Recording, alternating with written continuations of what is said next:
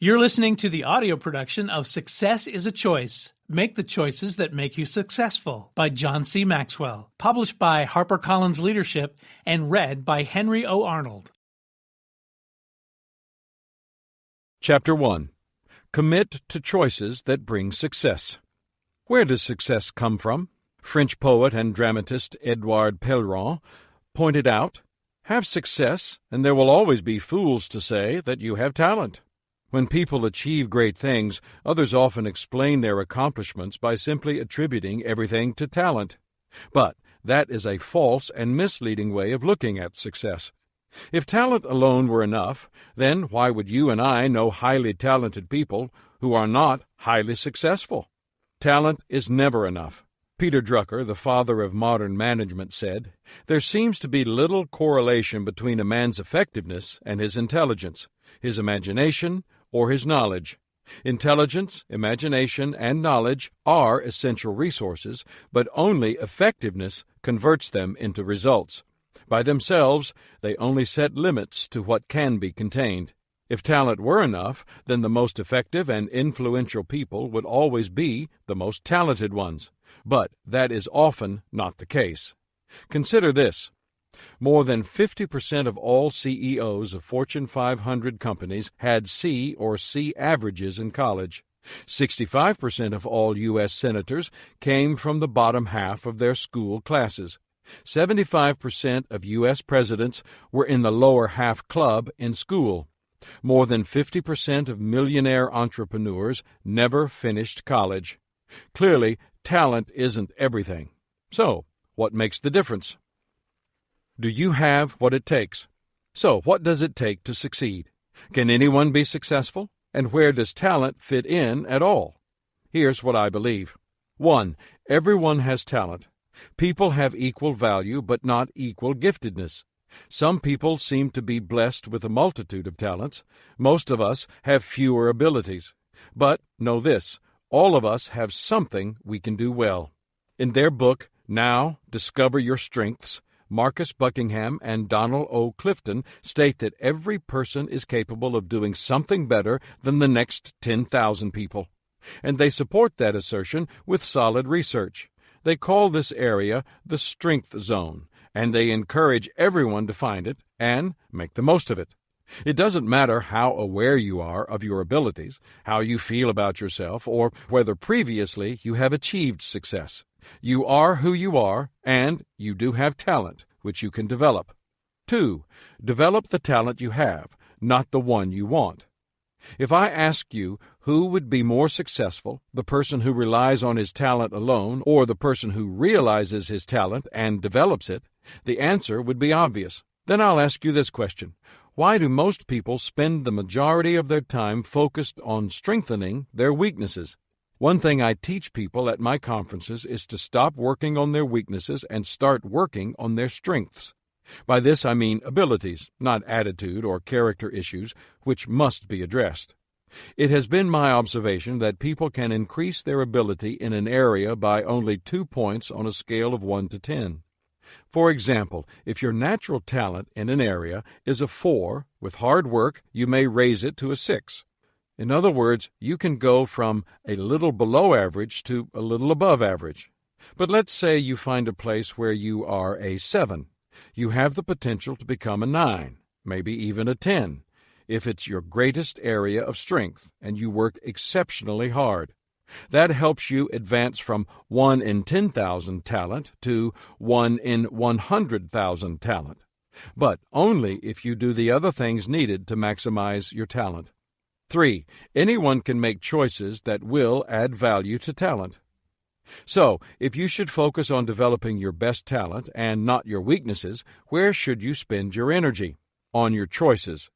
The key choices you make, apart from the natural talent you already have, will set you apart from others who have talent alone. Orator, attorney, and political leader William Jennings Bryan said, "Destiny is not a matter of chance, it is a matter of choice. It is not a thing to be waited for, it is a thing to be achieved." Success is your choice. If you're willing to commit yourself to making the right choices, you can achieve success. I've discovered 14 key choices that can make a difference. Commit to choices that bring success. Believe in yourself. Fire up your passion. Initiate action. Focus your energy. Value preparation. Embrace practice. Embody perseverance. Demonstrate courage. Become more teachable. Develop strong character. Cultivate good relationships. Commit to responsibility. Lean in to teamwork. Make these choices, and you can become the successful person you've always desired to be. You can do it. I believe the ideas in this book can help you. Life is a matter of choices, and every choice you make makes you. What will you do for your career? Whom will you marry? Where will you live? How much education will you get? What will you do with today? But one of the most important choices you will make is who will you become? Life is not merely a matter of holding and playing a good hand, as you would hope to do in a card game. What you start with isn't up to you. Talent is God-given. Life is doing a great job of playing the hand you've been dealt. That is determined by your choices. Who you are plus right choices equals success. If you're willing to commit to making the right choices, you can reach your potential and fulfill your destiny. I was reading a book by Dr. Seuss to my grandchildren called Oh, the Places You'll Go. In it, I found a wonderful truth. It said, "You have brains in your head, you have feet in your shoes. You can steer yourself any direction you choose." I believe that with all my heart. My prayer is that this book will help you steer yourself in the right direction and make right choices that will empower you to become a success.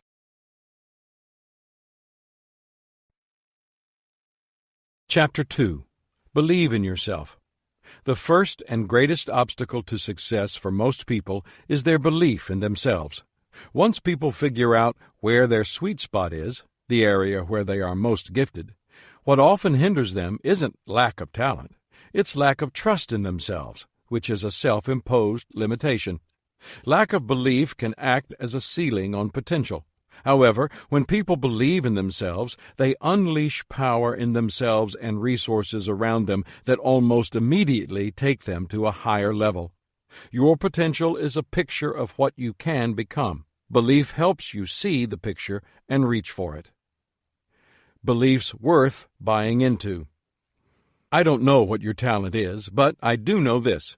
It will not be lifted to its highest level unless you also have belief. If you want to become your best, you need to believe your best.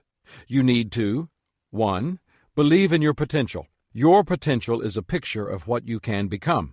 Inventor Thomas Edison remarked, "If we did all the things we are capable of doing, we would literally astonish ourselves." Indian statesman Mahatma Gandhi said, "The difference between what we do and what we are capable of doing would suffice to solve most of the world's problems." Closer to home, it would also suffice to solve most of our individual problems. We must first believe in our potential if we are to do what we are capable of. Too many people fall far short of their real potential. John Powell, author of The Secret of Staying in Love, estimates that the average person reaches only 10% of his potential, sees only 10% of the beauty that is all around him, hears only 10% of its music and poetry, smells only 10% of its fragrance, and tastes only 10% of the deliciousness of being alive. Most neither see nor seize their potential. Executive coach Joel Garfinkel recounts a story by writer Mark Twain in which a man died and met St. Peter at the pearly gates. Immediately realizing that St. Peter was a wise and knowledgeable individual, the man inquired, "St. Peter, I've been interested in military history for many years. Tell me, who is the greatest general of all time?" St. Peter quickly responded, "Oh, that's a simple question. It's that man right over there." "You must be mistaken," responded the man, now very perplexed. "I knew that man on earth, and he was just a common laborer." "That's right, my friend," assured St. Peter. "He would have been the greatest general of all time, if he had been a general." Cartoonist Charles Schulz offered this comparison. Life is a 10-speed bike. Most of us have gears we never use. What are we saving those gears for? It's not good to travel through life without breaking a sweat. So, what's the problem? Most of the time it's self-imposed limitations. They limit us as much as real ones. Life is difficult enough as it is. We make it more difficult when we impose additional limitations on ourselves. Industrialist Charles Schwab observed, "When a man has put a limit on what he will do, he has put a limit on what he can do." In If It Ain't Broke, Break It, Robert J. Kriegel and Louis Patler wrote, "We don't have a clue as to what people's limits are. All the tests, stopwatches, and finish lines in the world can't measure human potential. When someone is pursuing their dream, they'll go far beyond what seems to be their limitations. The potential that exists within us is limitless and largely untapped. When you think of limits, you create them." We often put too much emphasis on mere physical challenges and obstacles and give too little credence to psychological and emotional ones. Sharon Wood, the first North American woman to climb Mount Everest, learned some things about that after making her successful climb. She said, "I discovered it wasn't a matter of physical strength, but a matter of psychological strength. The conquest lay within my own mind to penetrate those barriers of self-imposed limitations and get through to that good stuff, the stuff called potential, 90% of which we rarely use." Several years ago, I was invited to Mobile, Alabama, to speak to 600 NFL coaches and scouts at the Senior Bowl. That's the game played by two teams of college seniors who have been invited to participate because they are believed to have NFL potential. In the morning, I taught from The 17 Indisputable Laws of Teamwork, which had just been published.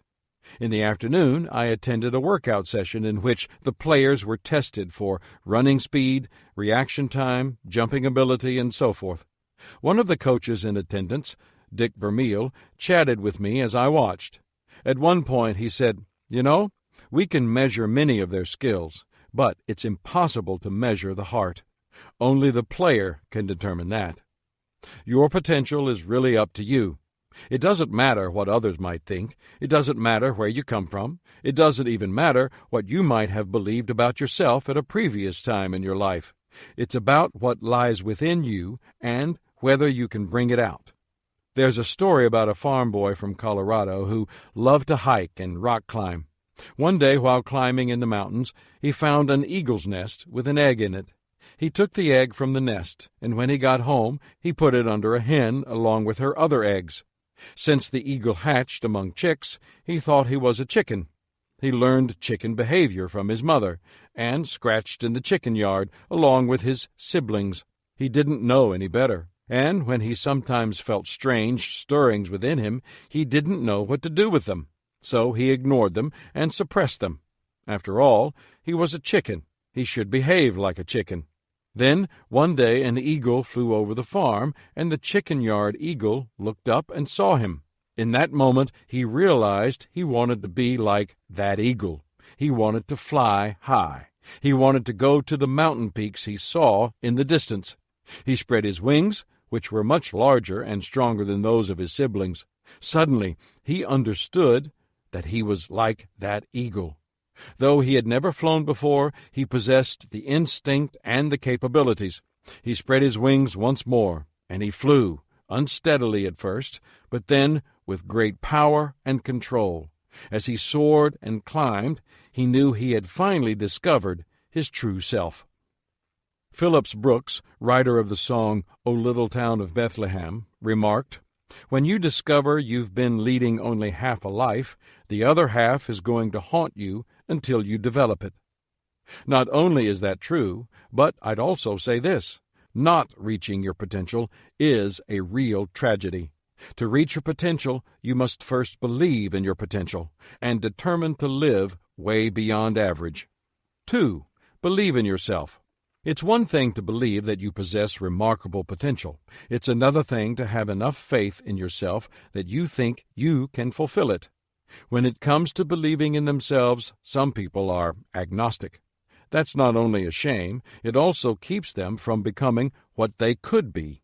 Psychologist and philosopher William James emphasized that there is but one cause of human failure, and that is man's lack of faith in his true self. People who believe in themselves get better jobs and perform better in them than those who don't. Martin Seligman, professor of psychology at the University of Pennsylvania, did some research at a major life insurance company and found that the salespeople who expected to succeed sold 37% more insurance than those who didn't.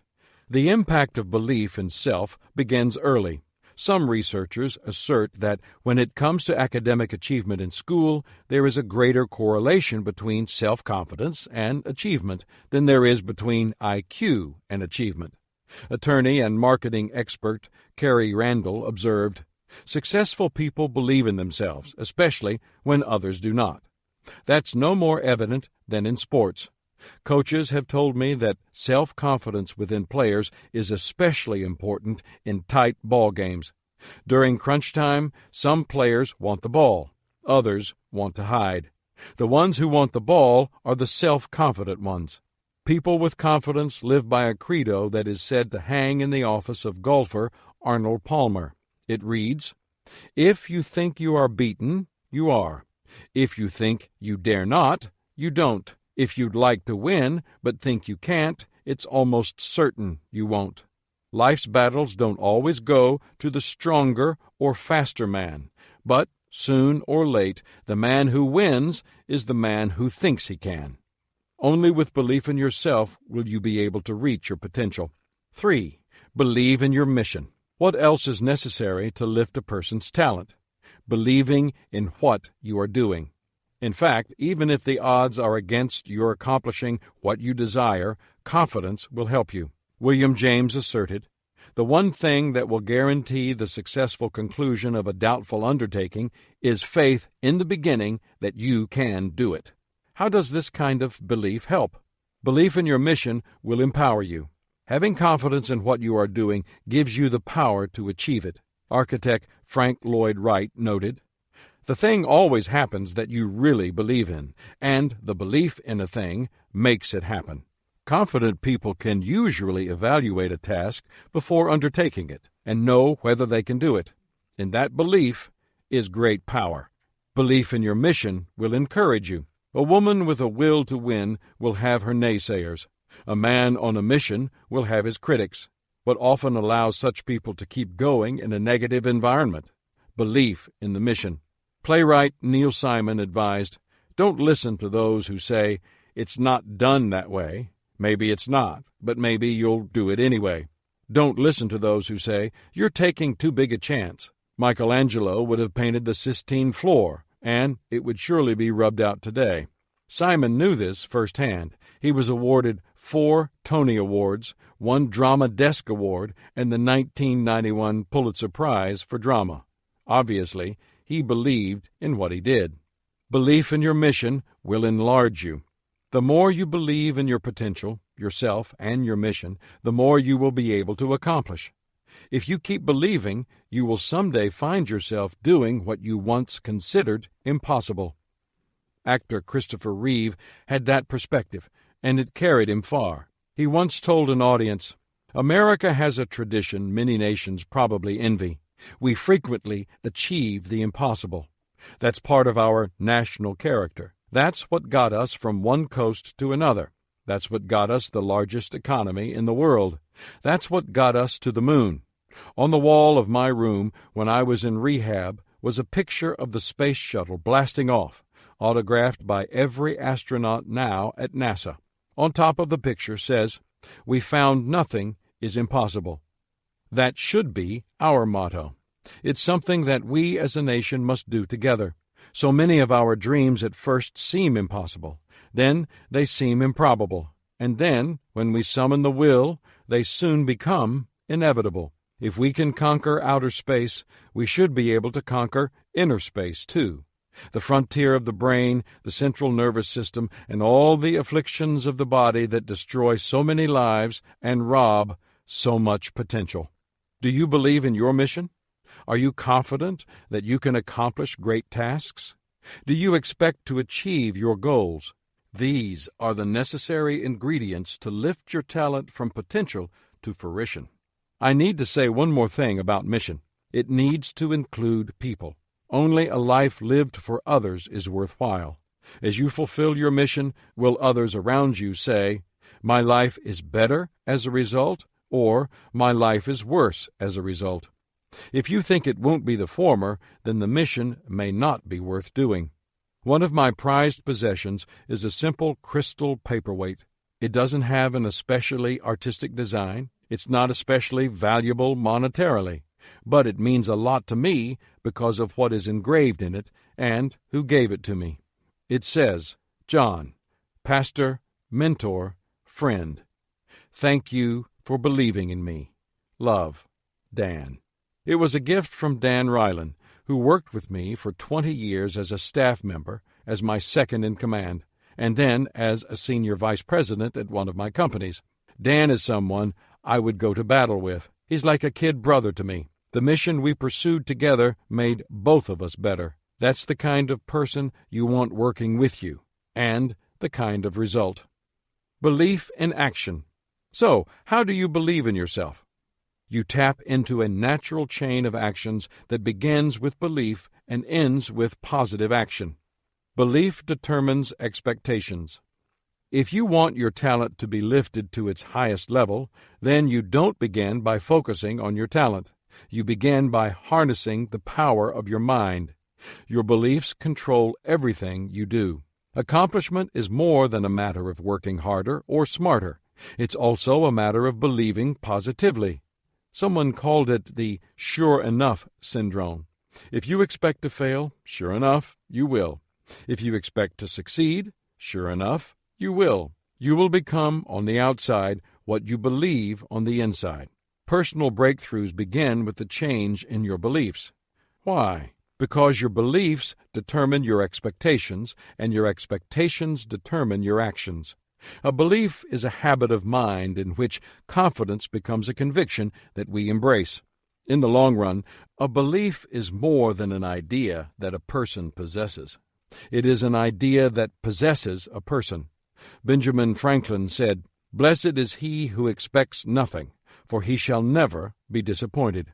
If you want to achieve something in life, you will have to be willing to be disappointed. You will need to expect to succeed. Does that mean you always will? No. You will fail. You will make mistakes. But if you expect to win, you maximize your talent and you keep trying. You will eventually succeed. Attorney Carrie Randall said, "Contrary to popular opinion, life does not get better by chance. Life gets better by change. And this change always takes place inside. It is the change of thought that creates the better life."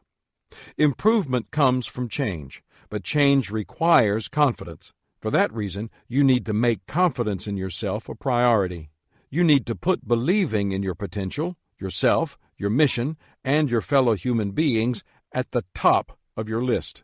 President Franklin Delano Roosevelt asserted, "The only limit to our realization of tomorrow will be our doubts of today."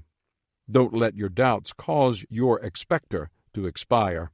Harvey Mackay tells the story of a professor who stood before a class of 30 senior molecular biology students. Before he passed out the final exam, he stated, "I have been privileged to be your instructor this semester, and I know how hard you have worked to prepare for this test. I also know most of you are off to medical school or grad school next fall. I am well aware of how much pressure you are under to keep your GPAs up. And because I am confident that you know this material, I am prepared to offer an automatic B to anyone who opts to skip taking the final exam." The relief was audible. A number of students jumped up from their desks, thanking their professor for the lifeline he had thrown them. "Any other takers?" he asked. "This is your last opportunity." One more student decided to go. The instructor then handed out the final exam, which consisted of 2 sentences. "Congratulations," it read. "You have just received an A in this class. Keep believing in yourself. It was a just reward for the students who had worked hard and believed in themselves. Expectations determine actions. Fred Smith, Sr., one of my mentors and the author of Leading with Integrity, says that a linguist with Wycliffe Bible translators told him that in 20 of the world's most primitive languages, the word for belief is the same as the word for do. It is only as people become more sophisticated that they begin to separate the meaning of one word from the other. That insight is very telling because most people separate belief from action. So, how can we bring these two things back together? Through our expectations. We cannot live in a way that is inconsistent with our expectations for ourselves. It just doesn't happen. I once heard a story that I have not been able to confirm about an aviation pioneer who built a plane the year before the Wright brothers made their historic flight in Kitty Hawk. The plane sat in this inventor's barn because he was afraid to fly it. Maybe it was because it had never been done before. Maybe it was because he expected it to fail. I don't know. It's said that after the news reached him about Orville and Wilbur Wright, the man flew his plane.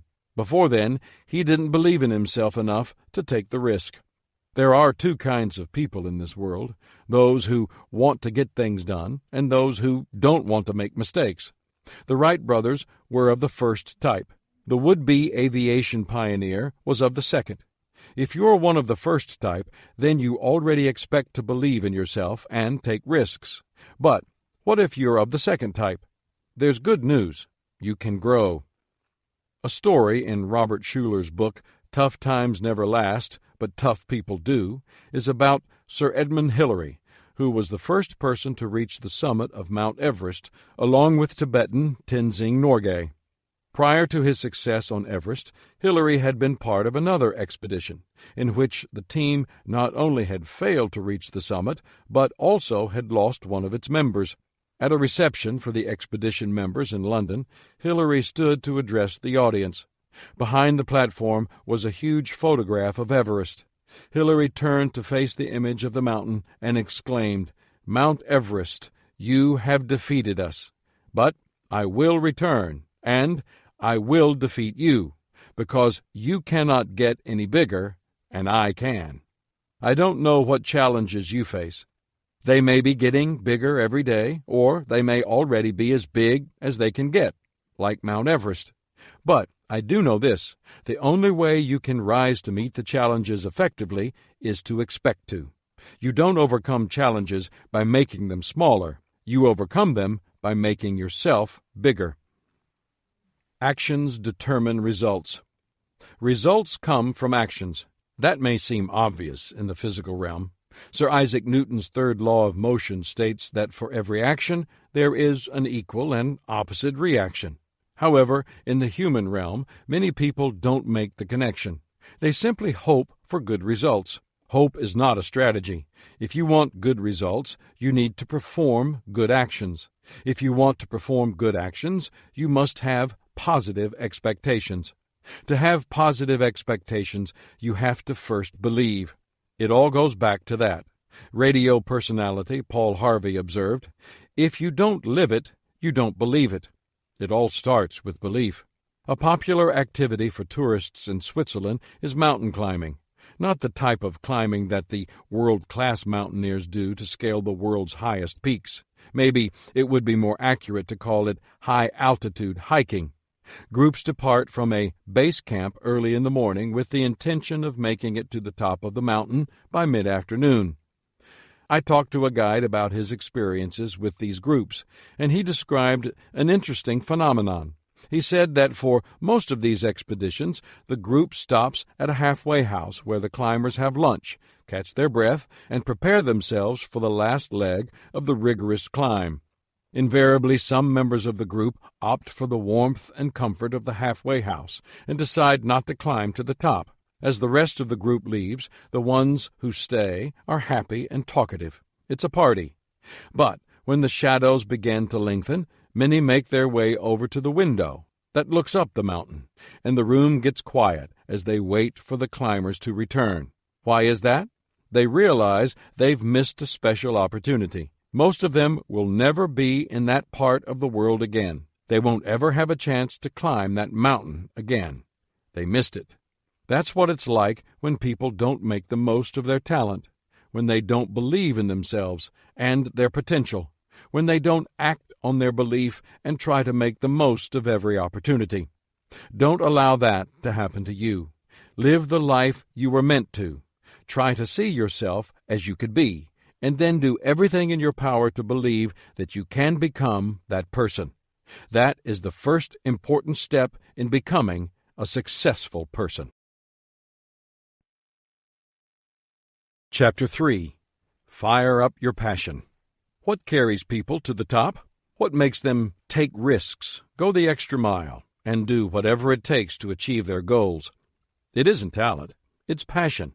Passion is more important than a plan. Passion creates fire. It provides fuel. I have yet to meet a passionate person who lacked energy. As long as the passion is there, it doesn't matter if they fail.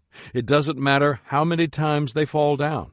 It doesn't matter if others are against them or if people say they cannot succeed. They keep going and make the most of whatever talent they possess. Your passion can empower you. Passion can energize every aspect of a person's life, including his talent.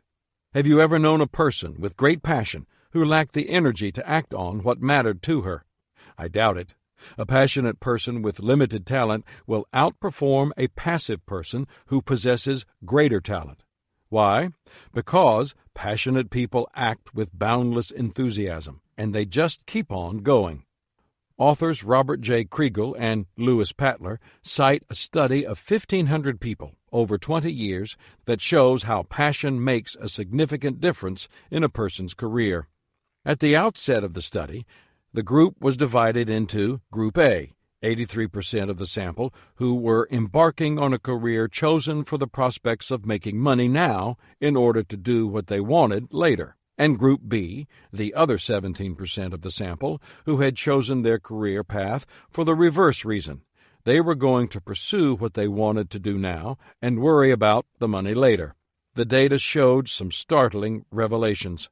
At the end of the 20 years, 101 of the 1,500 had become millionaires. Of the millionaires, all but one, 100 out of 101, were from Group B, the group that had chosen to pursue what they loved. The old saying is true: find something you like to do so much that you'll gladly do it for nothing, and if you learn to do it well, someday people will be happy to pay you for it.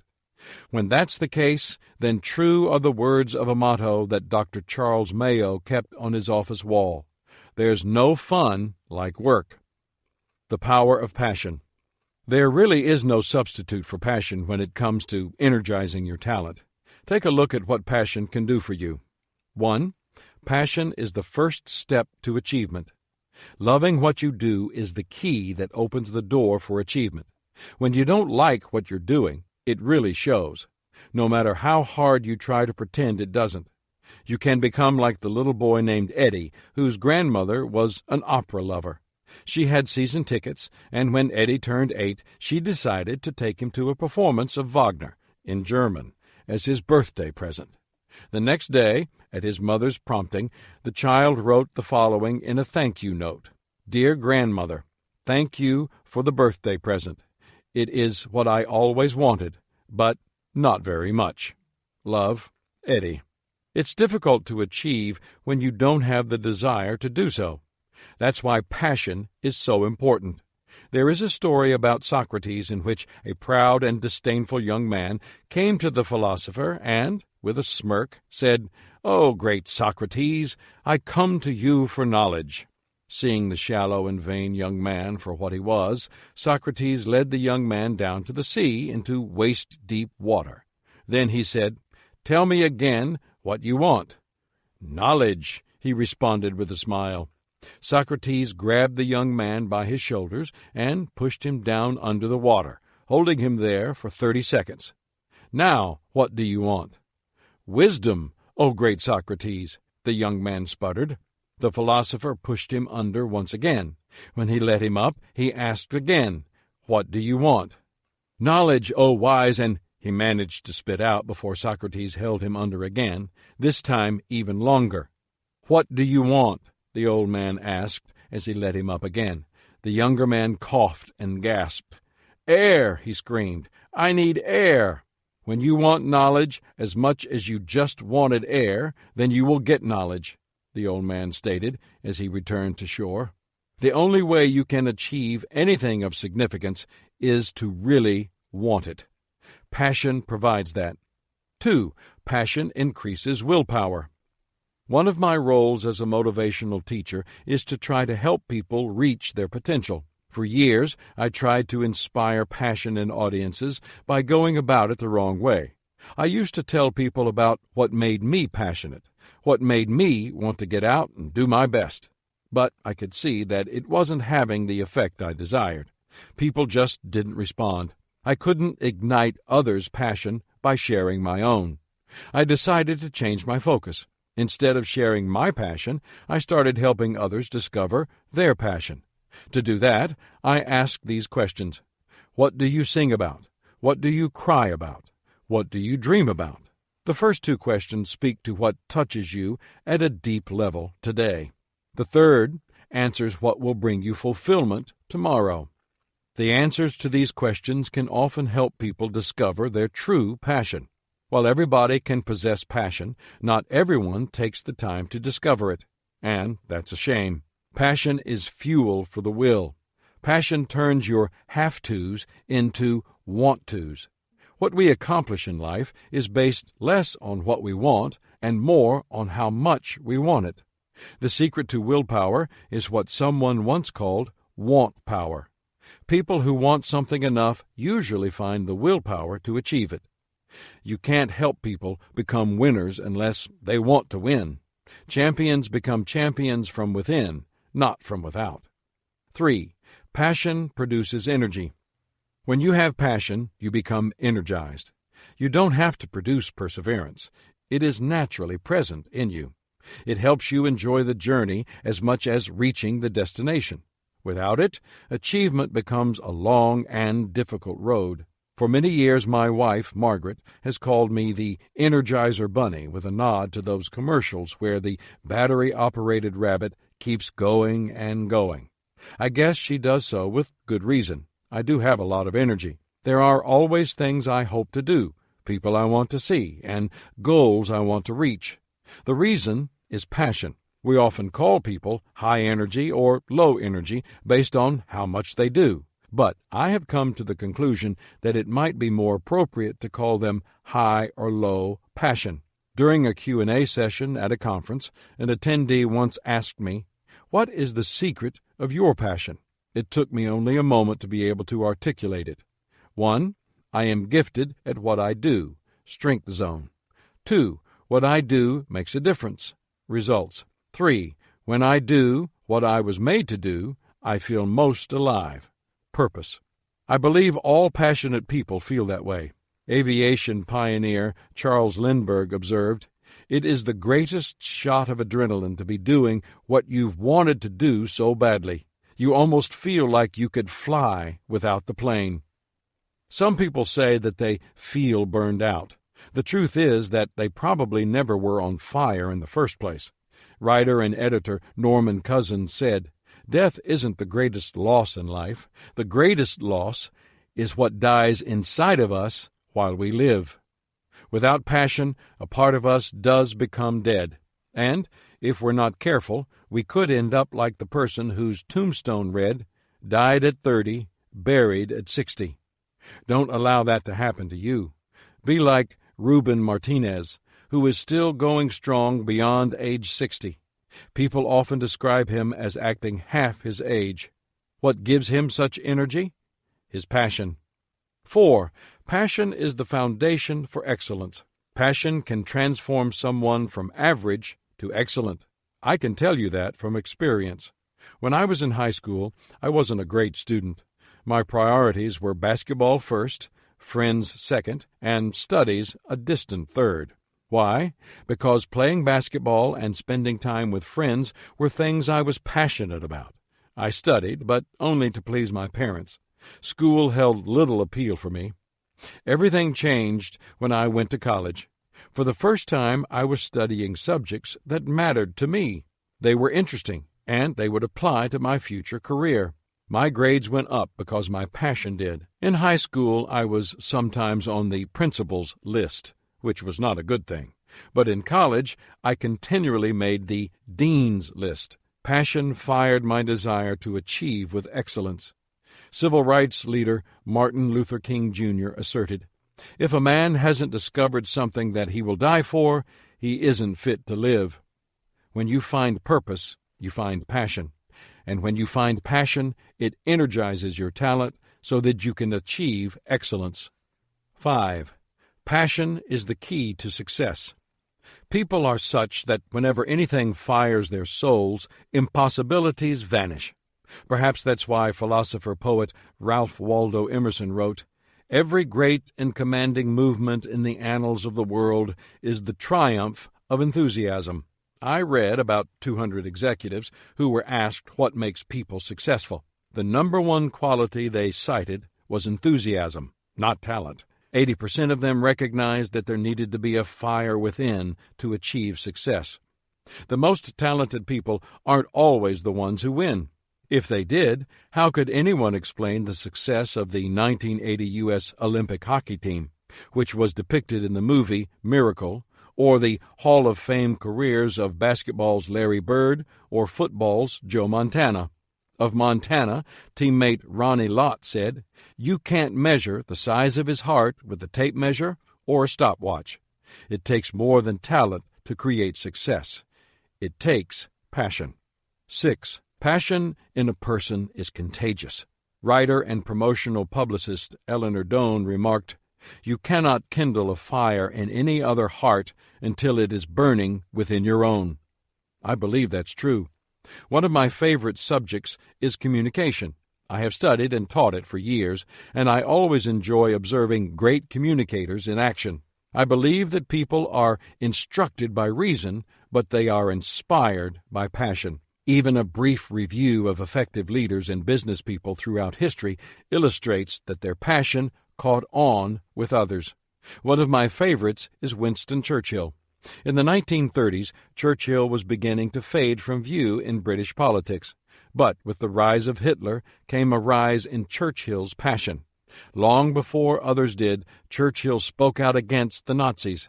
He had a passion to protect freedom and democracy. And when Hitler declared war and sought to conquer Europe and crush England, Churchill's passion for resistance became infused in the people of Britain and eventually the United States. Without Churchill, the fate of the free world might have turned out to be quite different. Putting your passion to work. If you don't possess the energy you desire, then you need to fire up your passion. Here is how I suggest you proceed. 1. Prioritize your life according to your passion. People who have passion but lack priorities are like individuals who find themselves in a lonely log cabin deep in the woods on a cold, snowy night, and then light a bunch of small candles and place them all around the room. They don't create enough light to help them see, nor do they produce enough heat to keep them warm. At best, they merely make the room seem a bit more cheerful. On the other hand, people who possess priorities but no passion are like those who stack wood in the fireplace of that same old cabin but never light the fire. But people who have passion with priorities are like those who stack the wood, light the fire, and enjoy the light and heat that it produces. Prioritizing your life according to your passion can be risky. For most people, it requires a major realignment in their work and private lives. But you can't be successful and play it safe. Advertising agency president Richard Edler stated, "Safe living generally makes for regrets later on. We are all given talents and dreams. Sometimes the two don't match, but more often than not, we compromise both before ever finding out. Later on, as successful as we might be, we find ourselves looking back longingly to that time when we should have chased our true dreams and our true talents for all they were worth. Don't let yourself be pressured into thinking that your dreams or your talents aren't prudent. They were never meant to be prudent. They were meant to bring joy and fulfillment into your life. If your priorities are not aligned with your passion, then begin thinking about making changes in your life. Will change be risky? Probably. But which would you rather live with, the pain of risk or the pain of regret? 2. Protect your passion. If you've ever built a fire, then you know this. The natural tendency of fires is to go out. If you want to keep a fire hot, then you need to feed it, and you need to protect it. Not everyone in your life will help you do that when it comes to your passion. In truth, there are two kinds of people: fire lighters, who will go out of their way to help you keep your fire hot, and fire fighters, who will throw cold water on your fire of passion that burns within you. How can you tell the fire lighters from the fire fighters? Listen to what they say. Fire fighters use phrases like these: "It's not in the budget. That's not practical. We tried that before, and it didn't work. We've never done that before. Yeah, but the boss won't go for it. If it ain't broke, then don't fix it. That's not the way we do things around here. It'll never work. But who will do all the extra work? You're not, fill in the blank, smart, talented, young, old, etc. enough. You're getting too big for your britches. Who do you think you are?" If you've heard one or more of these phrases coming from people you know, you may want to create some distance between yourself and them. These firefighters focus on what's wrong rather than what's right. They find the cloud that comes with every silver lining. They doubt. They resist change. They keep people from reaching their potential by trying to put out the fire of their passion. Stay away from them. Instead, spend more time with people who see you not just as you are, but as you could be. People who encourage your dreams, ignite your passion. I try to schedule a lunch or two with fire lighters like these every month. They really fire me up and energize me to do what I know is best for me. 3. Pursue your passion with everything you've got. Daniel Eugene, Rudy Rudiger, upon whose life the movie Rudy was based, observed, "If you really, really believe in your dream, you'll get there. But you have to have passion and total commitment to make it happen. When you have passion and commitment, you don't need a complex plan. Your plan is your life, is your dream. What do you want to accomplish in your lifetime? How do you want to focus your energy? On survival, success, or significance? We live in a time and place with too many opportunities for survival alone, and there's more to life than mere success. We need to dream big. We need to adopt the perspective of someone like playwright George Bernard Shaw, who wrote, "I am convinced that my life belongs to the whole community, and as long as I live, it is my privilege to do for it whatever I can. For the harder I work, the more I live. I rejoice in the life for its own sake. Life is no brief candle to me. It is a sort of splendid torch, which I got hold of for a moment, and I want to make it burn as brightly as possible before turning it over to future generations." Shaw had passion for life and his work. Your passion has the potential to provide you energy far beyond the limitations of your talent. In the end, you will be remembered for your passion. It is what will energize your talent. It is what will empower you to make your mark. Chapter 4. Initiate action. It's a cliché to say that every journey begins with the first step, yet it is still true. Successful people don't wait for everything to be perfect to move forward. They don't wait for all the problems or obstacles to disappear. They don't wait until their fear subsides. They take initiative. They know a secret that good leaders understand. Momentum is their friend. As soon as they take action and start moving forward, things become a little easier. If the momentum gets strong enough, many of the problems take care of themselves and talent can take over. But it starts only after you've taken those first steps. Insights on initiative. If you want to reach your potential, you have to show initiative. Here's why. 1.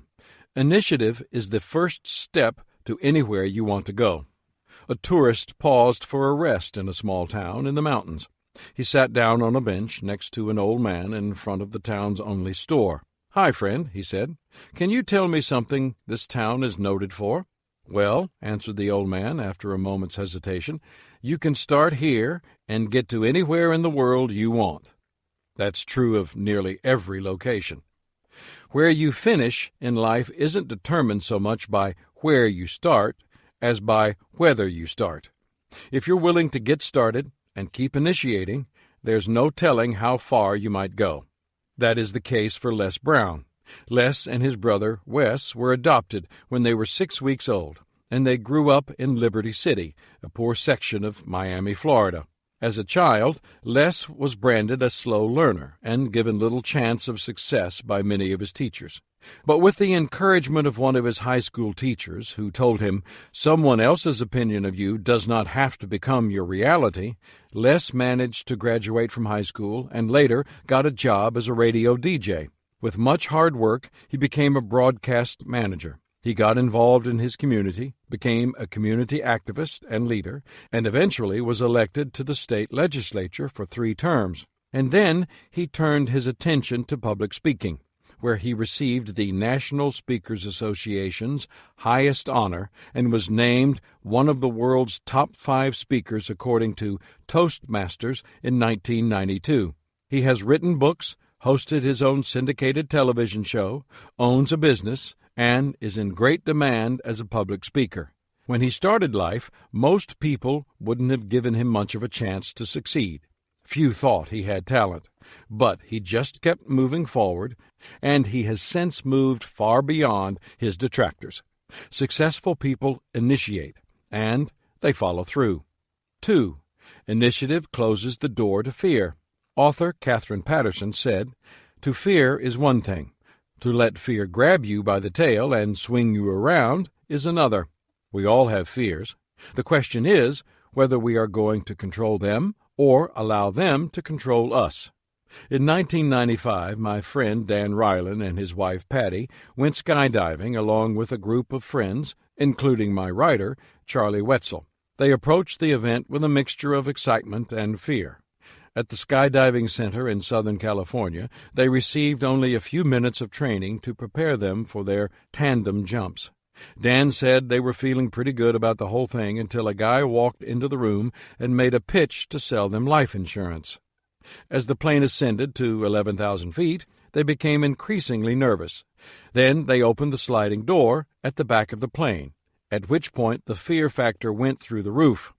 Wishing they had worn rubber pants, they approached the door, each of them harnessed to a jump master, and then launched themselves out of the plane. Within seconds, they were hurtling toward the earth at 120 miles an hour. And, after a free fall of 6,000 feet, they pulled their ripcords. When the canopy opened, with a forceful jolt, they went from 125 miles an hour to 25 miles an hour.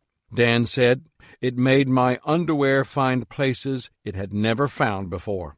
I laugh whenever Dan tells the story, but I was really surprised to learn from Dan and Patty that as petrified as they were before they jumped, all their fear was gone the second they left the plane. Author and pastor Norman Vincent Peale asserted, "Action is a great restorer and builder of confidence. Inaction is not only the result, but the cause of fear. Perhaps the action you take will be successful. Perhaps different actions or adjustments will have to follow. But any action is better than no action at all. If you want to close the door on fear, get moving. 3. Initiative opens the door to opportunity. Benjamin Franklin, one of our nation's founding fathers, advised, "To succeed, jump as quickly at opportunities as you do at conclusions." People who take initiative and work hard may succeed, or they may fail. But anyone who doesn't take initiative is almost guaranteed to fail. No one can wait until everything is perfect to act and expect to be successful. It is better to be 80% sure and make things happen than it is to wait until you are 100% sure, because by then the opportunity will have already passed you by. 4. Initiative eases life's difficulties. Psychiatrist M. Scott Peck famously stated, Life is difficult. It's not most people's problem. Their response to life's difficulties is.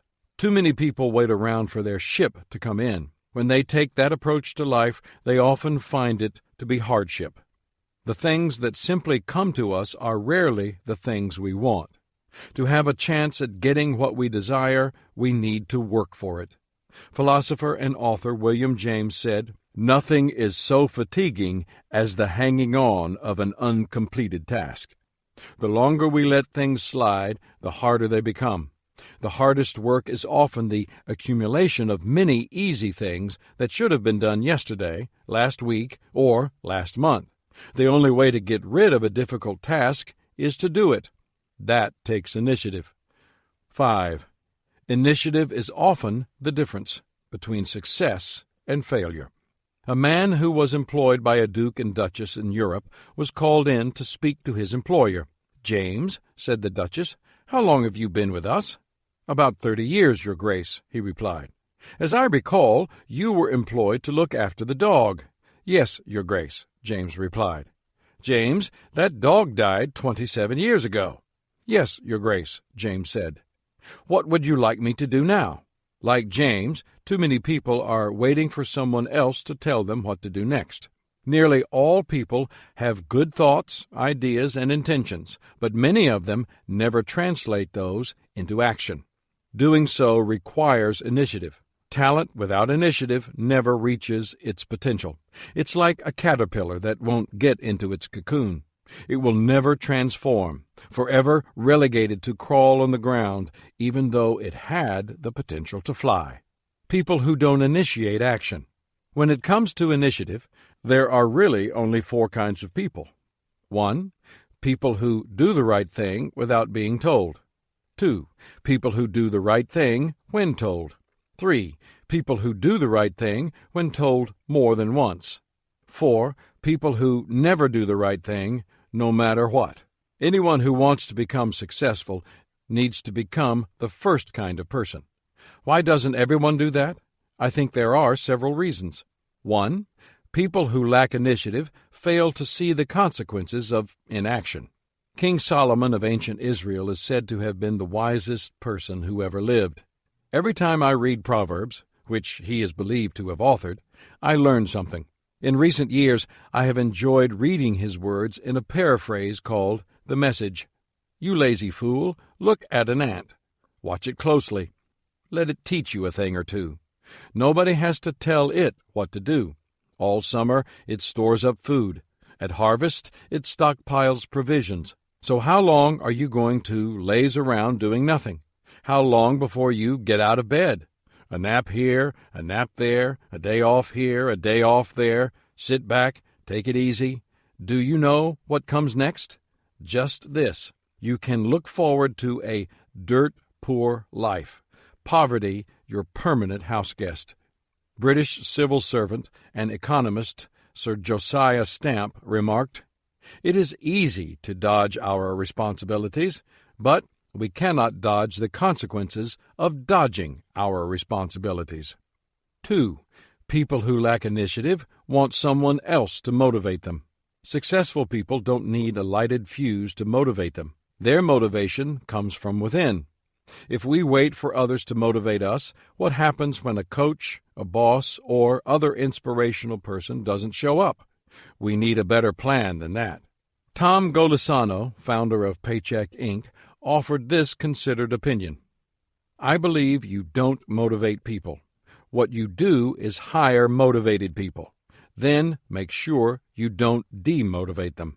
If you want to get ahead, you need to light your own fire." 3. People who lack initiative look for the perfect time to act. Timing is important, no doubt about that. The law of timing in my book, The 21 Irrefutable Laws of Leadership, states, "When to lead is as important as what to do and where to go." But it's also true that all worthwhile endeavors in life require risk. I love this Chinese proverb. He who deliberates fully before taking a step will spend his entire life on one leg.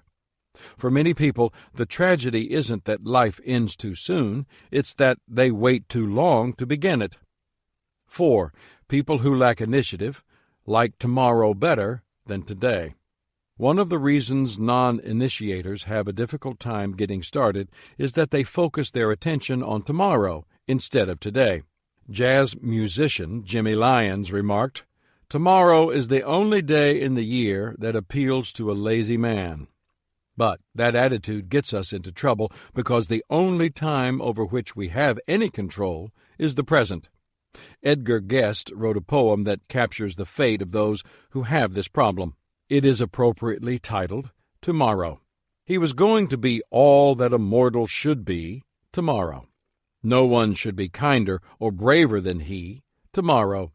A friend who was troubled and weary he knew, who'd be glad of a lift, and who needed it too.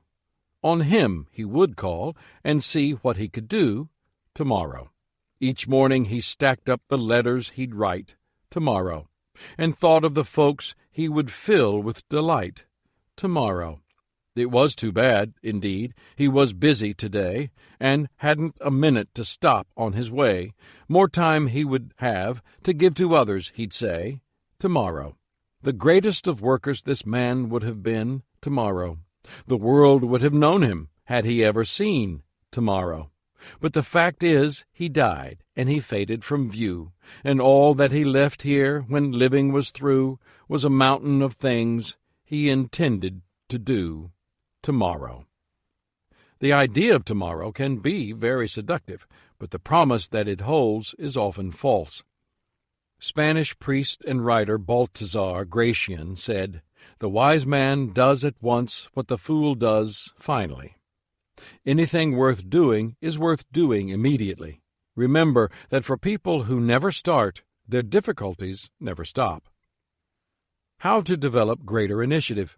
To be honest, all of us are plagued by procrastination in some area of our lives. If something is unpleasant, uninteresting, or complex, we tend to put it off. Even some things we like doing can cause us difficulty. Johann Wolfgang von Goethe observed, "To put your ideas into action is the most difficult thing in the world. Yet, to reach our potential and become successful, we must show initiative." Here are some suggestions to help you as you strive to help yourself in this area. 1. Accept responsibility for your life. Greek philosopher Socrates said, "To move the world, we must first move ourselves." Show me those who neglect to take responsibility for their own lives, and I'll show you people who also lack initiative. Responsibility and initiative are inseparable. Everyone experiences setbacks. We all face obstacles. From time to time, we all feel that the deck is stacked against us. We need to show initiative anyway. Dick Butler asserted, "Life isn't fair. It isn't going to be fair. Stop sniveling and whining and go out and make it happen for you." In business, I see too many people who expect the financial tooth fairy to come at night and remove that ugly dead tooth from under the pillow and substitute profitability just in the nick of time at the end of the fiscal year. There's a saying that great souls have wills, but feeble ones have only wishes. We cannot wish our way to success. We need to take responsibility and act. 2. Examine your reasons for not initiating. Chinese philosopher Mencius made this point. If your deeds are unsuccessful, seek the reason in yourself. When your own person is correct, the whole world will turn to you. If you lack initiative, the only way you will be able to change is to first identify the specific problem. Think about the reasons people lack initiative already outlined in this chapter. Are you in denial about the consequences of not taking initiative and responsibility for yourself? Are you waiting for others to motivate you instead of working to motivate yourself? Are you waiting for everything to be perfect before you act? Are you fantasizing about tomorrow instead of focusing on what you can do today? Or is there some other issue that is preventing you from taking action? What's important is that you separate legitimate reasons from excuses. An excuse puts the blame on someone or something outside you. Excuses are like exit signs on the road of progress. They take us off track. Know this: it's easier to move from failure to success than from excuses to success. Eliminate excuses. Once you've done that, you can turn your attention to the reasons and how to overcome them. 3. Focus on the benefits of completing a task. It is extremely difficult to be successful if you are forever putting things off. Procrastination is the fertilizer that makes difficulties grow. When you take too long to make up your mind about an opportunity that presents itself, you will miss out on seizing it. In the previous chapter, I wrote about the importance of aligning your priorities with your passion. To become effective and make progress in your area of talent or responsibility, you can't spend your valuable time on unimportant or unnecessary tasks. So, I'm going to make an assumption that if you do procrastinate about a task, it is a necessary one. If it's not, don't put it off. Eliminate it. To get yourself over the hump, focus on what you'll get out of it if you get it done. Will completing the task bring a financial benefit? Will it clear the way for something else you would like to do? Does it represent a milestone in your development or the completion of something bigger? At the very least, does it help to clear the decks for you emotionally? If you seek a positive reason, you are likely to find one. Once you find that idea, start moving forward and act decisively.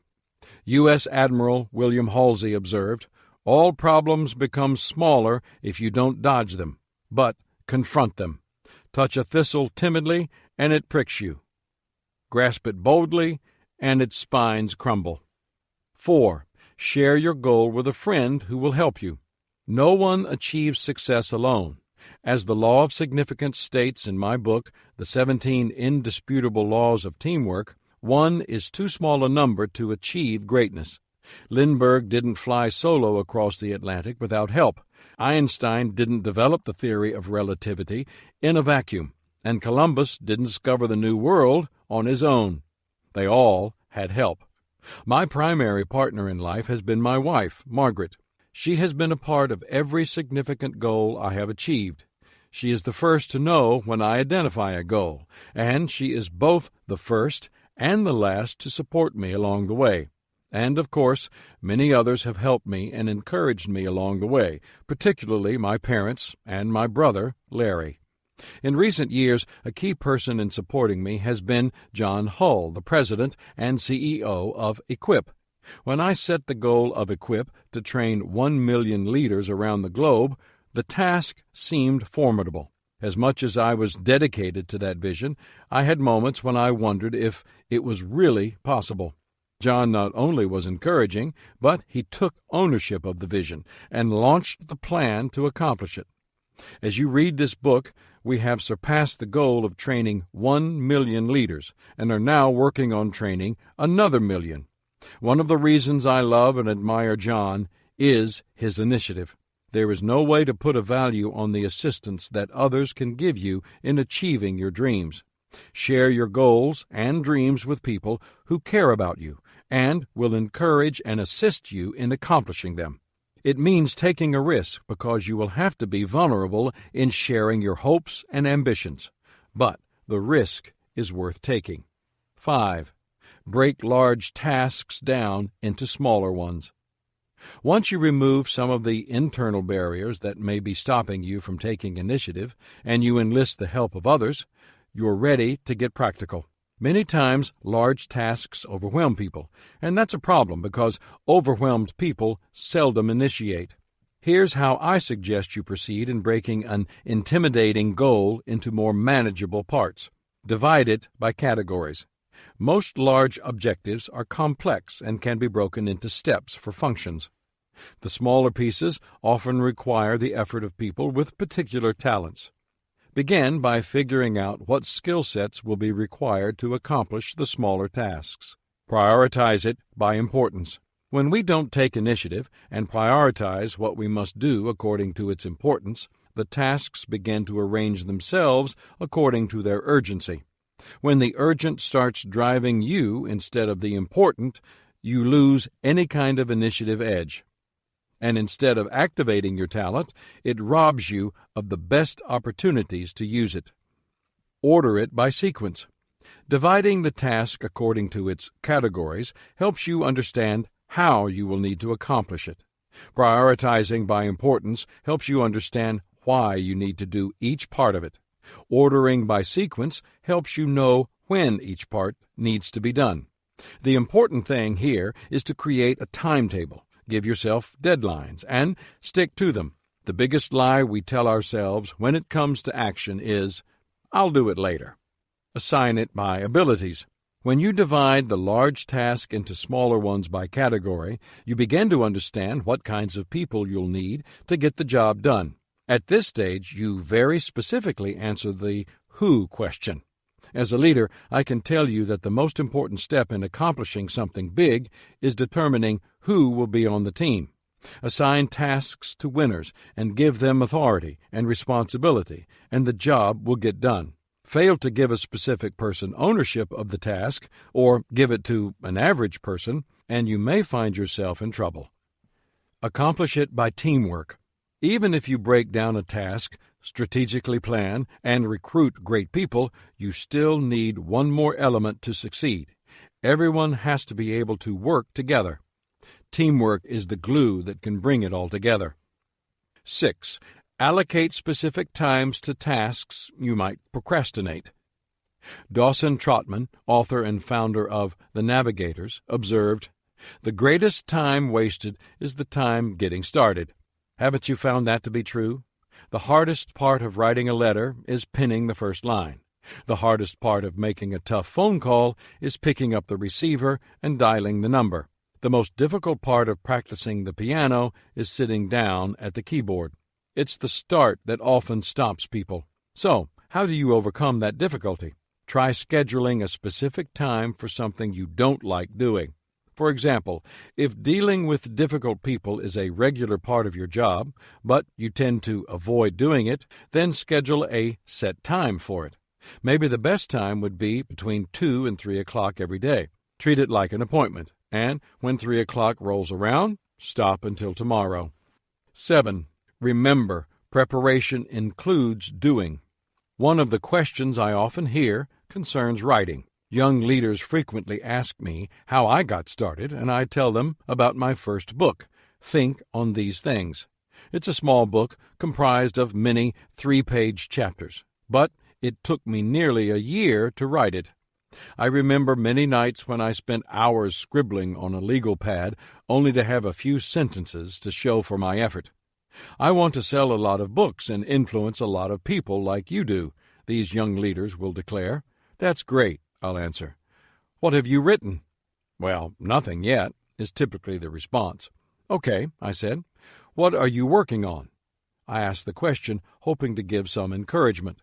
Well, I'm not actually writing yet, but I have a lot of ideas, they'll say, explaining that they hope they'll have more time next month or next year or after they get out of school. When I hear an answer like that, I know it will never happen. Writers write. Composers compose.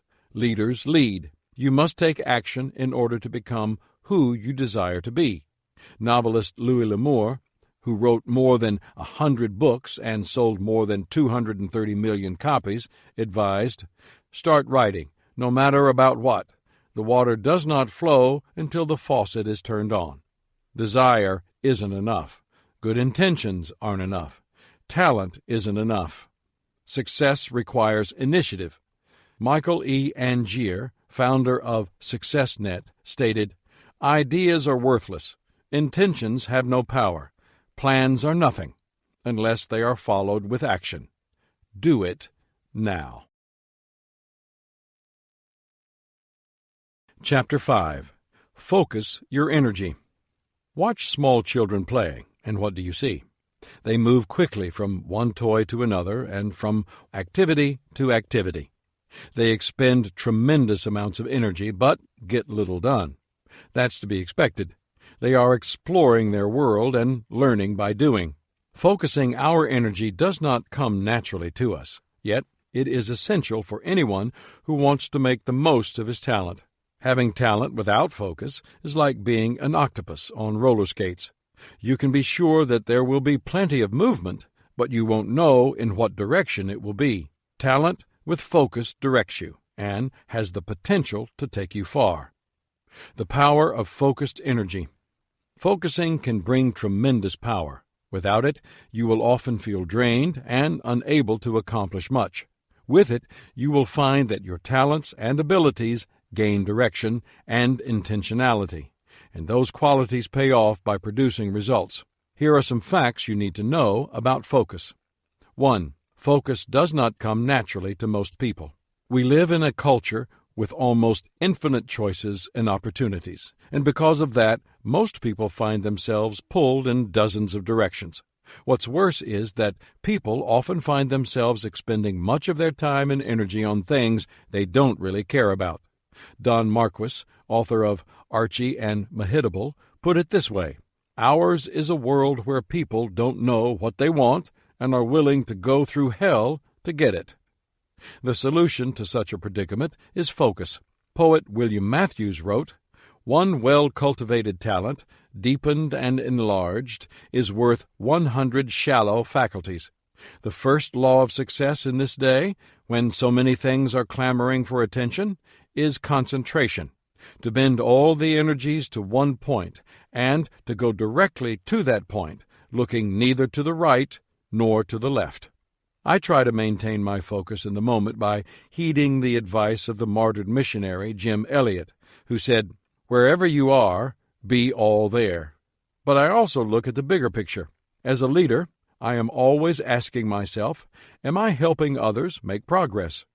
I am vigilant about how I spend my time, with whom I am spending it, how it fits into the bigger picture, and whether it produces results.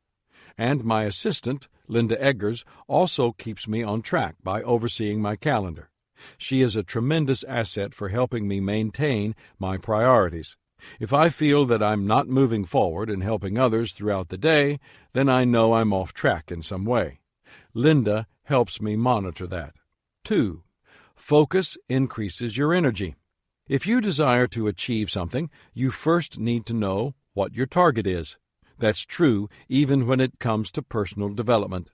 If you lack focus, you will be all over the place. Attempting everything, like attempting nothing, will suck the life out of you. It will sap you of energy and new opportunities, and whatever momentum you have going for you will be diminished. In contrast, focus gives you energy. Polar explorer Admiral Richard E. Byrd asserted, "Few men during their lifetime come anywhere near exhausting the resources dwelling within them. There are deep wells of strength that are never used. One of the reasons those wells often go untapped is lack of focus. Something wonderful happens when we narrow our focus and set goals. That is where the real magic starts. The mind doesn't reach toward achievement until it has clear objectives. After American astronauts successfully landed on the moon, Albert Seipert, deputy director of the Kennedy Space Center, attributed their success, at least in part, to NASA's focus. For a decade, the organization put nearly all of its time and energy into reaching the moon. Seipert observed, "The reason NASA has succeeded is because NASA had a clear-cut goal and expressed its goal. By doing this, we drew the best of men to our goal and the support of every phase of government to reach our goal." 3. Focus lifts you. Scholar and educator David Starr Jordan said, "The world stands aside to let anyone pass who knows where he or she is going." In a sea of mediocrity, just knowing what you want to do and then making an effort to pursue it distinguishes you from almost everybody else.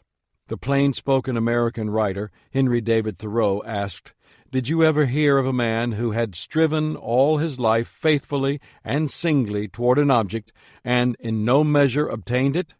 If a man constantly aspires, is he not elevated?" Focus always has an impact. Just by striving to become better than you are, you become elevated, even if you don't accomplish what you desire, and even if others don't step aside for you. You can't shoot for the stars and remain unaffected by the effort. 4. Focus expands your life. A few years ago, I wrote a book called Thinking for a Change, in which I described the various thinking skills that can help a person become more successful. Included was a chapter on focused thinking, the ability to remove distractions and mental clutter so that a person can concentrate with clarity. In it, I explained how I often bring together a team of people to help me brainstorm when working on a project. Because we focus our attention on the subject at hand, we are able to expand ideas in a way that we wouldn't be able to do otherwise. Mike Kendrick asserts, "What you focus on expands." That may seem ironic, but it's true. Have you noticed that if you consider buying a particular kind of car, you begin seeing them everywhere? Narrowing your view widens your perspective. On the other hand, if you actually try to expand your view instead of taking more in, it simply wears you out. If you want to expand your capacity, then focus. 5. Focus must be intentionally sustained. People do not naturally remain focused. Just as light naturally loses its focus and gets diffused, so does a person's attention. It takes a lot of effort, but the payoff is significant. Hall of Fame baseball player Hank Aaron said, "I think what separates a superstar from the average ball player is that he concentrates just a little bit longer." Aaron demonstrated that he was able to sustain his concentration. For 33 years, he held the Major League Baseball record for the most home runs hit in a career. In his book, Laughter, Joy, and Healing, Donald E. Desmarais wrote about a young journalist who was receiving tough criticism from his father because he didn't seem to be making much progress in his career. Undaunted, the young man wrote back to his father explaining that he had a plan for success upon which he was focused. His intentions were as follows. At 30, he would be a great newspaper reporter. At 40, he would be a great editor. At 50, he would be a great story writer. At 60, he would be a great fiction writer. At 70, he would be a great grandfather. At 80, he would be a great admirer of beautiful women. At 90, he would be a great loss to the community. Desmarais said that the father got a good laugh from the letter and was gratified when he began to see that his son's career was progressing along those lines. Several years ago, I memorized a definition of success to help me in my career. Success is the progressive realization of a predetermined, worthwhile goal. What I learned most from that definition is that success is not an event. It is a process. And anytime you engage in a process that takes time, focus is essential. Only people capable of remaining focused can expect to direct their talent and achieve a level of success. How to increase your focus. If you desire to become successful, you need to make focus your friend. Here's how. 1. Be intentional. Make every action count.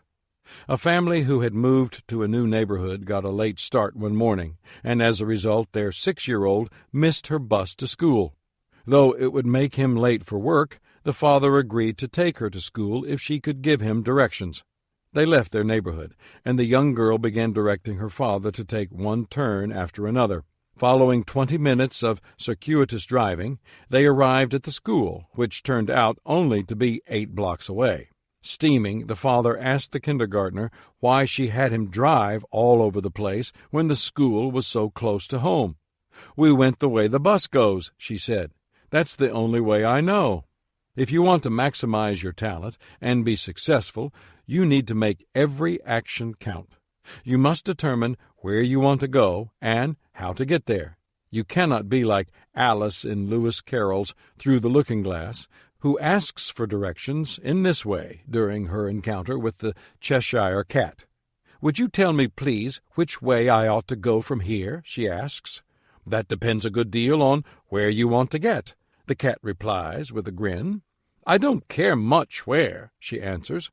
"Then it doesn't matter which way you go," the cat responds. People who are undecided about what they want to do or where they want to go cannot tap into their strength of will or their talent. As a result, they will merely drift along. Private investigator and author Bill Copeland advises, You've removed most of the roadblocks to success when you know the difference between motion and direction. Have you asked yourself what you really want to do? And have you determined that you will pursue it against the odds, despite the obstacles, and regardless of the circumstances? Being intentional is about focusing on doing the right things, moment by moment, day by day, and then following through with them in a consistent way. As President John F. Kennedy asserted, efforts and courage are not enough without purpose and direction. 2. Challenge your excuses. A sign on the desk of an officer who works at the Pentagon reads, "The secrecy of my job does not permit me to know what I am doing." It's a clever joke, but it's not funny when it's actually true. People who don't know what they're doing soon become frustrated. We all have reasons for not doing what we ought to do. We don't have enough time. We don't have enough resources. We don't have enough help. We have problems. We have shortcomings. We have distractions. Should we let these things get us off track? No. 3. Don't let yesterday hijack your attention. Humorist and entertainer Will Rogers shared this thought: "Don't let yesterday take up too much of today." I've never known a person focusing on yesterday who had a better tomorrow. Too many people yearn for the past and get stuck in it. Instead, they should learn from the past and let go of it. Alvin Dark, who was once the manager of the Kansas City Athletics, used to say, "There's no such thing as taking a pitcher out. There's only bringing another pitcher in." That runs contrary to what you hear during most baseball broadcasts. But here's the point. When you say you're going to take a pitcher out, you're probably focused on the mistakes he made, the players he walked, the hits he allowed. That doesn't help you win the game.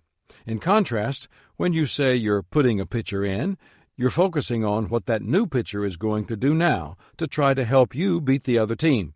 That can make a big difference in your team's attitude and in the player's ability to succeed.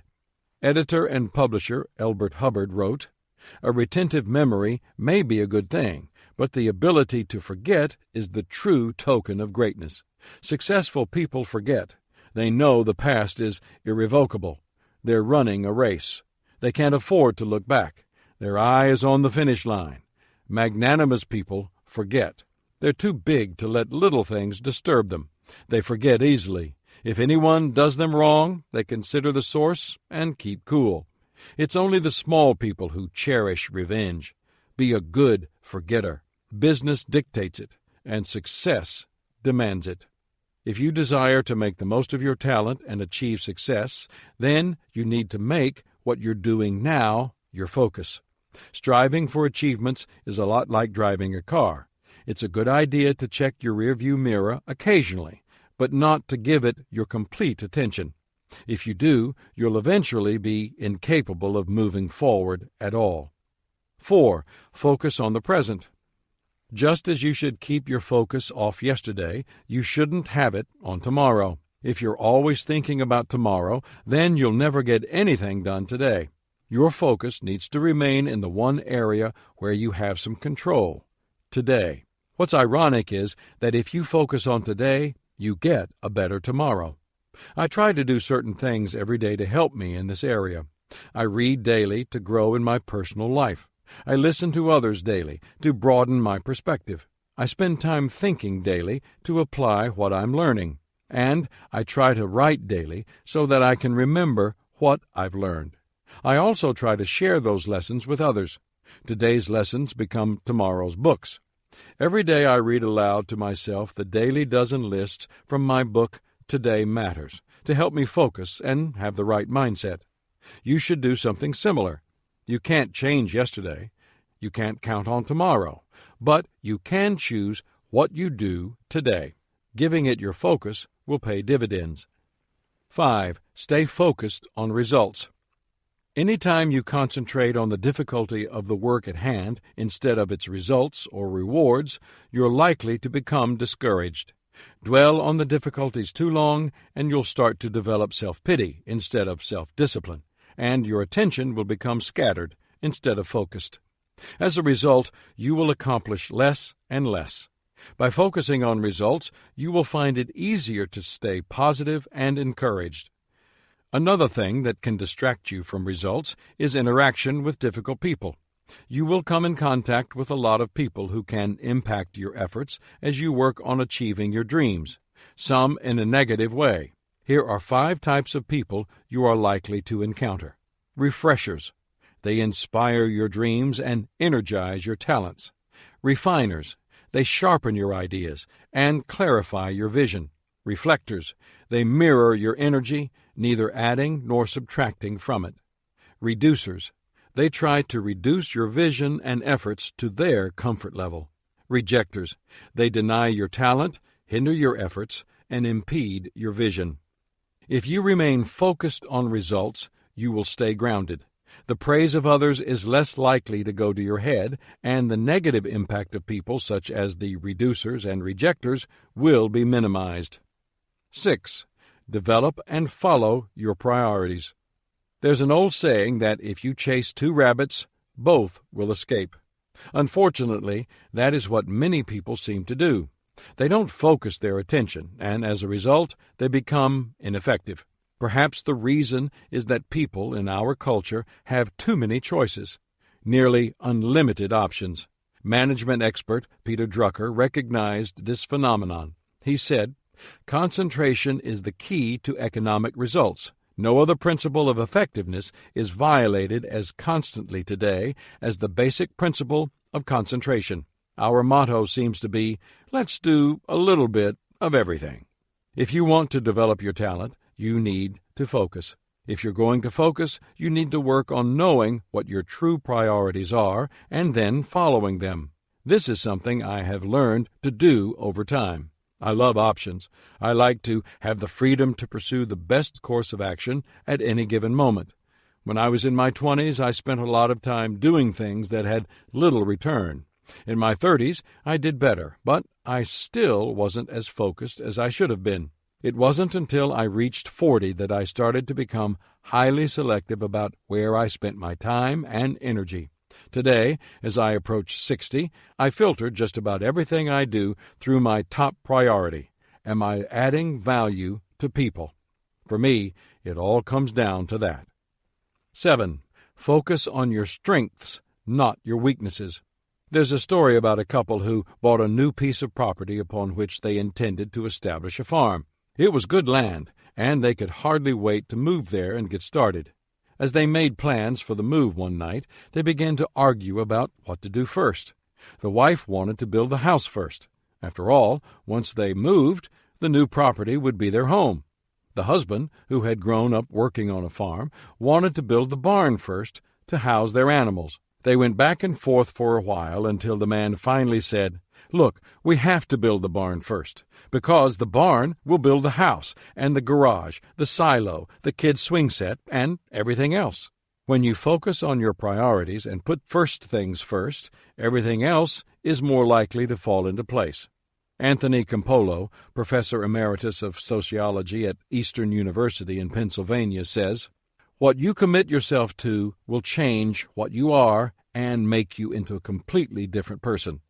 Let me repeat that. Not the past, but the future conditions you, because what you commit yourself to become determines what you are, more than anything that ever happened to you yesterday or the day before. Therefore, I ask you a very simple question. What are your commitments? Where are you going? What are you going to be? You show me somebody who hasn't decided, and I'll show you somebody who has no identity, no personality, no direction. Focusing on weaknesses instead of strengths is like having a handful of coins, a few made of pure gold and the rest of tarnished copper, and setting aside the gold coins to spend all your time cleaning and shining the copper ones in the hopes of making them look more valuable. No matter how long you spend on them, they will never be worth what the gold ones are. Go with your greatest assets.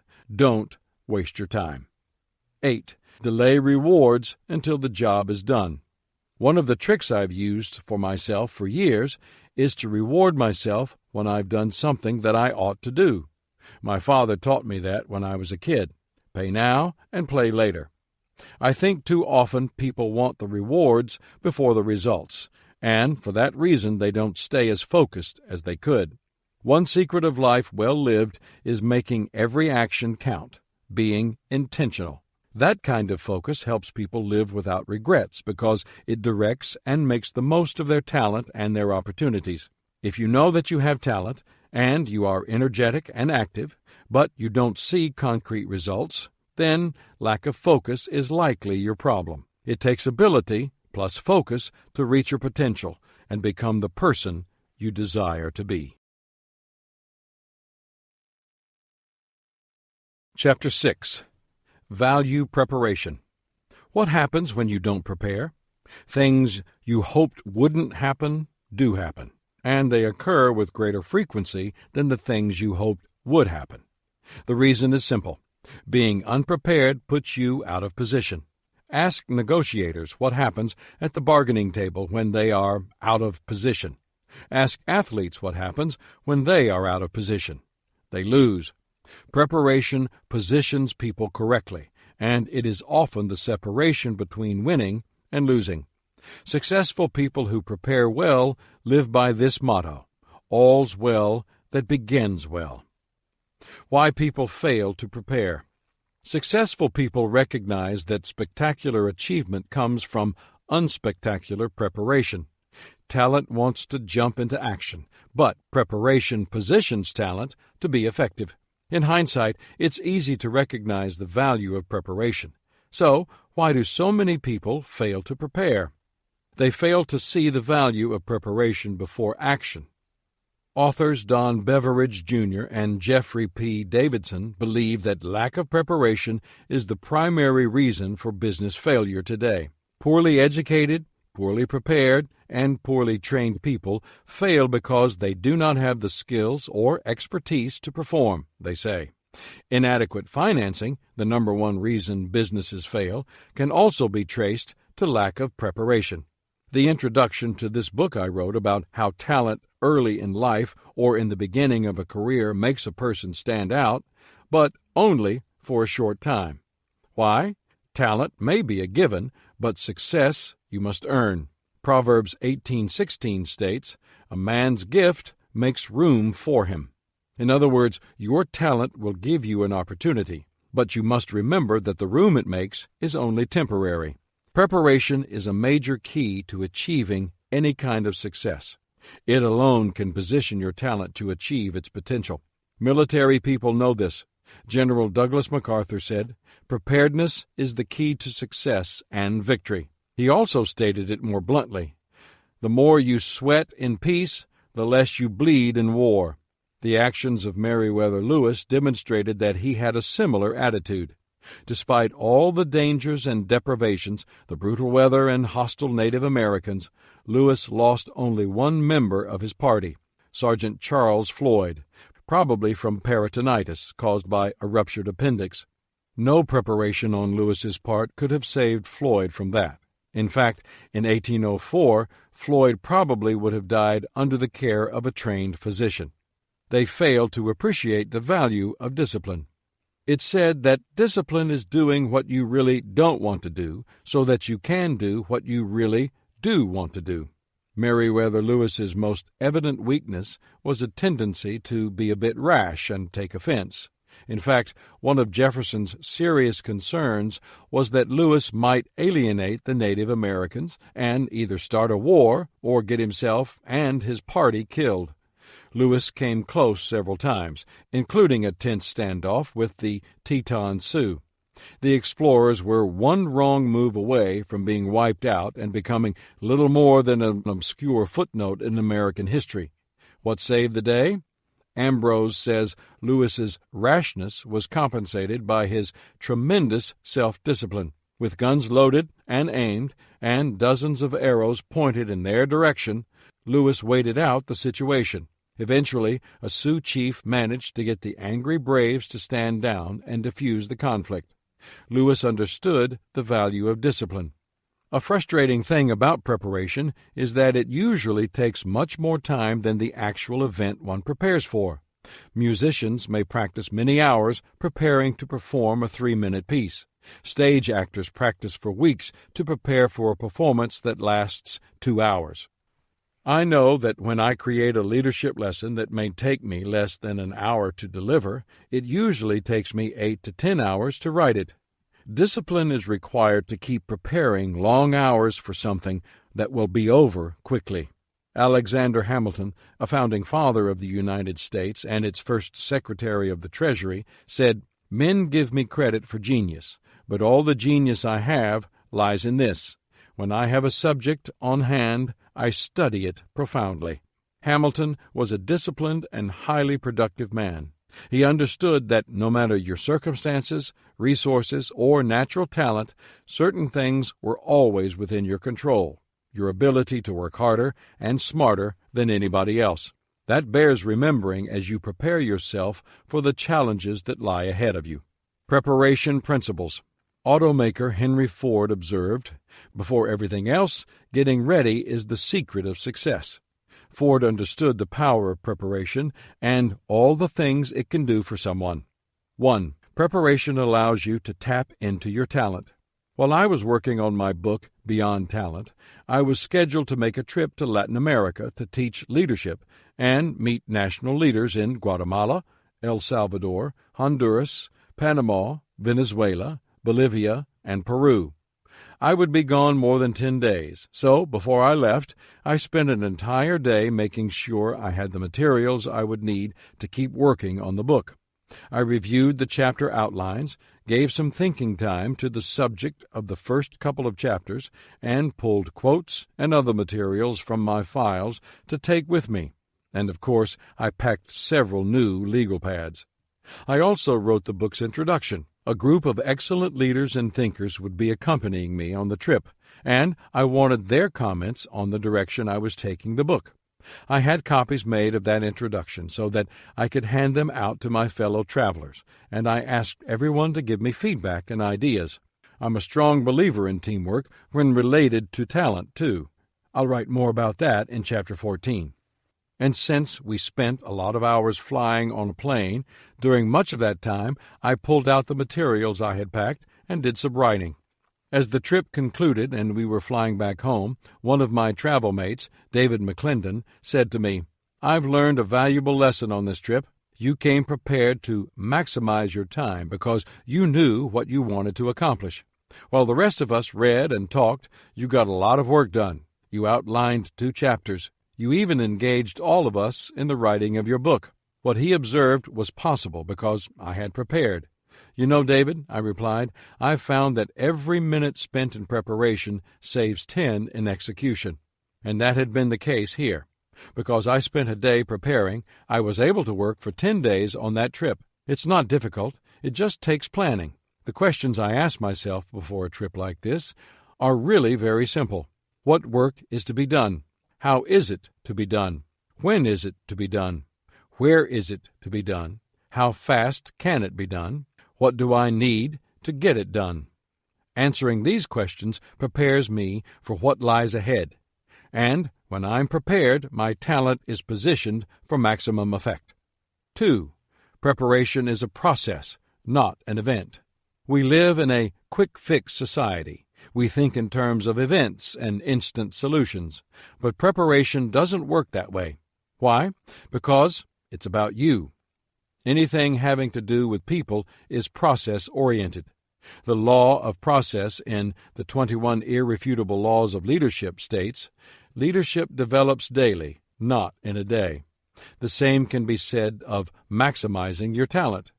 Legendary UCLA basketball coach John Wooden said that the best way to improve your team is to improve yourself. He learned that lesson from his father, Joshua Wooden, who used to tell young John, "Don't try to be better than somebody else, but never cease trying to be the best you can be."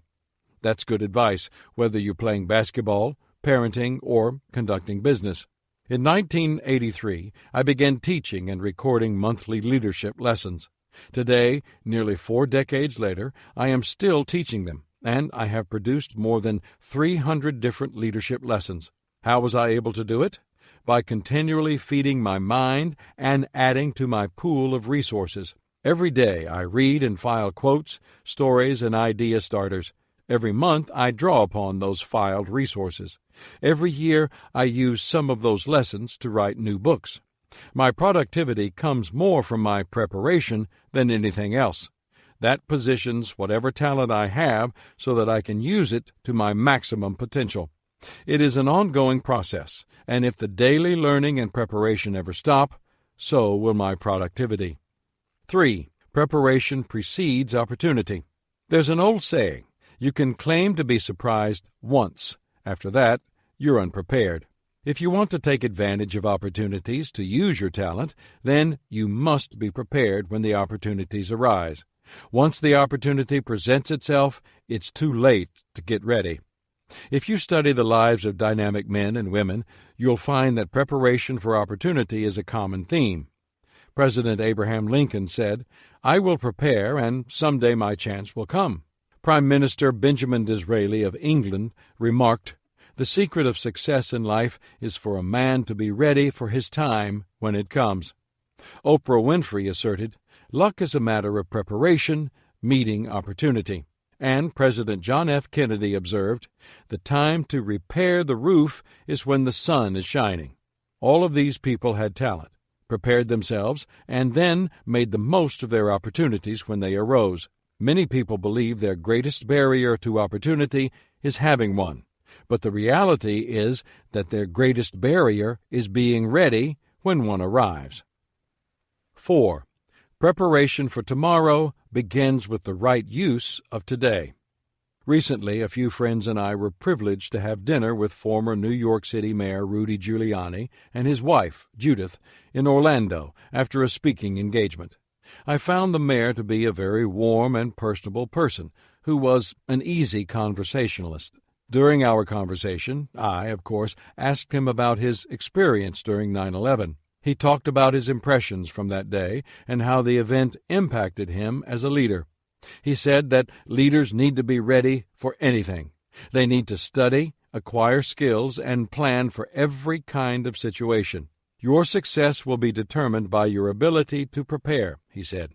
He went on to explain that when a situation like that on September 11 occurs, for which there was no plan in place, leaders must take action and rely on whatever preparation had taken place. In his case, it was the emergency drills they had followed. Both helped during the crisis. Preparation doesn't begin with what you do. It begins with what you believe. If you believe that your success tomorrow depends on what you do today, then you will treat today differently. What you receive tomorrow depends on what you believe today. If you are preparing today, chances are you will not be repairing tomorrow. 5. Preparation requires maintaining good perspective. When I was a kid, my first love was basketball. From the time I was 10 until I graduated from high school, I was shooting hoops at every free moment. One thing I still enjoy about basketball is how quickly one player can change the tempo and momentum of a game. That's true not only of the stars and starters, but also of the players who come off the bench. That's why the sixth man, the player of starting caliber who is often the first substitute in the game, is so important. Former Boston Celtics coach Tom Heinsohn observed, "The sixth man has to be so stable a player that he can instantly pick up the tempo or reverse it. He has to be able to go in and have an immediate impact. The sixth man has to have the unique ability to be in a ball game while he is sitting on the bench." What makes the sixth man capable of that? Perspective. He has to have both a coach's mindset as he watches the game from the bench and a player's ability once he steps into it. If he does, then he is prepared to impact the game. Howard Coonley, the executive after whom the American National Standards Institute named its award honoring service to the national economy, stated, "The executive of the future will be rated by his ability to anticipate his problems rather than to meet them as they come." Perspective not only helps people prepare, but it can also motivate them to prepare. I love the quote from Abraham Lincoln, who said, "If I had 8 hours to chop down a tree, I'd spend 6 sharpening my axe." Lincoln had split rails with an axe as a young man, so he knew the value of a sharp axe. Perspective always prompted him to prepare, whether he was getting ready to cut wood, study law on his own to pass the bar, or lead the country. 6. Good preparation leads to action. What value has preparation if it never leads to action? Very little. As William Danforth, former Chancellor of Washington University in St. Louis, noted, "No plan is worth the paper it is printed on unless it starts you going." People who enjoy preparation sometimes find themselves caught in the trap of over-preparing, and they sometimes do so to the point that they fail to act. Kathleen Eisenhart, professor of management science and engineering at Stanford University, studied the decision-making process at 12 technology companies. She found that the fast deciders, who took 2 to 4 months to make major decisions, were much more effective than their slower counterparts, who wanted to get all the facts of their situation and create consensus. The slower group took up to 18 months to plan and decide, and by the time they did find resolution, the decision they made was often irrelevant. Preparation does not mean mastery of the facts. It does not mean knowing all the answers. It does not necessarily mean achieving consensus. Former British Prime Minister Margaret Thatcher remarked that consensus is the negation of leadership. It means putting yourself in a better position to succeed. Preparation lessons from golf. Sports have always been an area in which you can see the value of preparation. It doesn't matter what sport. Good athletes talk about it all the time. Tennis champion Arthur Ashe explained, "One important key to success is self-confidence. An important key to self-confidence is preparation." Quarterback Joe Namath said simply, "What I do is prepare myself until I know I can do what I have to do." Friend and fellow golfer Rick Bizzett once told me that his golf coach taught him that the only thing that relieves pressure is preparation.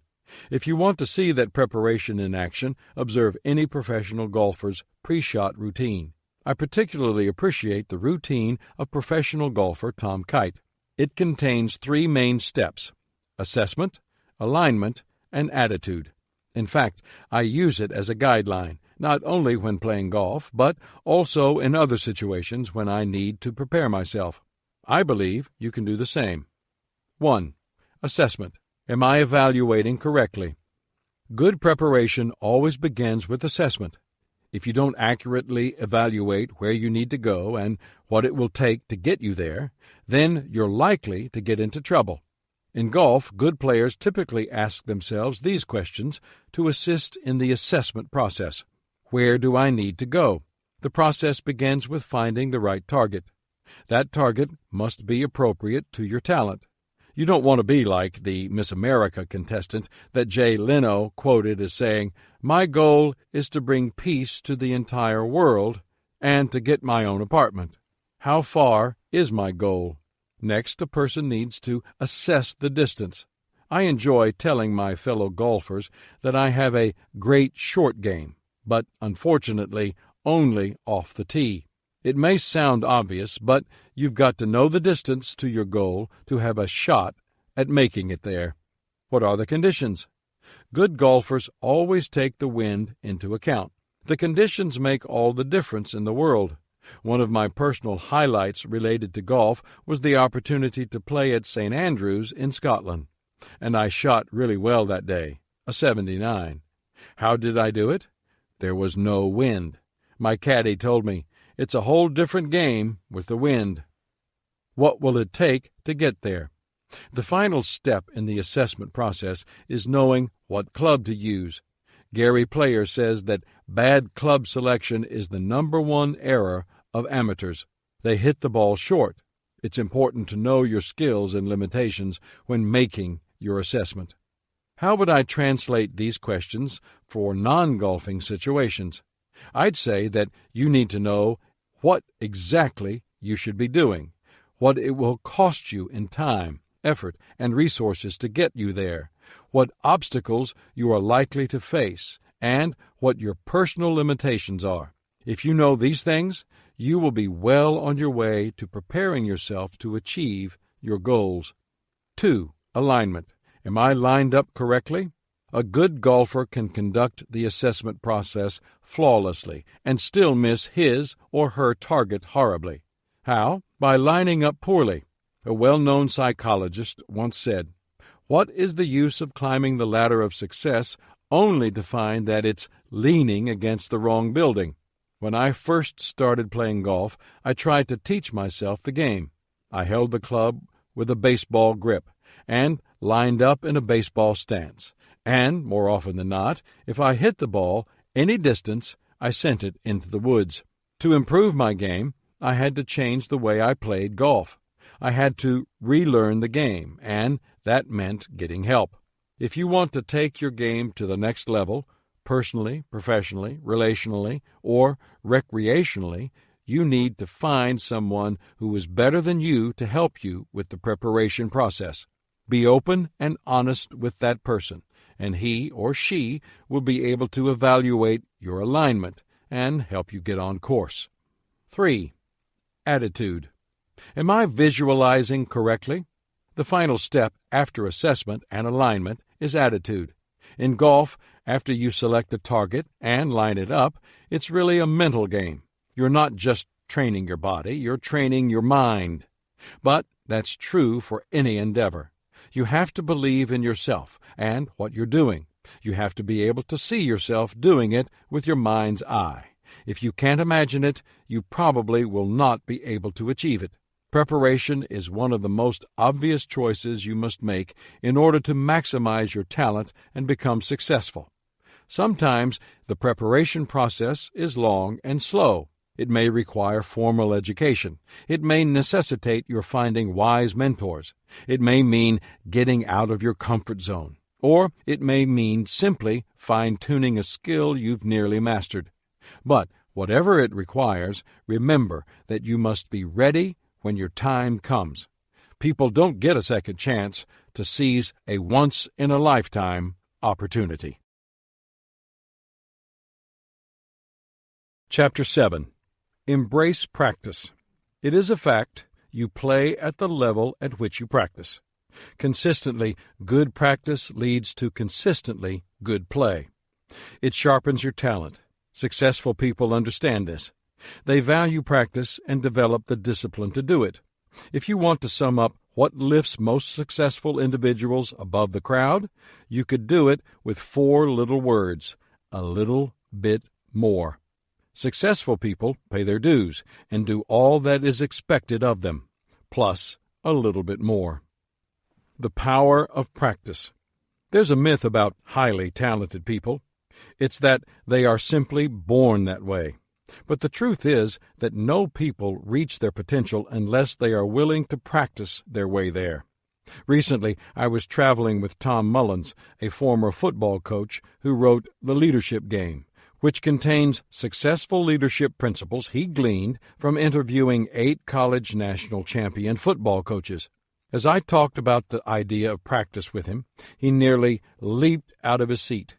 When Tom talks about anything related to leadership, it's like he's back in the locker room talking to his team at halftime when they're 2 touchdowns behind. I mean, he gets excited. "Let me tell you, John," he said, "all the national champion coaches told me the key to going from good to great came in 2 areas: the preparation of the team and the practice of the players.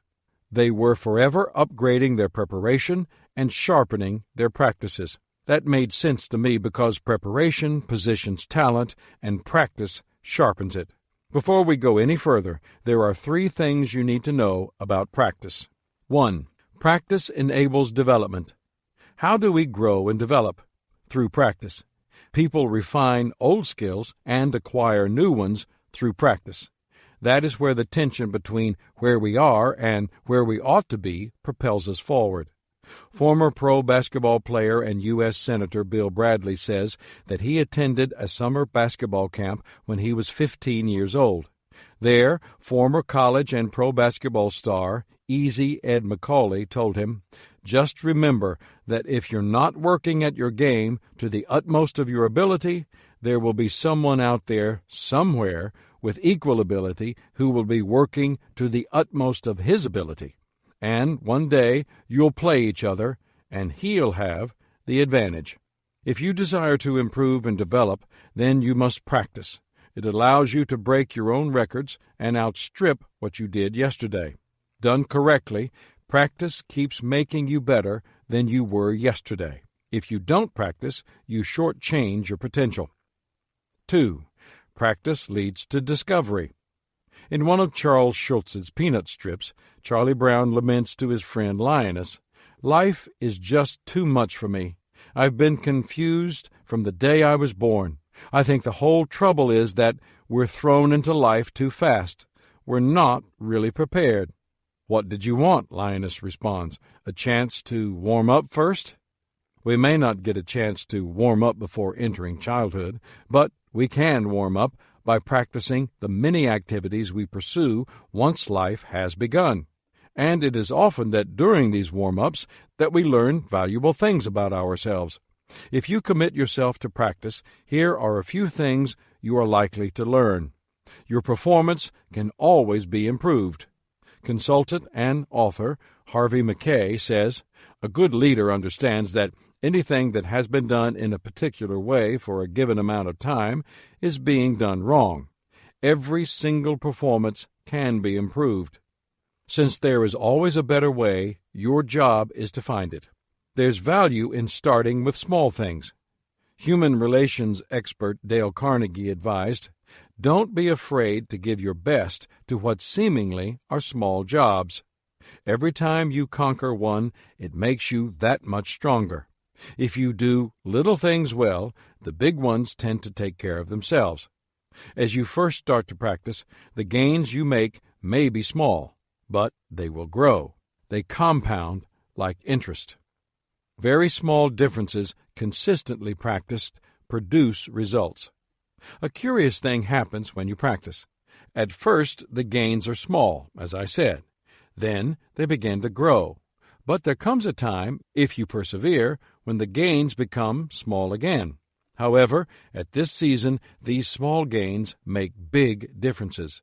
In the Olympics, for example, the difference between the gold medalist and the athletes who finish without a medal is often just hundredths of a second. A price must be paid to reach the next level. One of the things you often learn in practice is what it will cost to reach a goal or go to the next level. As you get ready to practice, I recommend that you abide by the taxicab principle, which is something I learned traveling overseas. Before you get into the cab, find out how much the ride is going to cost. If you don't, you may end up paying much more than the ride is worth. As you practice, keep in mind the words of screenwriter Sidney Howard, who remarked, "One half of knowing what you want is knowing what you must give up before you get it." Many people regard practice as an essentially negative experience. It doesn't have to be that way. The best way to make practice exciting is to think of it in terms of discovery and development. 3. Practice demands discipline. One reason some people see practice as a grind is that it requires discipline. Even activities with intense physical demands also require lots of mental discipline. Bill McCartney, former national championship head football coach of the Colorado Buffaloes, used to tell me, "Mental preparation to physical preparation is 4-to-1. Developing a discipline always begins with a struggle. There is no easy way to become a disciplined person. It has nothing to do with talent or ability. It is a matter not of conditions, but of choice. But once the choice is made and practice becomes a habit, two things become obvious.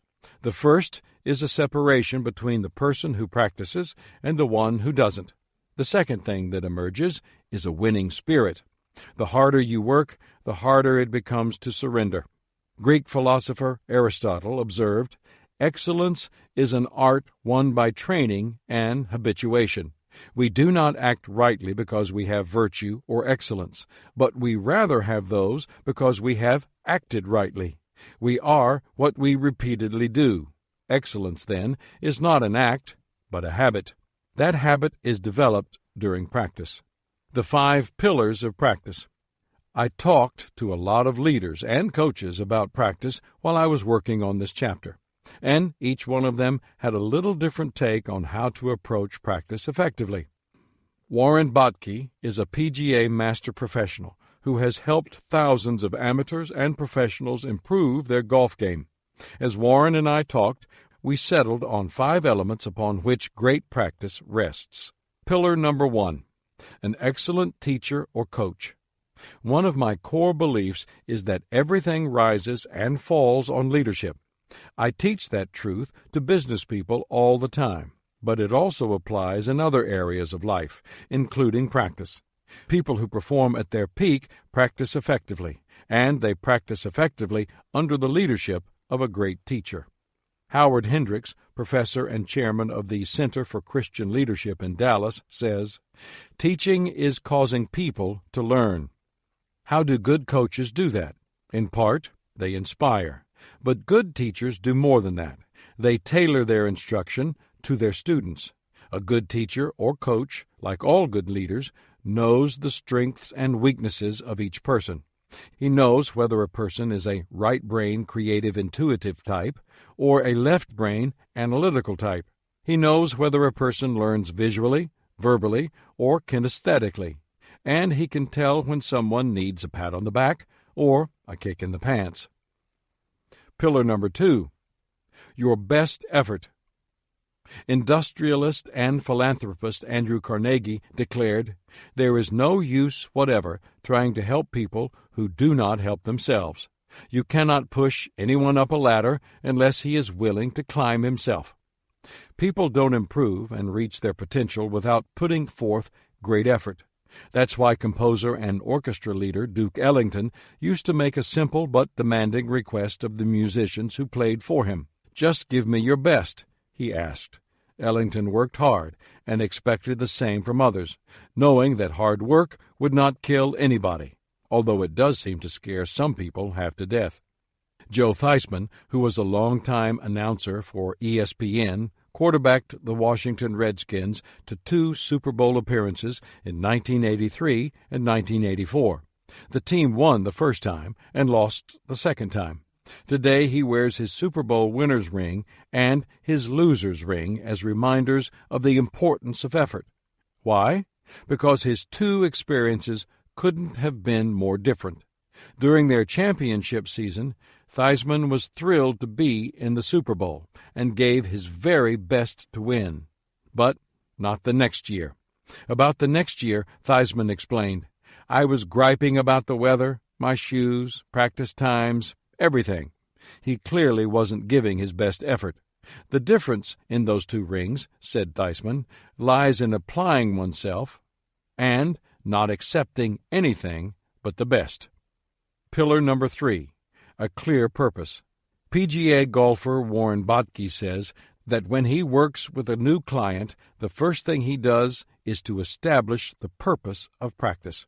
That usually means identifying a specific goal for each practice session. But the overarching purpose of practice is always improvement leading to excellence. Pepperdine University sociology professor John Johnston makes a distinction between excellence and mere success. Success bases our worth on a comparison with others. Excellence gauges our value by measuring us against our own potential.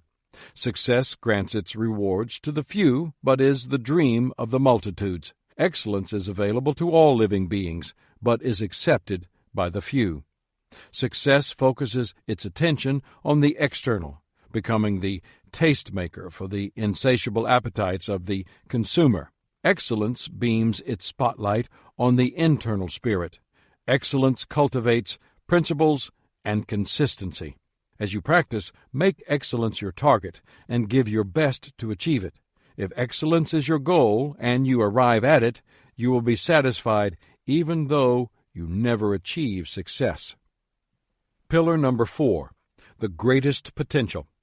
Have you ever noticed that 2 people on the same team with the same coach can practice with equal focus, effort, and purpose and have very different results?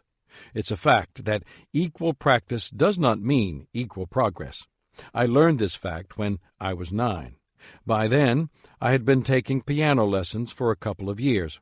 As I played, I thought to myself, I'm pretty good at this. But then one day I played at a piano recital, and it turned out to be a reality check. Elaine, a girl who had been taking piano lessons for only 6 months, played a more difficult piece than mine. How could she be so much better than I was so quickly? The answer was simple.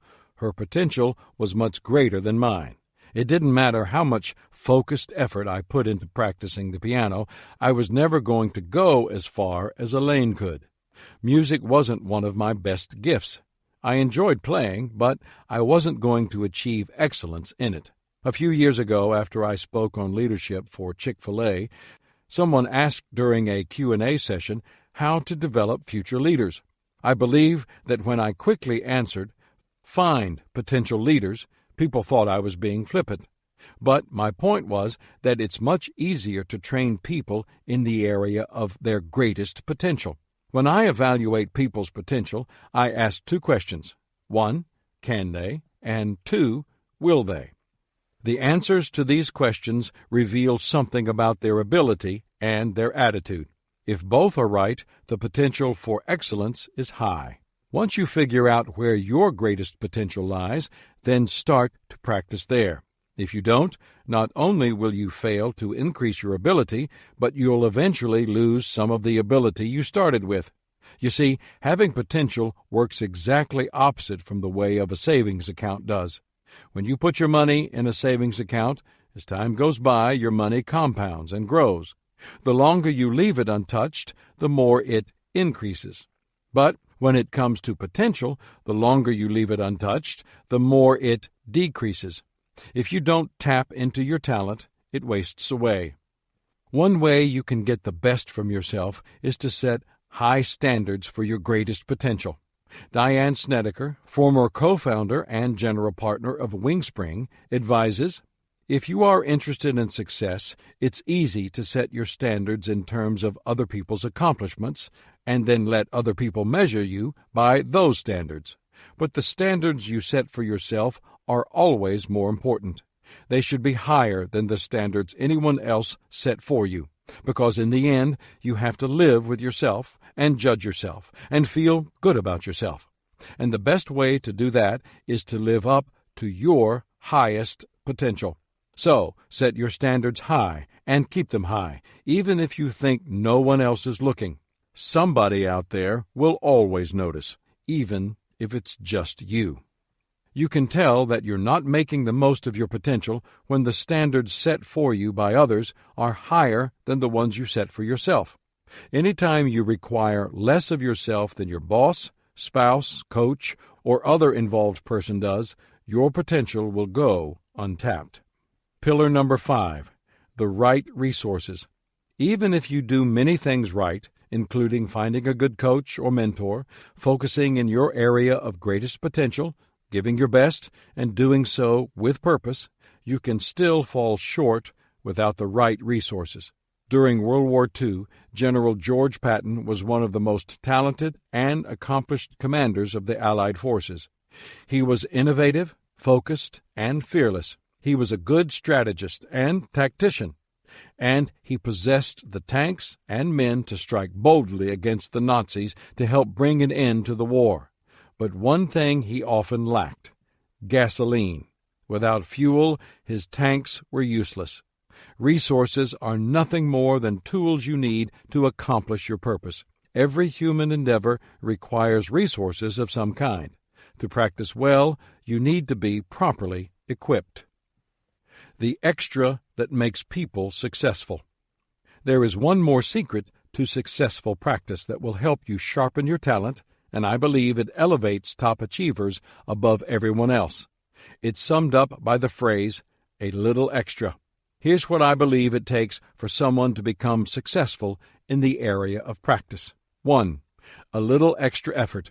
Historian Charles Kendall Adams, who was president of Cornell University and later the University of Wisconsin, observed, "No one ever attains very eminent success by simply doing what is required of him. It is the amount of excellence of what is over and above the required that determines greatness. All accomplishments begin with the willingness to try, and then some. The difference between the ordinary and the extraordinary is the extra. A little extra effort always gives a person an edge. Art Williams, the founder of Primerica Financial Services, once told me, "You beat 50% of the people in America by working hard. You beat 40% by being a person of honesty and integrity and standing for something. And the last 10% is a dogfight in the free enterprise system. If you want to win that dogfight, then do a little extra." 2. A little extra time. Successful people practice harder and practice longer than unsuccessful people do. Success expert Peter Lowe, who has gleaned success secrets from hundreds of people who are at the top of their profession, says, "The most common trait I have found in all successful people is that they have conquered the temptation to give up." Giving a little extra time requires more than just perseverance. It requires patience. The law of process in my book, The 21 Irrefutable Laws of Leadership, says, leadership develops daily, not in a day. That can be said of any talent we try to cultivate and improve. As you work to give a little extra time to your efforts, it is wise to maintain a longer view of the process of improvement. Such a perspective really helps. Gutzon Borglum, the sculptor who created the memorial to the American presidents at Mount Rushmore, was asked if he considered his work to be perfect. It's said, he replied, "Not today. The nose of Washington is an inch too long. It's better that way, though. It will erode to be exactly right in 10,000 years. Now, that's patience. 3. A little extra help. Anybody who succeeds at anything does so with the help of others. Alex Haley, the author of Roots, used to keep a reminder of that in his office. It said, "If you see a turtle on top of a fence post, you know he had help getting there." I know that in my professional pursuits I've always needed help, and I've been fortunate that others were willing to give it to me. Early in my career in the 1970s, I contacted the top 10 leaders in my field and offered them $100 to meet with me for 30 minutes so that I could ask them questions. Many granted my request, and, fortunately for my thin wallet at the time, most declined to accept the $100. And today I still make it a point to meet with excellent leaders from whom I desire to learn. When I think about the ways people have helped me in all aspects of my life, I am humbled and grateful. Some have given me advice. Others have presented me with opportunities. And a few, like my wife Margaret, have lavished unconditional love on me. I know I am a very fortunate man. 4.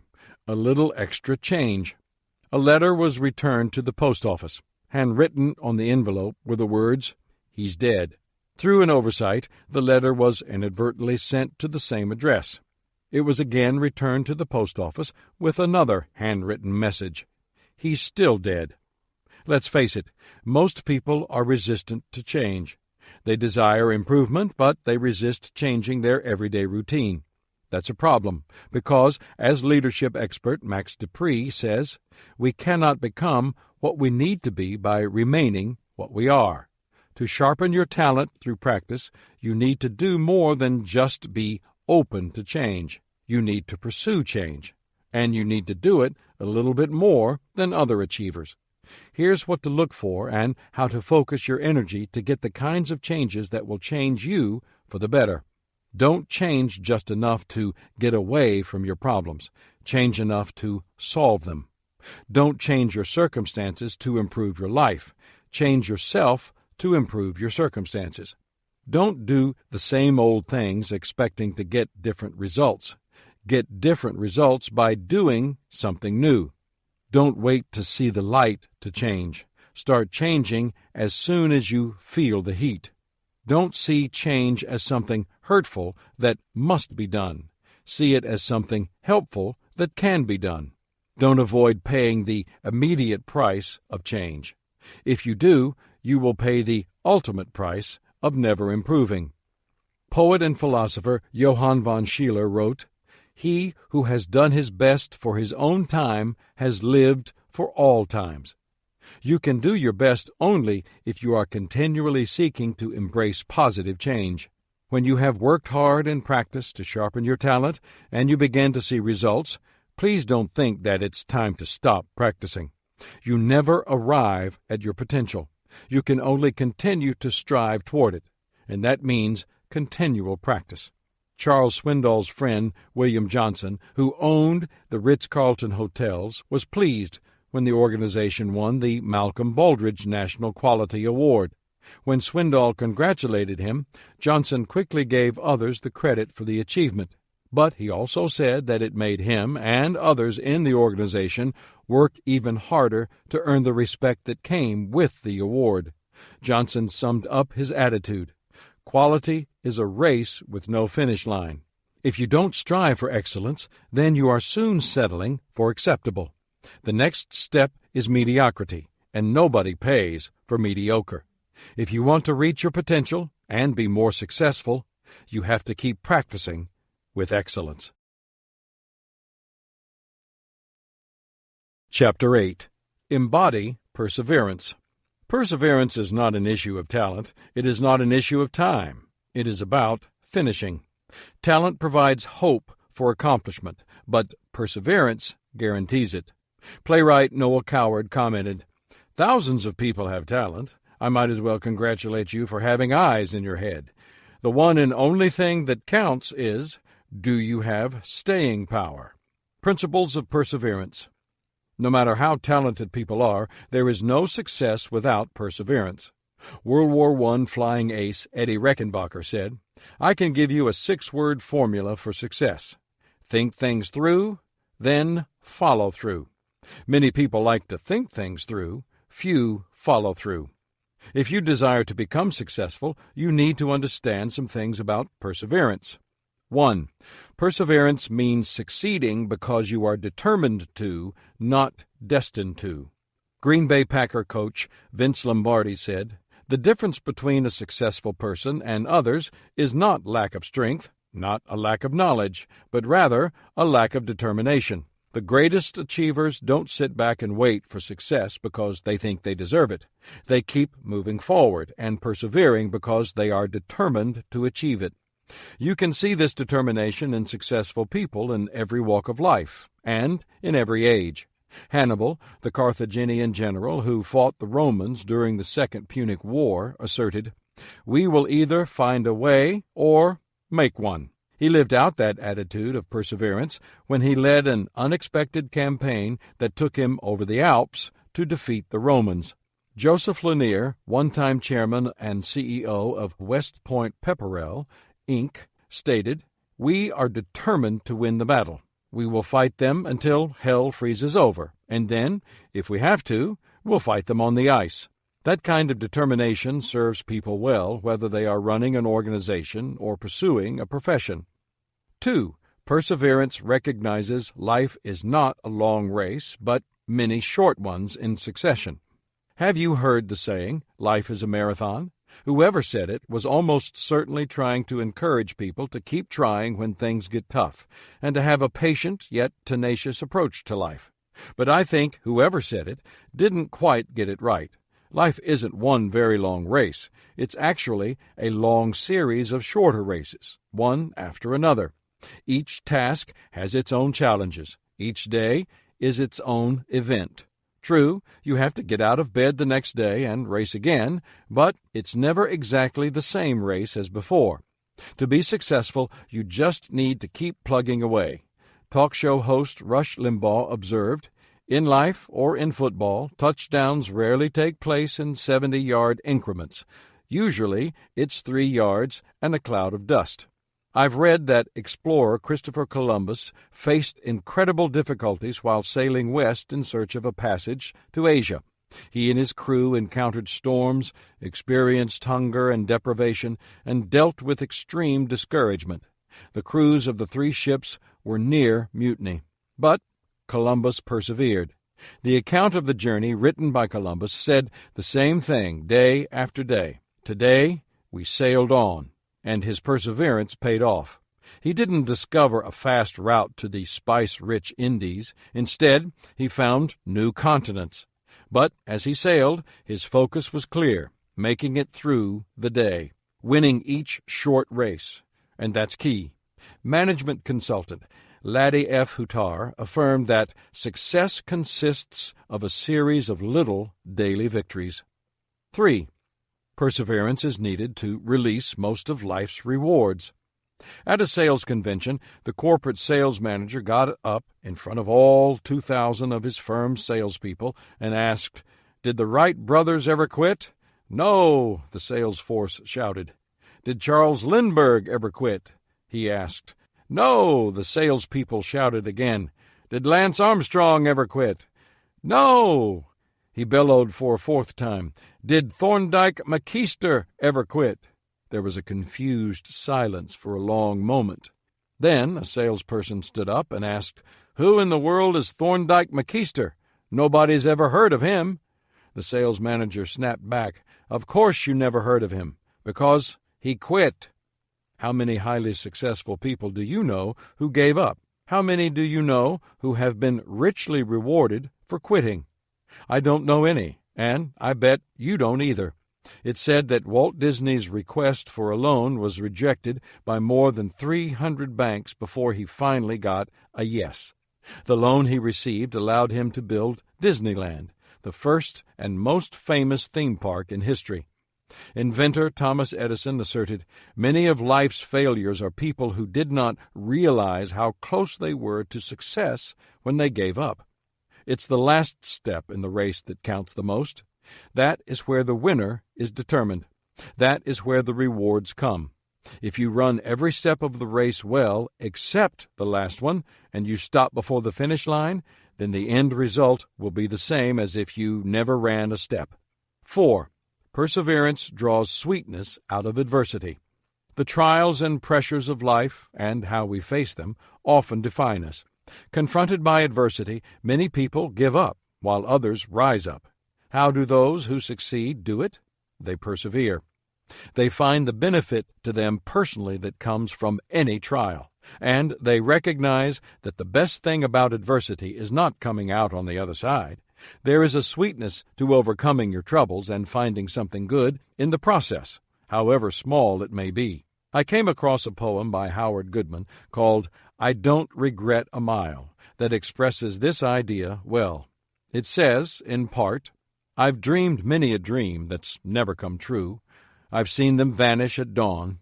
But enough of my dreams have come true to make me keep dreaming on. I've prayed many a prayer that seemed no answer would come, though I'd waited so patient and long. But enough answers have come to my prayers to make me keep praying on. I've sown many a seed that's fallen by the wayside for the birds to feed upon, but I've held enough golden sheaves in my hands to make me keep sowing on. I've trusted many a friend that's failed me and left me to weep alone, but enough of my friends have been true blue to make me keep trusting on. I've drained the cup of disappointment and pain and gone many a day without song, but I've sipped enough nectar from the roses of life to make me want to live on." Giving up when adversity threatens can make a person bitter. Persevering through adversity makes one better. 5. Perseverance has a compounding effect on life. Author Napoleon Hill says, "Every successful person finds that great success lies just beyond the point when they're convinced their idea is not going to work." How do you get beyond that point? How do you go beyond what you believe is your limit? How do you achieve lasting success? Do the right thing day after day. There are no shortcuts to anything worthwhile. Every day that you do the right things, work hard, treat others with respect, learn and grow, you invest in yourself. To do these things every day takes relentless perseverance, but if you do them, your success compounds over time. Weight loss expert and author Judy Wardell Holliday supported this idea. Dreams become reality when we keep our commitment to them. 6. Perseverance means stopping not because you're tired, but because the task is done. Former diplomat and recipient of the Presidential Medal of Freedom, Robert Strauss, commented, "Success is a little like wrestling a gorilla. You don't quit when you're tired. You quit when the gorilla is tired." If you think about it, perseverance doesn't really come into play until you are tired. When you're fresh, excited, and energetic, you approach a task with vigor. Work is fun. Only when you become tired do you need perseverance. To successful people, fatigue and discouragement are not signs to quit. They perceive them as signals to draw on their reserves, rely on their character, and keep going. One problem of many people is that they underestimate what it will take to succeed. Enlightenment political philosopher Montesquieu declared, "In most things, success depends on knowing how long it takes to succeed." When we haven't counted the cost of success, we approach challenges with mere interest. What is really required is total commitment, and that makes all the difference. 7. Perseverance doesn't demand more than we have, but all that we have. Author Frank Tiger observed, "In every triumph there is a lot of try. But perseverance means more than trying. It means more than working hard. Perseverance is an investment. It is a willingness to bind oneself emotionally, intellectually, physically, and spiritually to an idea or task until it has been completed. Perseverance demands a lot. But here's the good news. Everything you give is an investment in yourself." 5 enemies of perseverance. French scientist Louis Pasteur said, "Let me tell you the secret that has led me to my goal. My strength lives solely in my tenacity." Perseverance begins with the right attitude, an attitude of tenacity. But the desire to persevere alone isn't enough to keep most people going when they are tired or discouraged. Perseverance is a trait that can be cultivated, and the initial step to developing it is to eliminate its 5 greatest enemies. 1. A lifestyle of giving up. A little boy had been promised an ice cream cone if he was good while accompanying his grandfather on some errands. The longer they were gone, the more difficult the boy was finding it to be good. "How much longer will it be?" the boy asked. "Not too long," replied the grandfather. "We've got just one more stop before we get ice cream." "I don't know if I can make it, Grandpa," the little boy responded. "I can be good. I just can't be good enough long enough." When we were kids and we didn't follow through on a task, people often gave us a break.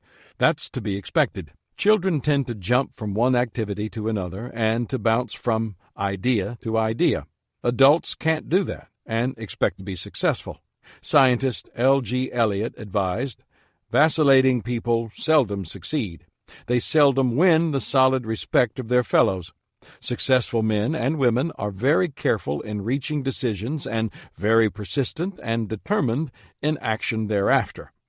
If you desire to be successful and to maximize your talent, you need to be consistent and persistent. Talent without perseverance never comes to full fruition. Opportunities without persistence will be lost. There is a direct correlation between perseverance and potential. If you have a habit of giving up, you need to overcome it to be successful. 2. A wrong belief that life should be easy. Deborah K. Johnson tells about an incident with her 7-year-old daughter who wanted to take violin lessons. When they went to a music store together to rent an instrument, Deborah began lecturing her about the expense of lessons and the commitment that would be required of her if she got her the violin. "There will be times you will feel like giving up," Deborah said, "but I want you to hang in there and keep on trying." Her daughter nodded and, in her most serious voice, responded, "It will be just like marriage, right, Mom?" Having the right expectations going into anything is half the battle. John C. Norcross, a clinical psychologist and professor at the University of Scranton, has studied people and their goals, and he has found a characteristic that distinguishes those who reach their goals from those who don't: expectations. Both types of people experience the same amount of failure during the first month they strive for their goals. But members of the successful group don't expect to succeed right away, and they view their failures as a reason to recommit and a reminder to refocus on their goals with more determination. Norcross says, "Those who are unsuccessful say a relapse is evidence that they can't do it." 3. A wrong belief that success is a destination. The NBA's Pat Riley has won many championships as a basketball coach. In his book, The Winner Within, he wrote, "Complacency is the last hurdle any winner, any team must overcome before attaining potential greatness.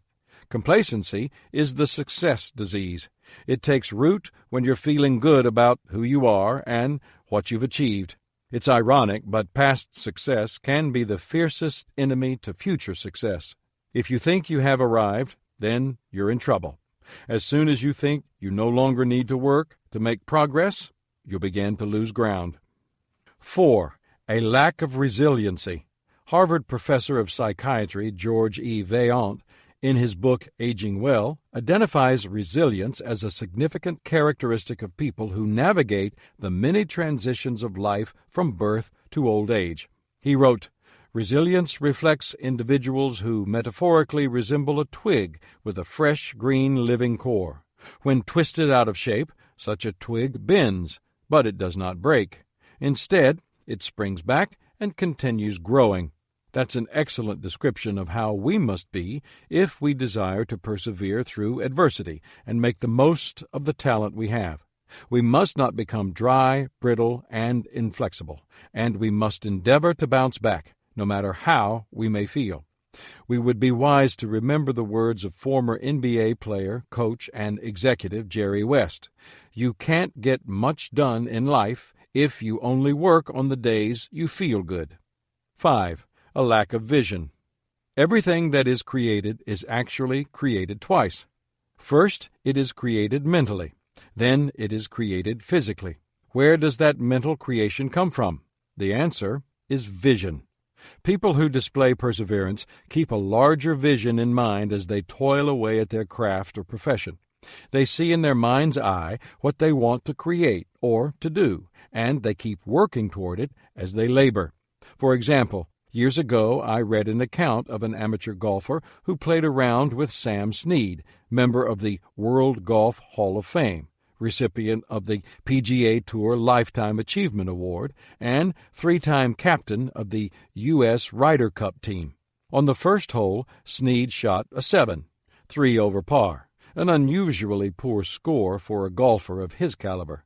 As the pair exited the green, Snead didn't seem to be bothered by his triple bogey. When his amateur companion asked Snead about it, he responded, "That's why we play 18 holes." Snead's vision of the big picture helped him maintain perspective, remain resilient, and persevere.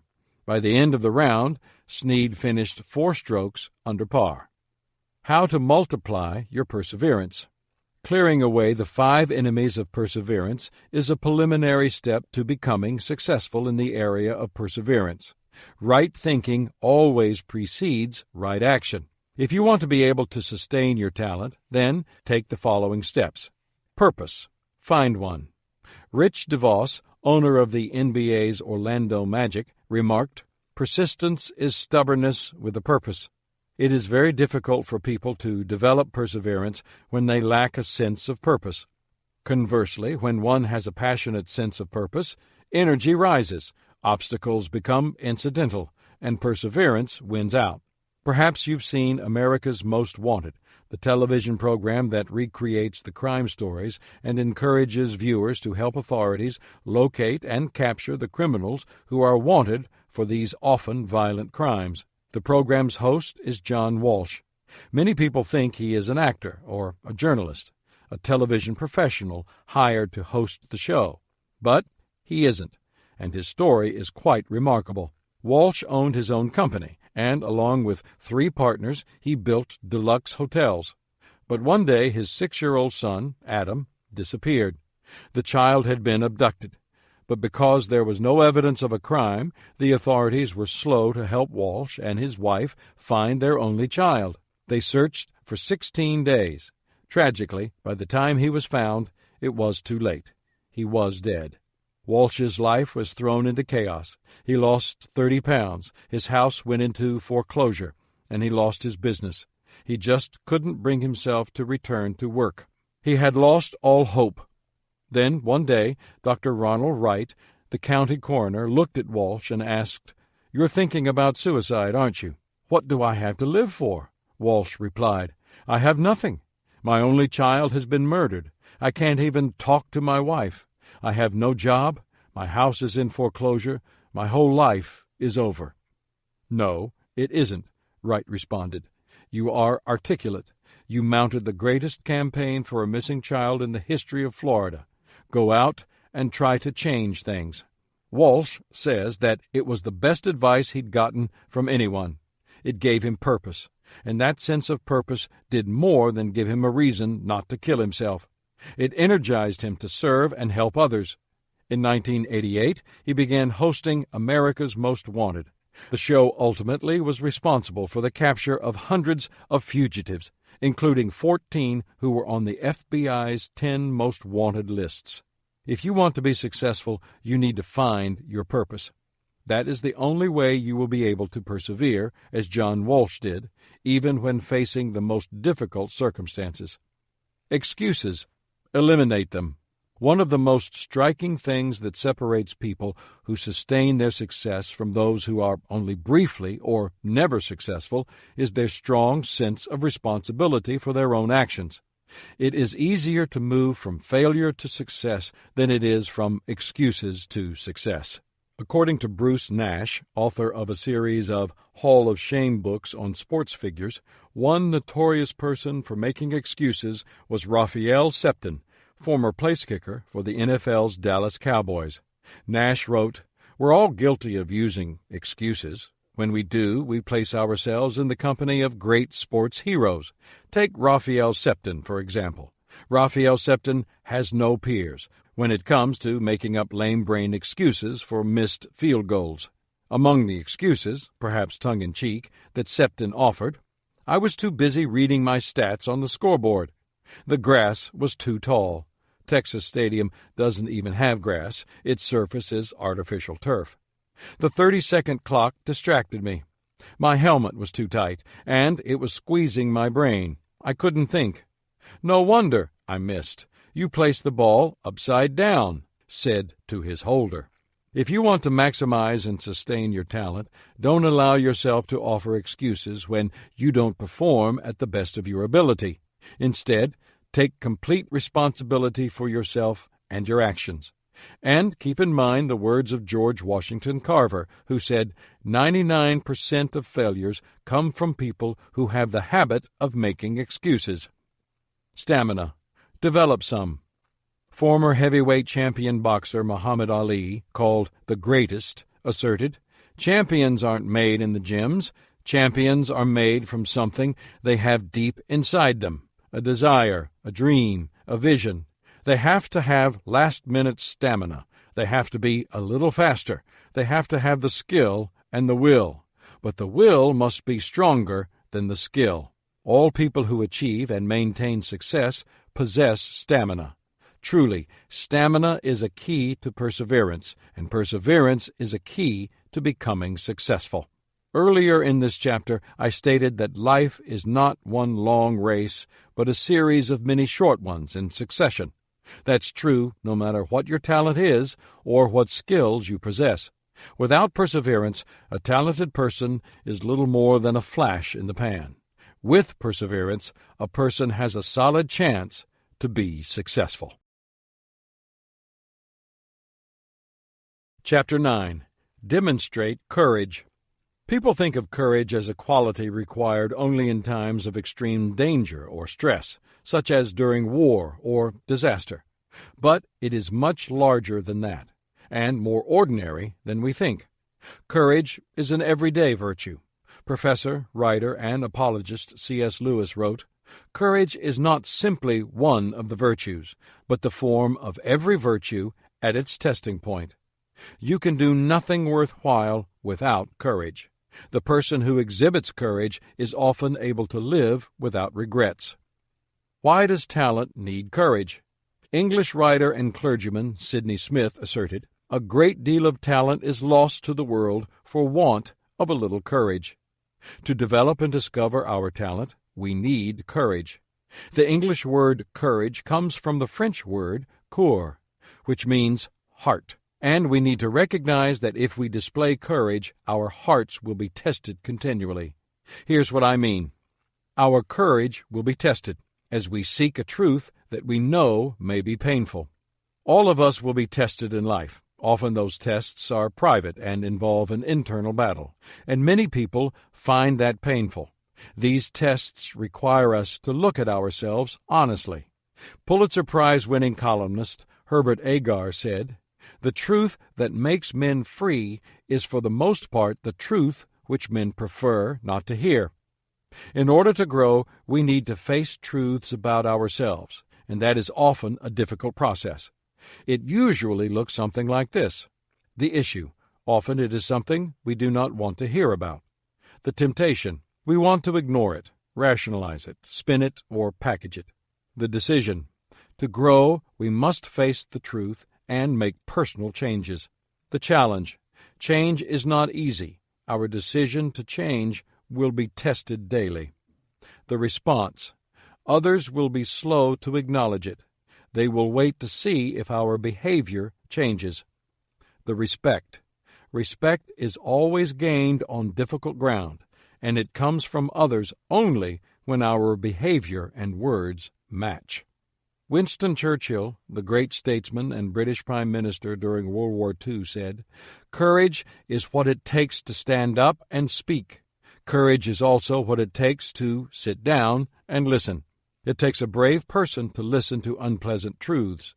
I have to admit that this has been a challenging area for me.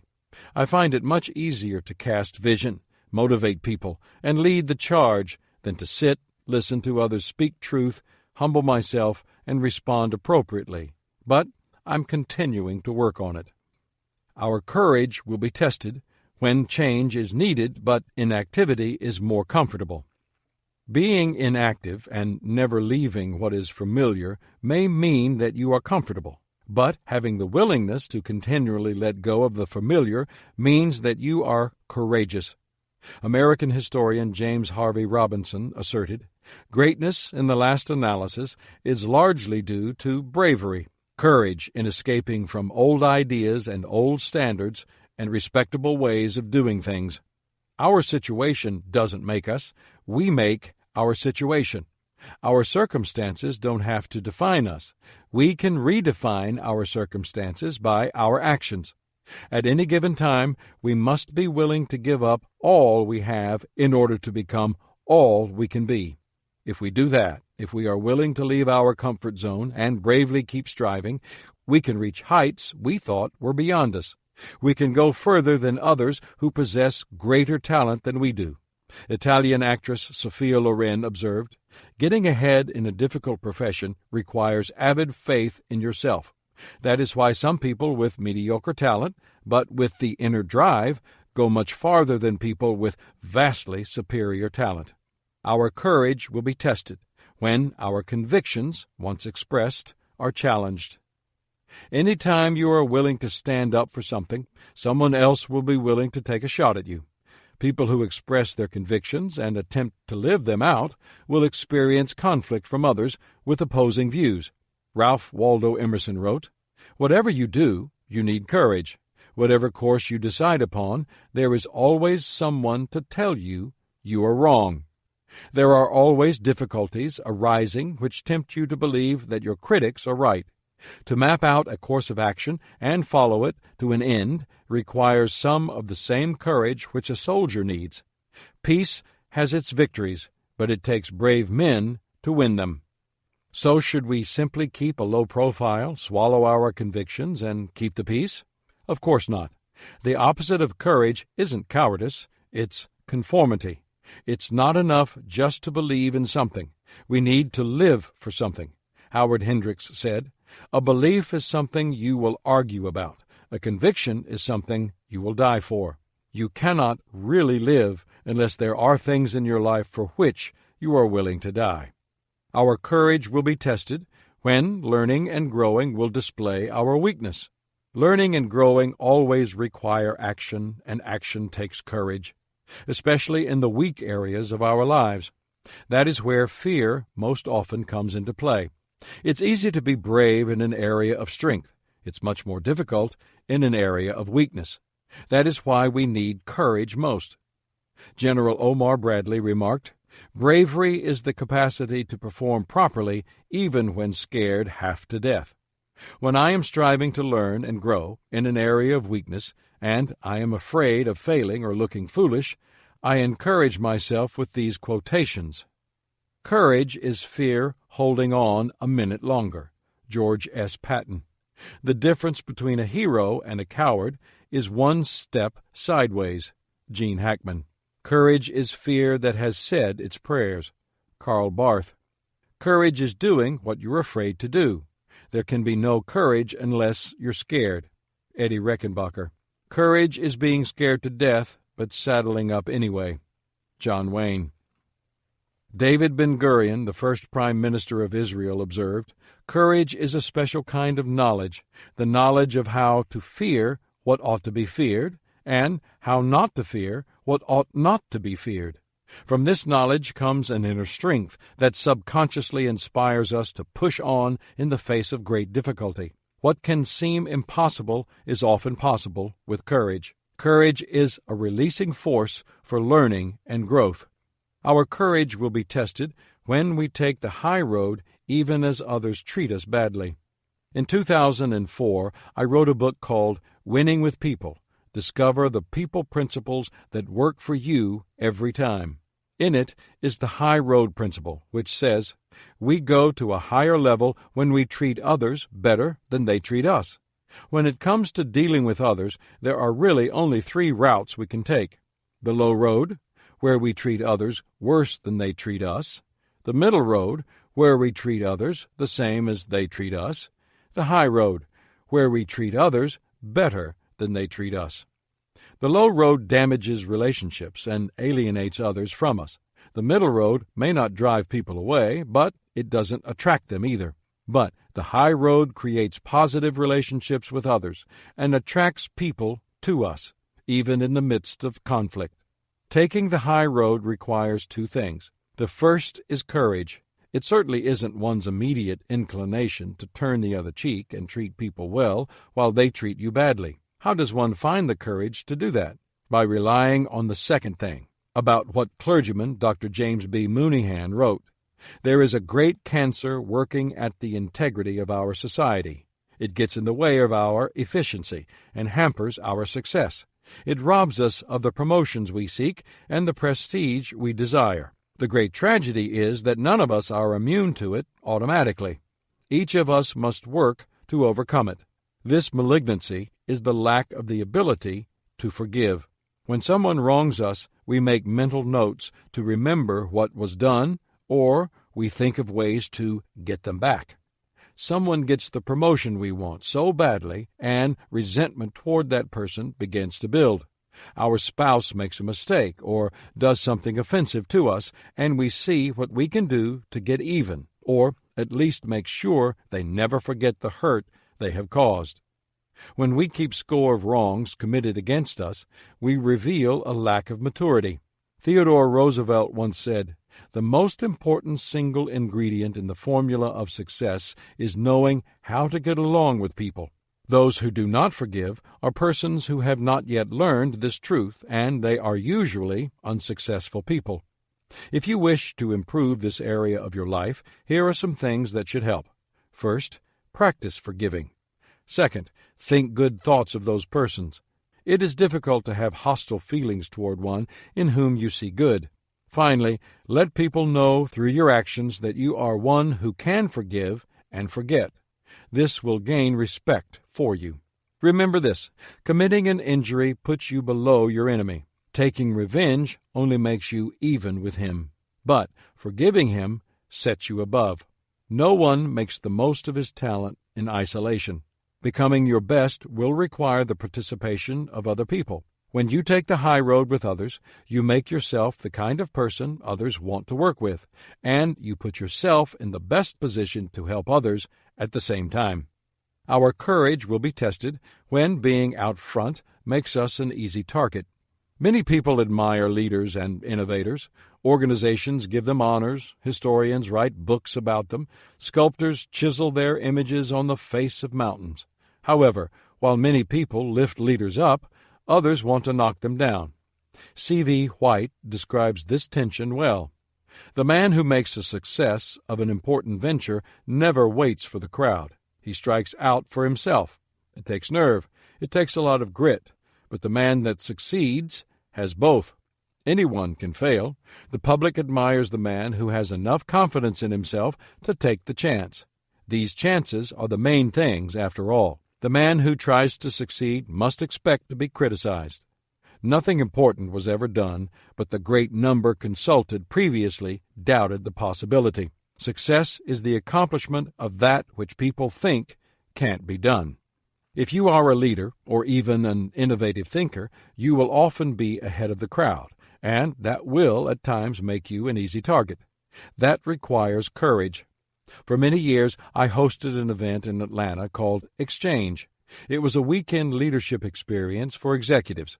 I usually did some leadership teaching, brought in some high-profile leaders to answer questions, and arranged a unique leadership experience. One year, we took the group to the King Center so that they could be impacted by the life and legacy of a great leader, Martin Luther King, Jr. We took them over to Ebenezer Baptist Church, and as a surprise, we arranged for King's widow, Coretta Scott King, and daughter, Bernice, to be there so that everyone could meet them.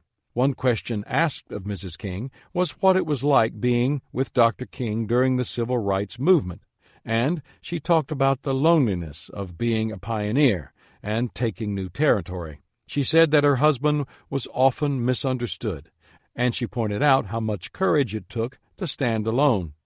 We will almost certainly never have to face the hatred and violence that Martin Luther King Jr. did, but that doesn't mean that we don't need courage to lead.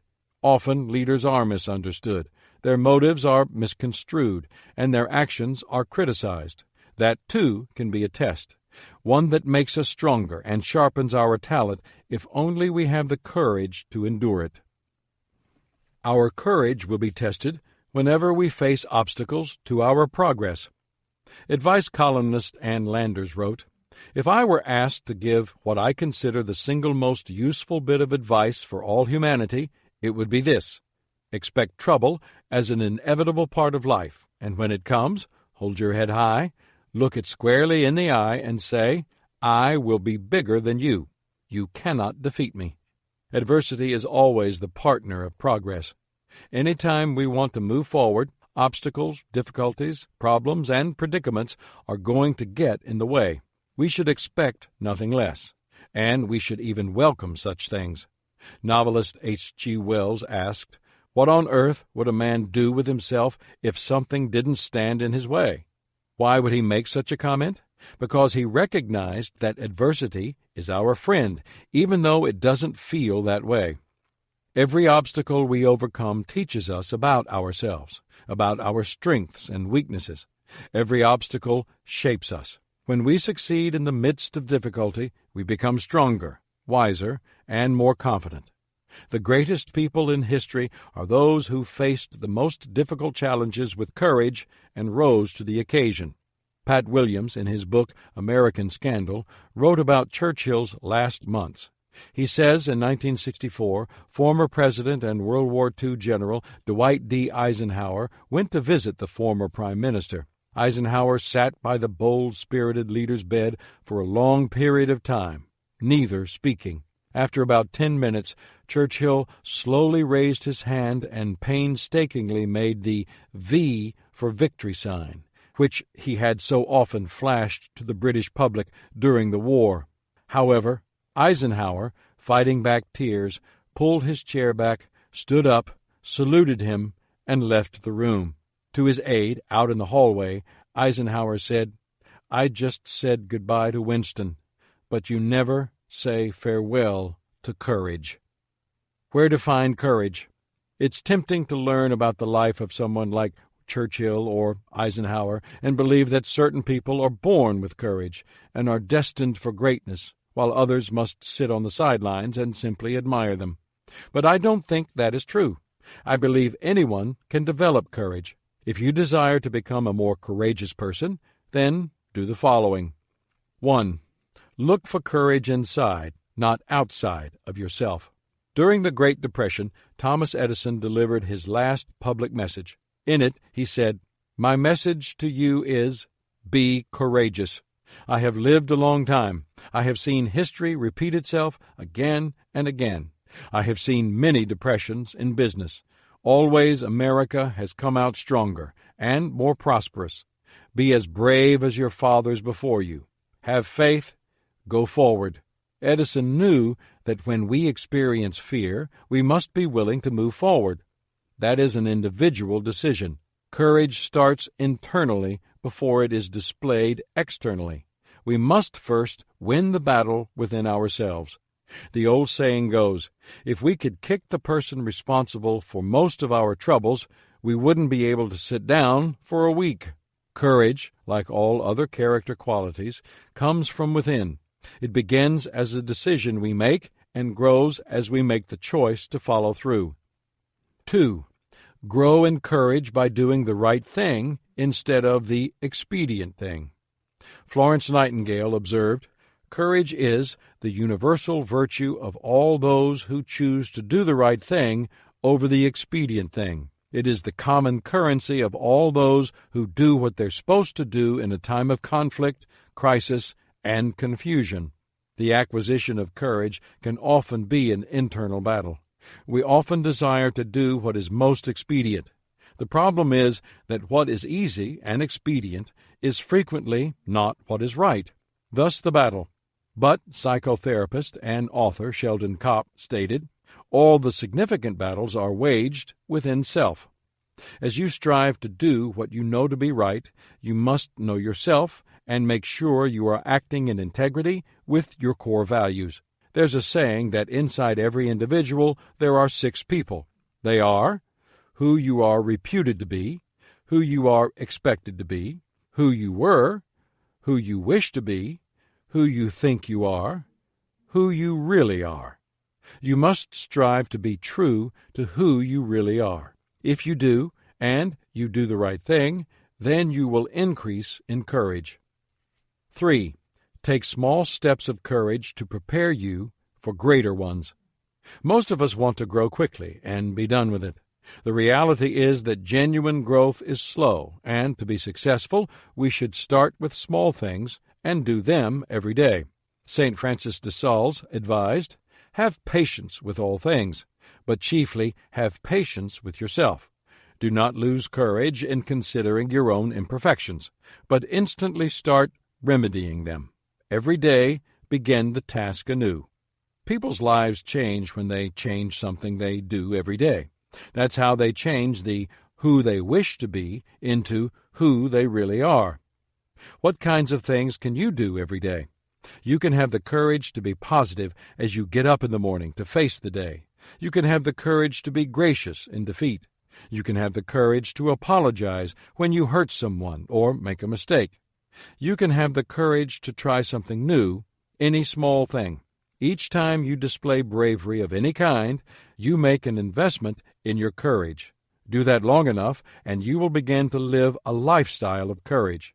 And when the bigger risks come, they will seem much smaller to you because you will have become much larger. 4. Recognize that a leadership position won't give you courage, but courage can make you a leader. In my years of teaching leadership, I have found many people who believed that if only they could receive a title or be given a position, that would make them a leader. But life doesn't work that way. Former British Prime Minister Margaret Thatcher remarked, "Being a leader is a lot like being a lady. If you have to tell people you are one, you aren't." The position doesn't make the leader makes the position. In similar fashion, people should not expect acquisition of a leadership position to give them courage.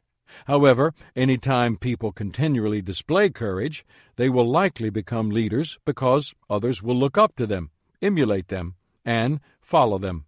Jim Malado, president of the Willow Creek Association, described leadership as the expression of courage that compels people to do the right thing. 5. Watch your horizons expand with each courageous act. The life you live will expand or shrink in proportion to the measure of courage you display. Those who are willing to take risks, explore their limits, face their shortcomings, and sometimes experience defeat will go further than people who timidly follow the safe and predictable path. If you want to become a success, you must show courage. There is no other way to reach your potential. When I began my leadership career, I was very ineffective as a leader. I believed I had talent. I had been able to influence and lead others at every phase of my school career. But when I got out into the real world, I fell far short of my expectations. My talent was being tested, and I was falling short. My problem was that I wanted to please everybody. Making people happy was the most important thing to me. The bottom line was that I lacked the courage to make right but unpopular decisions. How did I turn things around? By making small decisions that were difficult. With each one, I gained more confidence and more courage, and I began to change. The process took me 4 years. At the end of that time, I felt I had learned many valuable lessons, and I wrote the following to help me cement what I had learned. Courageous leadership simply means I've developed 1. Convictions that are stronger than my fears. 2. Vision that is clearer than my doubts. 3. Spiritual sensitivity that is louder than popular opinion. 4. Self-esteem that is deeper than self-protection. 5. Appreciation for discipline that is greater than my desire for leisure. 6. Dissatisfaction that is more forceful than the status quo. 7. Poise that is more unshakable than panic. 8. Risk-taking that is stronger than safety-seeking. 9. Right actions that are more robust than rationalization. 10. A desire to see potential reached more than to see people appeased. You don't have to be great to become a person of courage. You just need to want to reach your potential and be willing to trade what seems good in the moment for what's best for your potential. That's something you can do regardless of your level of natural talent.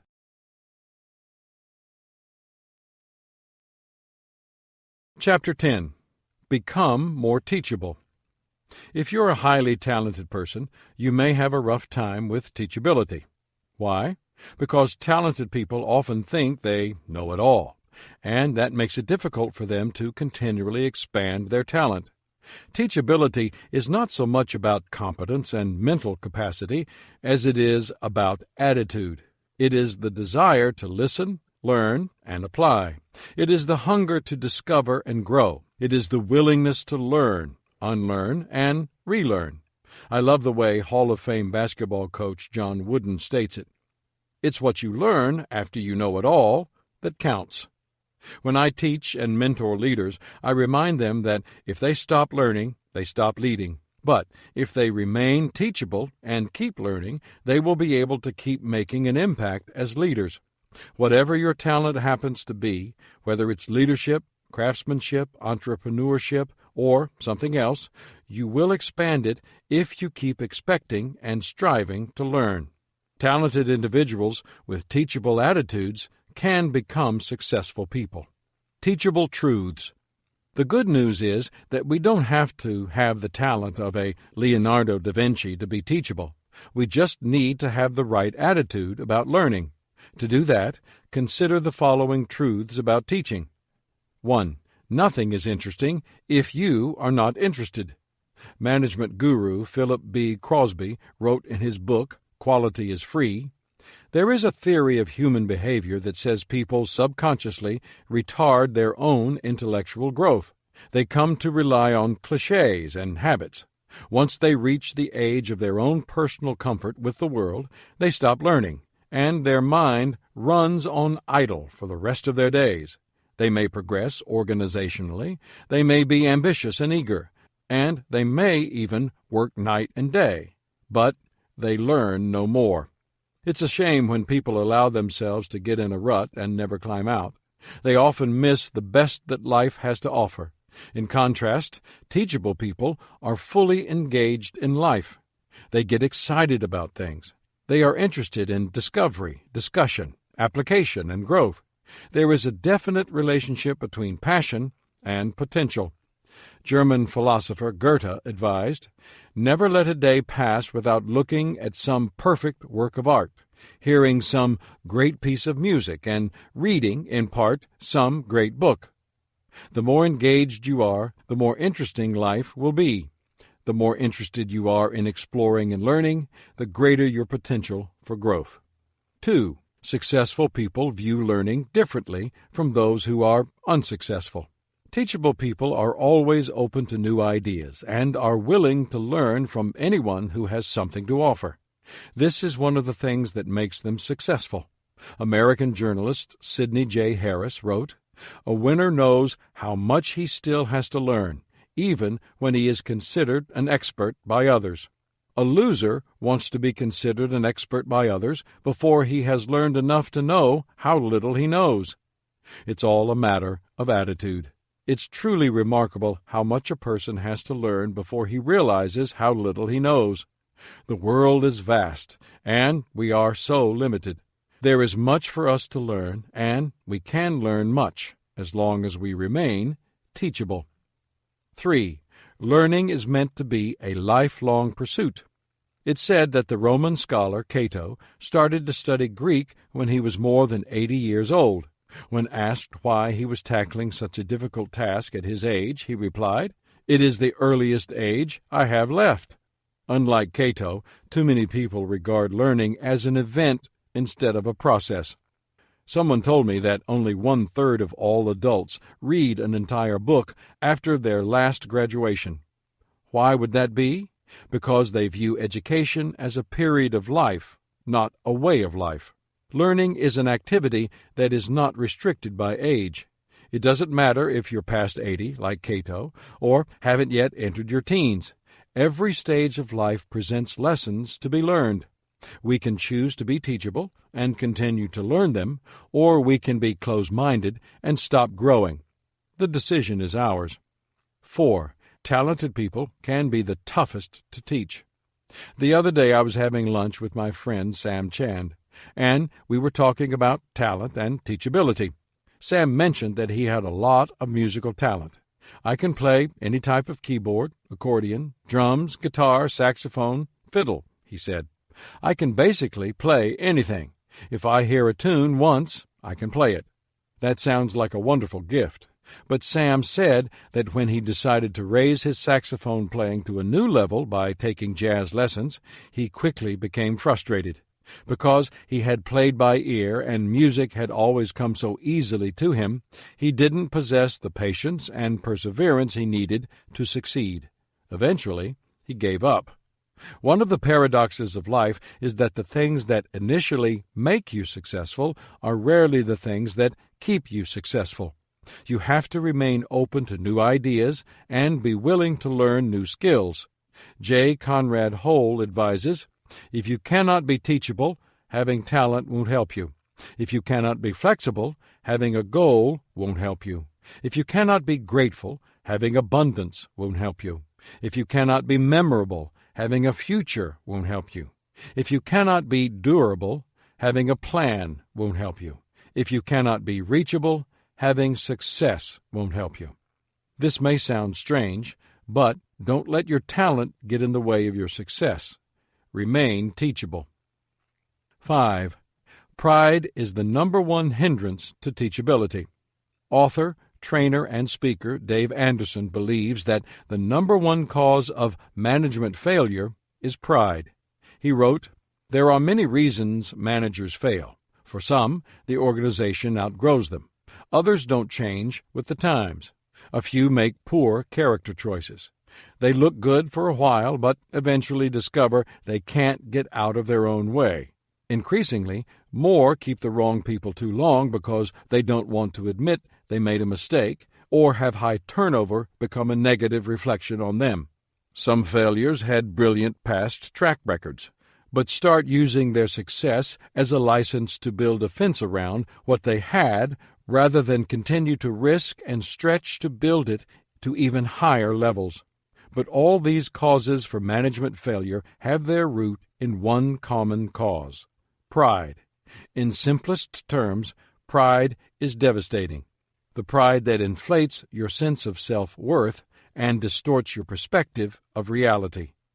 While envy is the deadly sin that comes from feelings of inferiority, the deadly sin of pride comes from feelings of superiority. It creates an arrogance of success, an inflated sense of self-worth accompanied by a distorted perspective of reality. Such an attitude leads to a loss of desire to learn and an unwillingness to change. It makes a person unteachable. The problems with pride. Pride is such a huge barrier to success and the development of talent that we need to examine it in greater detail. Here are just a few of the negative effects of pride as they relate to teachability. Pride closes our minds to new ideas. I've yet to meet a conceited, arrogant, or prideful person who possessed a teachable spirit. How about you? The writer of Proverbs observed, "Do you see a man who is wise in his own eyes? There is more hope for a fool than for him." Teachability, in its most fundamental form, is a willingness to open our minds to new ideas. Pride prevents that. Pride closes our minds to feedback. Stephen Covey comments, "It takes humility to seek feedback. It takes wisdom to understand it, analyze it, and appropriately act on it." I've already confessed to you that I have not always been a good listener, but I've learned over the years that I cannot do anything of real value alone. Achievement requires teamwork, and none of us is as smart as all of us. Having learned that lesson, I am continually asking members of my team to give me input on my ideas. I find this most valuable before team members or I take action, but I also solicit feedback throughout the process. Pride prevents us from admitting mistakes. The commanding admiral ordered a group of Navy pilots on maneuvers to maintain radio silence, but one young pilot mistakenly turned on his radio and was heard to mutter, "Man, I'm fouled up."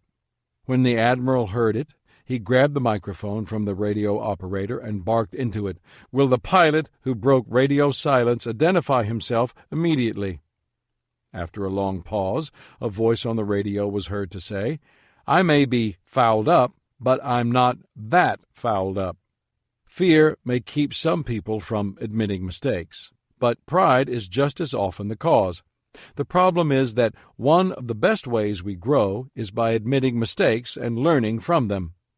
Writer William Bolitho observed, "The most important thing in life is not to capitalize on our gains. Any fool can do that.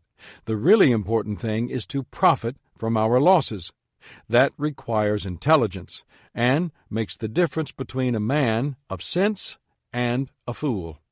Pride keeps us from making needed changes. Any time we do a job and think we did well, we become reluctant to make changes to our work. We become dedicated to the status quo instead of progress. Why? Because we have an emotional investment in it. For example, any time in the past when I've taken a leadership position in which I inherited a staff, I had little reluctance to make changes for the good of the organization. If someone wasn't doing the job and would not or could not grow and improve, I would replace him or her. However, if someone I selected was falling short, I was much slower to make the needed change. Pride caused me to defend what sometimes should not have been defended. When it comes to changing others, we want to do it immediately, but changing ourselves? Not so fast. That's a problem. How to overcome a pride problem. If pride is an obstacle to your growth, then you need to take some deliberate and strategic steps to overcome it. That may not be easy. Founding Father Benjamin Franklin observed, "There is perhaps not one of our natural passions so hard to subdue as pride. Beat it down, stifle it, mortify it as much as one pleases, it is still alive. Even if I could conceive that I had completely overcome it, I would probably be proud of my humility." To start the process, here is what I suggest. 1. Recognize and admit your pride. The first and most difficult step in overcoming pride is recognizing that it's a problem, since those who are bound by it are often unaware of it. To defeat pride, we need to embrace humility, and few desire that. Writer and apologist C.S. Lewis remarked, "If anyone would like to acquire humility, I can, I think, tell him the first step. The first step is to realize that one is proud, and a biggish step, too. At least nothing whatever can be done before it. If you think you are not conceited, it means you are very conceited indeed." People have a natural tendency to believe, or to hope, that they are indispensable, that the world will stop and take notice if anything happens to them. But I have to tell you, as someone who has presided over many funerals, life goes on. When someone dies, the family and friends closest to the person grieve. But the rest of the people who attend the reception after the funeral are more worried about the potato salad than the dearly departed. So, Kessinger's advice is really good. Do your best, but remember that no one is indispensable. 2. Express gratitude often. Once, when I was chatting with Zig Ziglar, he told me that he thought the least expressed of all virtues is gratitude. I think that is true. I also think it is the most appreciated expression by recipients. I think Oprah Winfrey's suggestion for cultivating gratitude is excellent.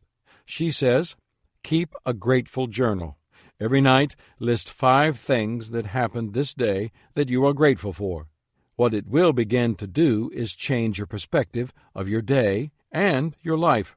If you can learn to focus on what you have, you will always see that the universe is abundant.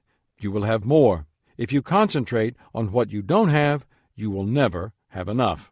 Therein lies the problem of people filled with selfish pride. They are not grateful because they think they get as much as they deserve. Expressing gratitude continually helps us to break this kind of pride. 3. Laugh at yourself. I love the Chinese proverb that says, "Blessed are they that laugh at themselves, for they shall never cease to be entertained." People who have the problem of pride rarely laugh at themselves. But engaging in humor at your own expense shows that pride isn't a problem, and it is a way of breaking a pride problem. There's a story about a judge named Robert S. Gothrop, who had a distinguished career on the bench beginning in 1977 at age 44. But he refused to take himself too seriously and maintained his sense of humor.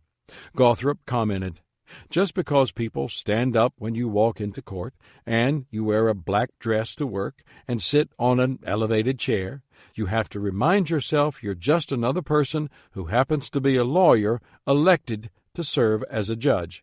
To remind himself of this, he used to keep a small framed statement near his private courtroom door, a gift from relatives, that said, "To us, you'll always be just the same old jackass."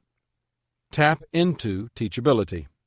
If you want to expand your talent, you must become teachable. That is the pathway to growth.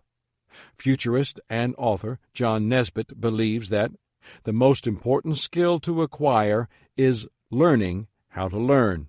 Here is what I suggest as you pursue teachability. 1. Learn to listen. The first step in teachability is learning to listen. American writer and philosopher Henry David Thoreau wrote, "It takes 2 to speak the truth, 1 to speak and 1 to hear." Being a good listener helps us to know people better, to learn what they have learned, and to show them that we value them as individuals. Abraham Lincoln was one of the most teachable presidents. When he began his career, he was not a great leader, but he grew into his presidency.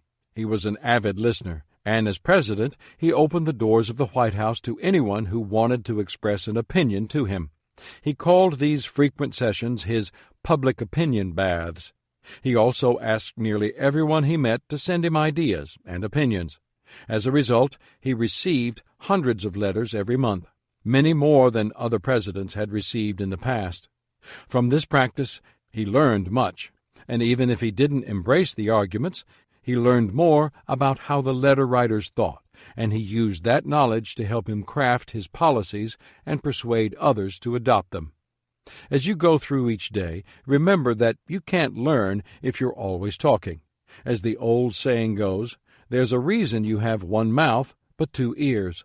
Listen to others, remain humble, and you will begin to learn things every day that can help you expand your talent. 2. Understand the learning process. Sometimes things are painfully obvious and need little explanation. For example, read the following humorous warnings and pieces of advice collected from the military. Aim towards enemy. Instruction printed on U.S. rocket launcher. When the pin is pulled, Mr. Grenade is not our friend. U.S. Army. If the enemy is in range, so are you. Infantry Journal. It is generally inadvisable to eject directly over the area you just bombed. U.S. Air Force Manual. If your attack is going too well, you're probably walking into an ambush. Infantry Journal. Never tell the platoon sergeant you have nothing to do. Unknown Army Recruit. Don't draw fire. It irritates the people around you. Your buddies. If you see a bomb technician running, try to keep up with him. U.S. Ammo Troop.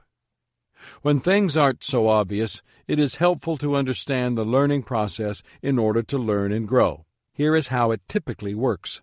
Step 1. Act. Step 2. Look for your mistakes and evaluate. Step 3. Search for a way to do it better. Step 4. Go back to Step 1.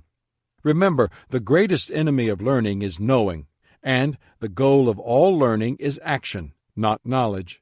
If what you are doing does not in some way contribute to what you or others are doing in life, then question its value and be prepared to make changes. 3. Look for and plan teachable moments. If you look for opportunities to learn in every situation, you will be more successful and expand your talent to its potential. But you can also take another step beyond that and actively seek out and plan teachable moments. You can do that by reading books, visiting places that will inspire you, attending events that will prompt you to pursue change, listening to lessons, and spending time with people who will stretch you and expose you to new experiences.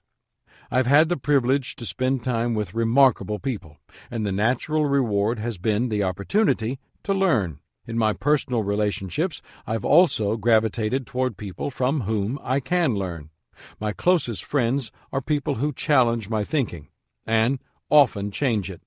They lift me up in many ways, and I've found that I often live out something stated by Spanish philosopher and writer Baltasar Gracian. Make your friends your teachers, and mingle the pleasures of conversation with the advantages of instruction. You can do the same. Cultivate friendships with people who challenge and add value to you, and try to do the same for them. It will change your life. 4. Make your teachable moments count. Years ago, I saw a Peanuts cartoon by Charles Schulz that showed Charlie Brown at the beach building a magnificent sandcastle. With it completed, he stood back to admire his work, at which point he and his work were engulfed by a downpour that leveled his beautiful castle. In that last frame, he says, "There must be a lesson here, but I don't know what it is." Unfortunately, that's the way many people feel after a potentially valuable experience. Even people who are strategic about seeking teachable moments can miss the whole point of the experience. I say this because for 30 years I've been a speaker at conferences and workshops, events that are designed to help people learn. But I've found that many people walk away from an event and do very little with what they heard after closing their notebooks. It would be like a jewelry designer going to a gem merchant to buy fine gems, placing them carefully into a case, and then putting that case on the shelf to collect dust. What's the value of acquiring the gems if they're never going to be used? We tend to focus on learning events instead of the learning process.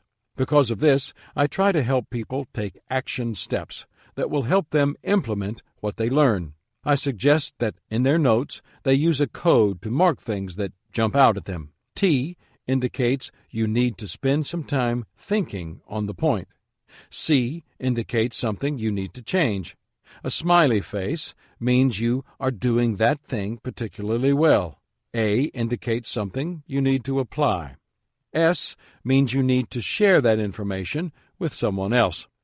After the conference, I recommend that they create to-do lists based on what they marked, then schedule time to follow through. 5. Ask yourself, am I really teachable?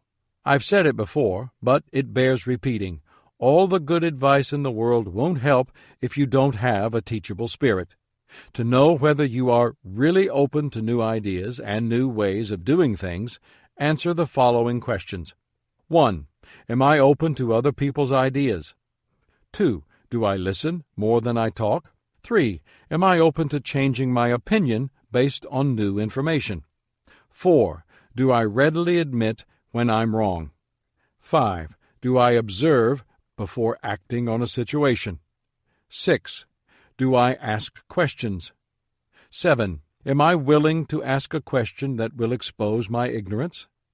8. Am I open to doing things in a way I haven't done before? 9. Am I willing to ask for directions? 10. Do I act defensive when criticized? Or do I listen openly for the truth? If you answered no to one or more of these questions, then you have room to grow in the area of teachability. You need to soften your attitude and learn humility, and remember the words of John Wooden. Everything we know, we learned from someone else. Thomas Edison was the guest of the governor of North Carolina when the politician complimented him on his creative genius. "I am not a great inventor," countered Edison. "But you have over 1,000 patents to your credit," the governor stated. "Yes, but about the only invention I can really claim as absolutely original is the phonograph," Edison replied. "I'm afraid I don't understand what you mean," the governor remarked. "Well," explained Edison, "I guess I'm an awfully good sponge. I absorb ideas from every course I can, and put them to practical use. Then I improve them until they become of some value. The ideas which I use are mostly the ideas of other people who don't develop them themselves." What a remarkable description of someone who used teachability to expand his talent. That is what successful people do. That is what all of us should strive to do. Choose to be more teachable. Chapter 11. Develop strong character. Many people with talent make it into the limelight, but the ones who have neglected to develop strong character rarely stay there long. Absence of strong character eventually topples talent. Why? Because people cannot climb beyond the limitations of their character. Talented people are sometimes tempted to take shortcuts. Character prevents that. Talented people may feel superior and expect special privileges. Character helps them know better. Talented people are praised for what others see them build. Character builds what's inside them. Talented people have the potential to be difference makers. Character makes a difference in them. Talented people are often a gift to the world. Character protects that gift. Components of character. People are like icebergs. There's much more to them than meets the eye.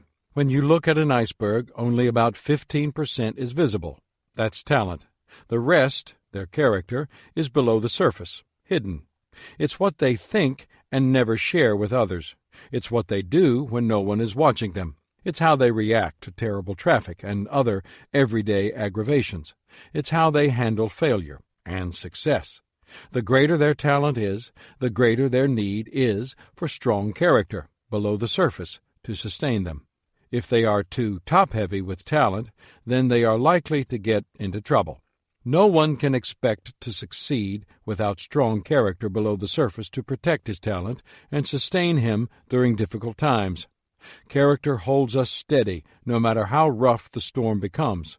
Or, to put it another way, as David McClendon did when we spent time together recently, character is the pedestal that determines how much weight a person can sustain. If your character is the size of a toothpick, you can only sustain a postage stamp. If your character is as thick as a column, you can sustain a roof. So, what exactly comprises character? Ask a dozen people, and you'll get a dozen answers. I believe it boils down to 4 elements. 1. Self-discipline. 2. Core values. 3. A sense of identity. And 4. Integrity. Let's consider each of them. 1. Self-discipline. At the most basic level, self-discipline is the ability to do what is right even when you don't feel like doing it. Outstanding leaders and achievers throughout history understood this. Greek philosopher Plato asserted, "The first and best victory is to conquer self." The greatest victories are internal ones. Oswald Sanders, the author of the book on leadership that launched my personal journey as a leader, Spiritual Leadership, wrote that the future is with the disciplined. He said that without self-discipline, a leader's other gifts, however great, will never realize their maximum potential.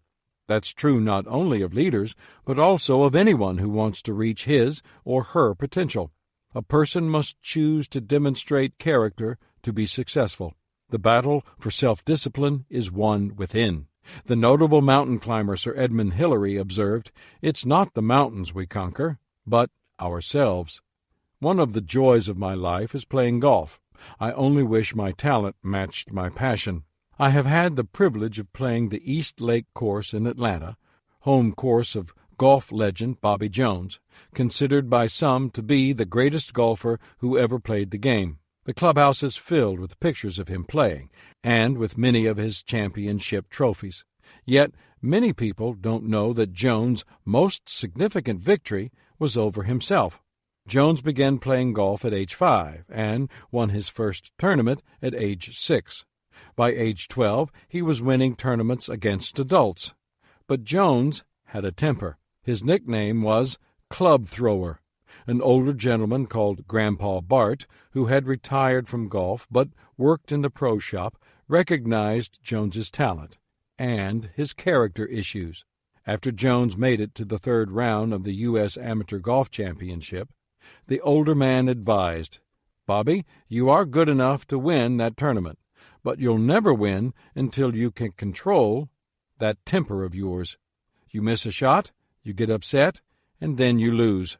Jones did master his temper and won his first U.S. Open when he was 21. Grandpa Bart used to say, Bobby was 14 when he mastered the game of golf, but he was 21 when he mastered himself. English theologian and orator Henry Perry Lyddon observed, "What we do on some great occasion will probably depend on what we already are, and what we are will be the result of previous years of self-discipline. The first step to strong character is conquering self." 2. Core values. Our core values are the principles we live by every day. They define what we believe and how we live.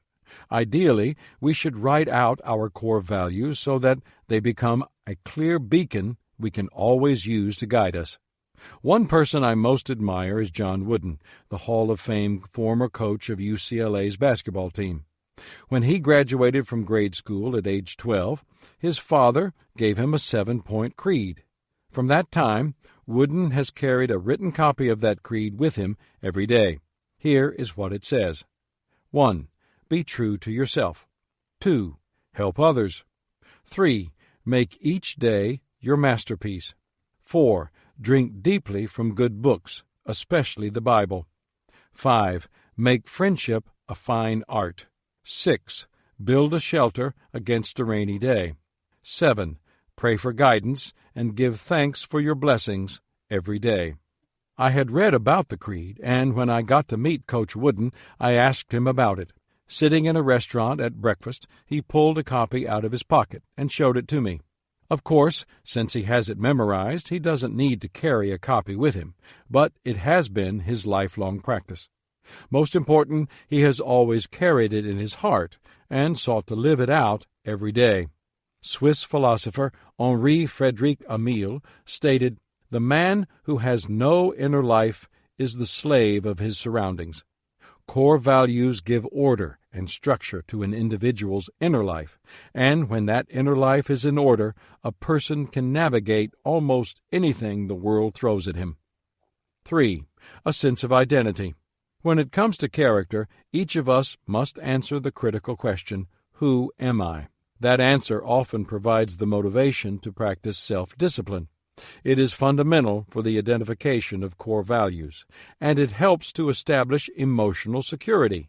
Our sense of security, or lack of it, often drives what we do. American novelist Nathaniel Hawthorne recognized this truth.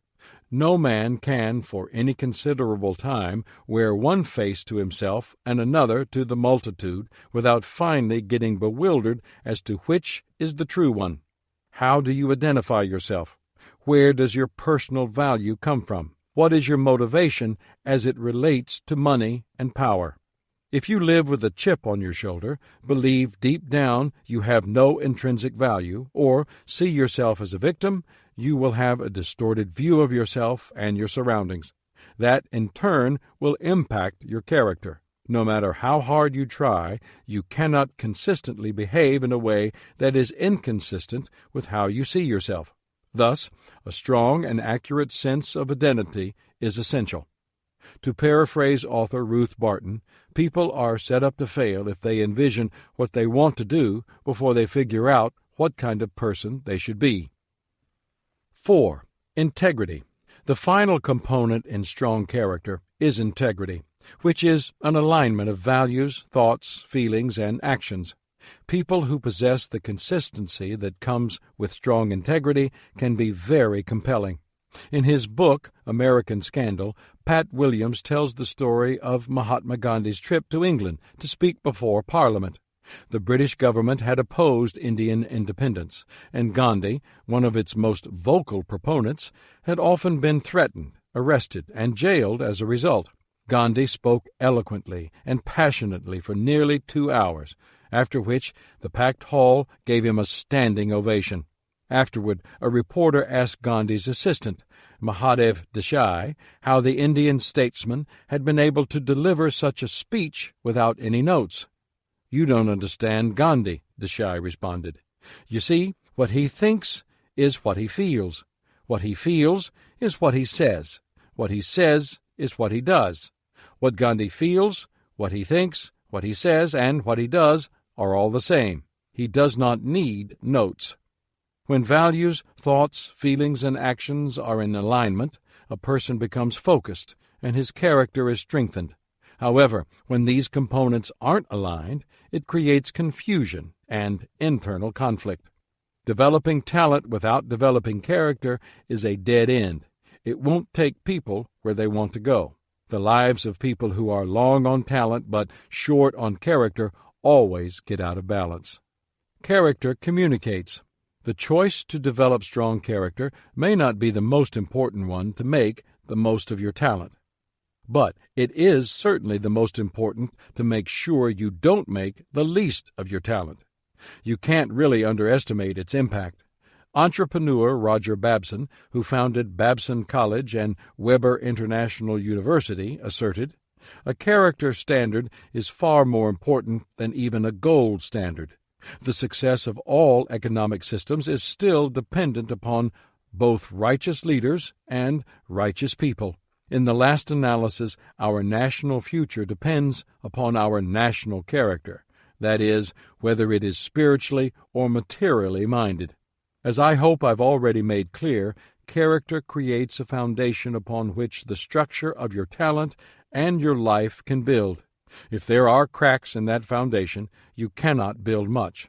That's why you must first develop within before you can achieve much without. But once you build strong character, it does more than provide a platform for your personal success and the maximization of your talent. It also impacts others and allows you to build with them. It does that through what it communicates to people. 1. Character communicates consistency. Cultural anthropologist Margaret Mead stated, "What people say, what people do, and what people say they do are entirely different things." That is true of people who live without character, without integrity. Such people communicate confusion to others. They can say anything they like, but their actions determine the message we receive. It was philosopher-poet Ralph Waldo Emerson who said, "What you do thunders so loudly in my ears I cannot hear what you say." Amazingly, there are people who actually promote this inconsistency. Designer Ralph Lauren was quoted as saying, "The crux of a person's identity resides in the trappings, not in the person himself. One needn't be well read so long as one surrounds himself with books. One needn't play the piano so long as one has a piano. In short, one can be whoever one wants to be, or, more accurately, one can seem to be whoever one wants to be." While one may be able to make an impression with trappings, the real person always comes through in the end. Impressions are like shadows. They disappear when a strong enough light is shone on them. Character is the genuine article, and the more you shine light on it, the more of its details you can see. Character shows that who you are and who you appear to be are one and the same, and that, according to Greek philosopher Socrates, is the first key to greatness. 2. Character communicates choices. Earlier in the chapter, I mentioned that Bobby Jones needed to overcome a terrible temper to succeed at golf. Not only did Jones do that, but he actually became a model of sportsmanship and character. Both could be seen in his play. During the final playoff of a U.S. Open tournament, Jones's ball ended up in the rough just off the fairway. As he set up to play his shot, he accidentally caused his ball to move. He immediately turned to the marshals and announced the foul. The marshals discussed the situation among themselves. They hadn't seen the ball move. Neither did anyone in the gallery. They left it up to Jones whether to take the penalty stroke, which he did. Later, when the marshal commended Jones on his high level of integrity, Jones replied, "Do you commend a bank robber for not robbing a bank? No, you don't. This is how the game of golf should be played at all times." Jones lost the match that day, by one stroke. But he didn't lose his integrity. His character was so well known that the United States Golf Association Sportsmanship Award came to be named the Bob Jones Award. It's an interesting paradox. Our character creates our choices, yet our choices create our character. Author and speaker Margaret Jensen observed, "Character is the sum total of all our everyday choices. Our character today is a result of our choices yesterday. Our character tomorrow will be a result of our choices today. To change your character, change your choices. Day by day, what you think, what you choose, and what you do is who you become. Once you get a handle on the character of a person, you can understand his choices and even predict what they will be." 3. Character communicates influence. Today, many people try to demand respect. They believe that influence should be granted to them simply because they have position, wealth, or recognition. However, respect and influence must be earned over time, and they are built and sustained by character. First and foremost, influence is based on character. U.S. Army General J. Lawton Collins asserted, "No matter how brilliant a man may be, he will never engender confidence in his subordinates and associates if he lacks simple honesty and moral courage." I've taught leadership for more than 3 decades, and I've written many books on it. During that time, I've tried to help people develop skills that will benefit them as leaders. However, all the skills in the world won't assist someone whose character is hopelessly flawed. Experienced leaders understand this. Author Stephen Covey wrote, "If I try to use human influence strategies and tactics of how to get other people to do what I want, to work better, to be more motivated, to like me, and each other while my character is fundamentally flawed, marked by duplicity or insincerity, then, in the long run, I cannot be successful. My duplicity will breed distrust, and everything I do, even using so-called good human relations techniques, will be perceived as manipulative. It simply makes no difference how good the rhetoric is, or even how good the intentions are. If there is little or no trust, there is no foundation for permanent success. Character cannot be inherited. It cannot be bought. It is impossible to weigh, and it cannot be physically touched. It can be built, but only slowly, and without it, one cannot lead others. 4. Character communicates longevity. If you want to know how long it will take to get to the top, consult a calendar. If you want to know how long it can take to fall to the bottom, try a stopwatch. Character determines which will happen. Dreams become shattered, possibilities are lost, organizations crumble, and people are hurt when a person doesn't have character protecting his talent. Character provides the opportunity for longevity in any career, any relationship, and any worthwhile goal. Author and pastor J.R. Miller wrote, "The only thing that walks back from the tomb with the mourners and refuses to be buried is the character of a man." This is true. What a man is survives him. It can never be buried. If you want your talent to last, and you want to sleep well at night, depend upon good character. Ask about the secret of a long and happy life.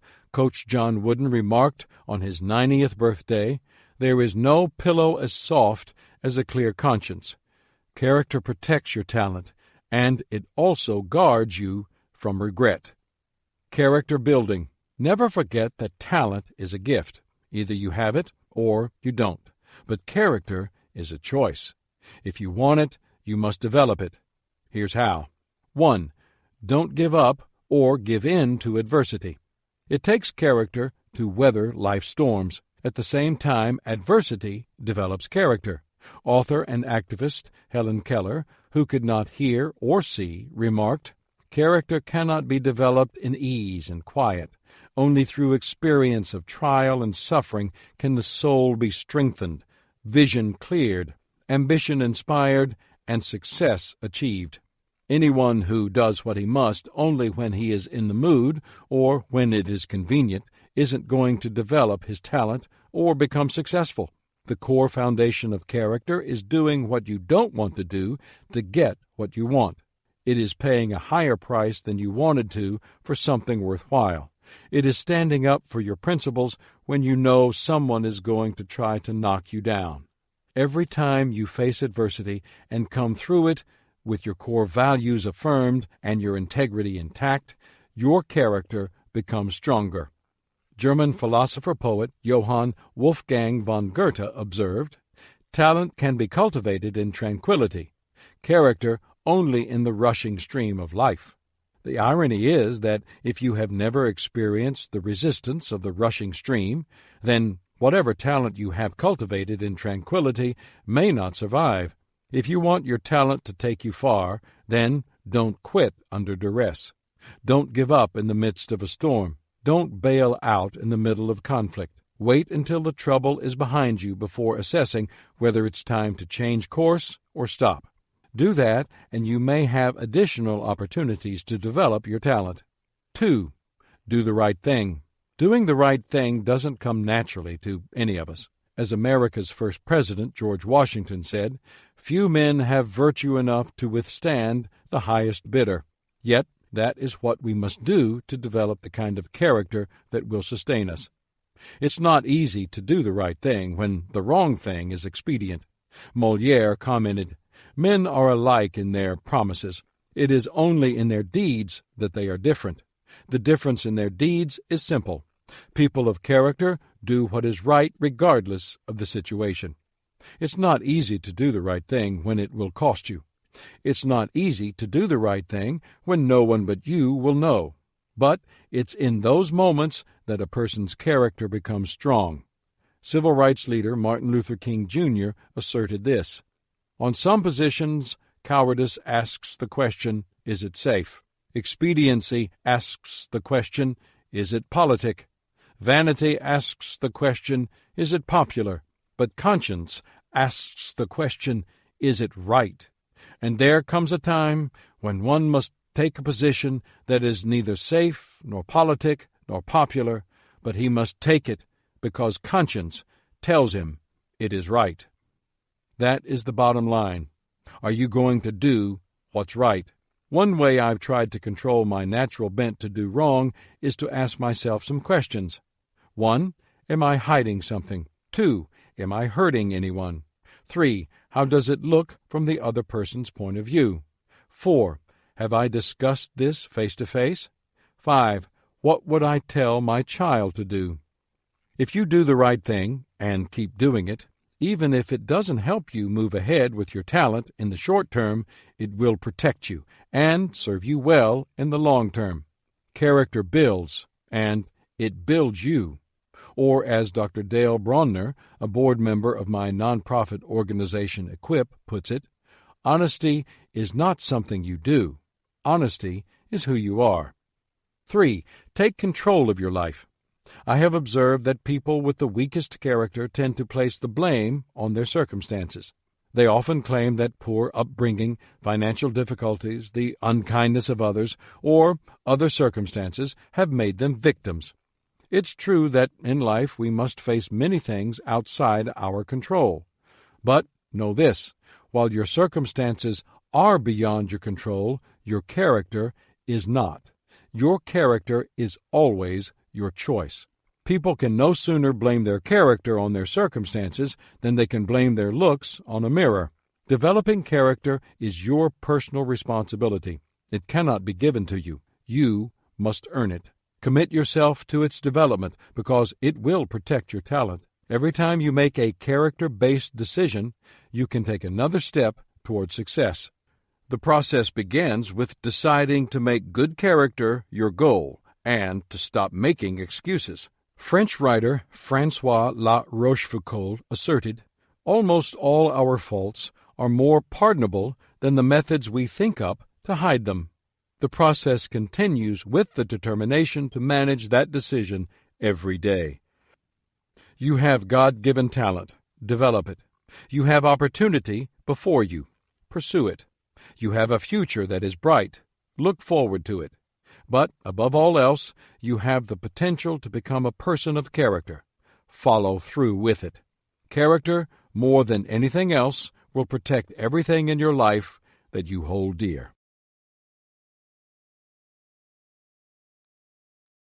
Chapter 12. Cultivate Good Relationships.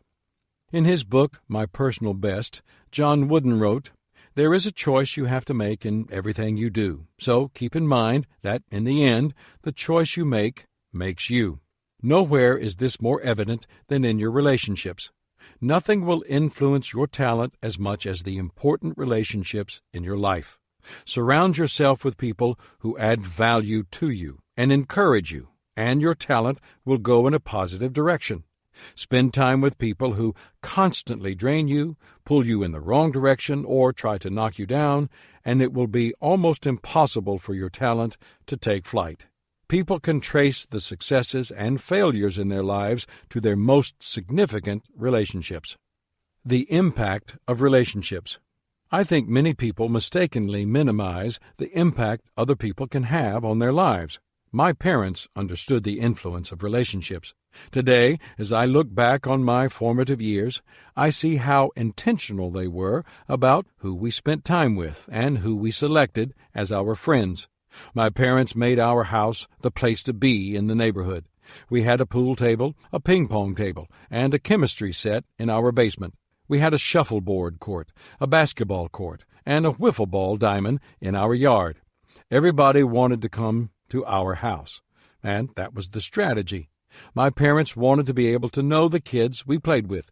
Typical of the times, it was the 1950s and the 1960s, my mom didn't work outside the home, so she was always there to keep an eye on us. Mom was always on the periphery of our play, fixing us lunch or a cold drink, putting bandages on cuts, and observing the interaction and behavior of each person. Every now and then, she would ask my brother, Larry, my sister, Trish, or me about a particular friend. As children, we had no idea of the importance of associating with good kids rather than bad ones. But our parents did. They made sure the influences on our lives were positive. Years later, when I was an adult and I spent several hours a week counseling people, I learned through daily observation what my parents knew. Almost all our sorrows can be traced to relationships with the wrong people, and our joys to relationships with the right people. The impact of some relationships. The relationships in our lives really do make or break us. They either lift us up or take us down. They add or they subtract. They help give us energy or they take it away. Here's what I mean. Some relationships take from us. There are a couple of good ways to tell whether a relationship is positive or negative. The first is to note whether a person makes you feel better or worse about yourself. The second relates to how much energy the relationship requires. Let's face it, some relationships feel as if they could suck the life out of you. In his book, High Maintenance Relationships, Les Parrott offers a straightforward quiz that can help you tell whether someone in your life is a negative person who takes energy from you. Answer yes or no to each of the following questions. Do you feel especially anxious when a particular person has called and left a message for you to return the call? Have you recently been dealing with a relationship that drains you of enthusiasm and energy? Do you sometimes dread having to see or talk to a particular person at work or in a social situation? Do you have a relationship in which you give more than you get in return? Do you find yourself second-guessing your own performance as a result of an interaction with this person? Do you become more self-critical in the presence of this person? Is your creativity blocked, or is your clarity of mind hampered somewhat by the lingering discomfort of having to deal with a difficult person? Do you try to calm yourself after being with this person by eating more, biting your nails, or engaging in some other unhealthy habit? Do you ever have imaginary conversations with this person or mental arguments in which you defend yourself or try to explain your side of a conflict? Have you become more susceptible to colds, stomach problems, or muscle tension since having to deal with this difficult person? Do you feel resentful that this person seems to treat other people better than she or he treats you? Do you find yourself wondering why this person singles you out for criticism but rarely acknowledges things you do well? Have you thought about quitting your job as a result of having to interact with this difficult person? Have you noticed that you are more irritable or impatient with people you care about because of leftover frustrations from your interactions with this difficult person? Are you feeling discouraged that this person has continued to drain you of energy despite your efforts to improve the relationship? Les says that if you answered yes to 10 or more of the questions, then you are certainly in a high-maintenance relationship. I don't mean to imply that only negative relationships require you to put energy into them. All relationships require you to give some energy. Relationships don't cultivate and sustain themselves. The question is, how much energy do they require? And do they give anything in return? For example, some of the positive relationships that require a tremendous amount of energy in my life include my family. Every family has ups and downs, but that's okay. That's what it means to be a family. My inner circle of friends. These people get everything I've got, and they give their all, too. That's what friendship is all about. My team. Leadership begins with a serving attitude. I always try to give more than I receive. Those less fortunate than I am. Every year I travel to developing countries to train leaders and add value to people through Equip, my nonprofit organization. If a relationship requires you to expend energy some of the time, that's normal. If a relationship saps your energy all the time, then that relationship has a negative effect on you. You may be able to see its effects in many areas of your life. It dilutes your talent because it robs you of energy that you could be using toward your best gifts and skills. It distracts you from your purpose, and it detracts you from your best efforts. In the long run, a negative relationship cannot influence your talent in a positive direction. Some relationships add to us. Some relationships clearly make us better. They energize, inspire, and validate us. They lift us up and give us joy.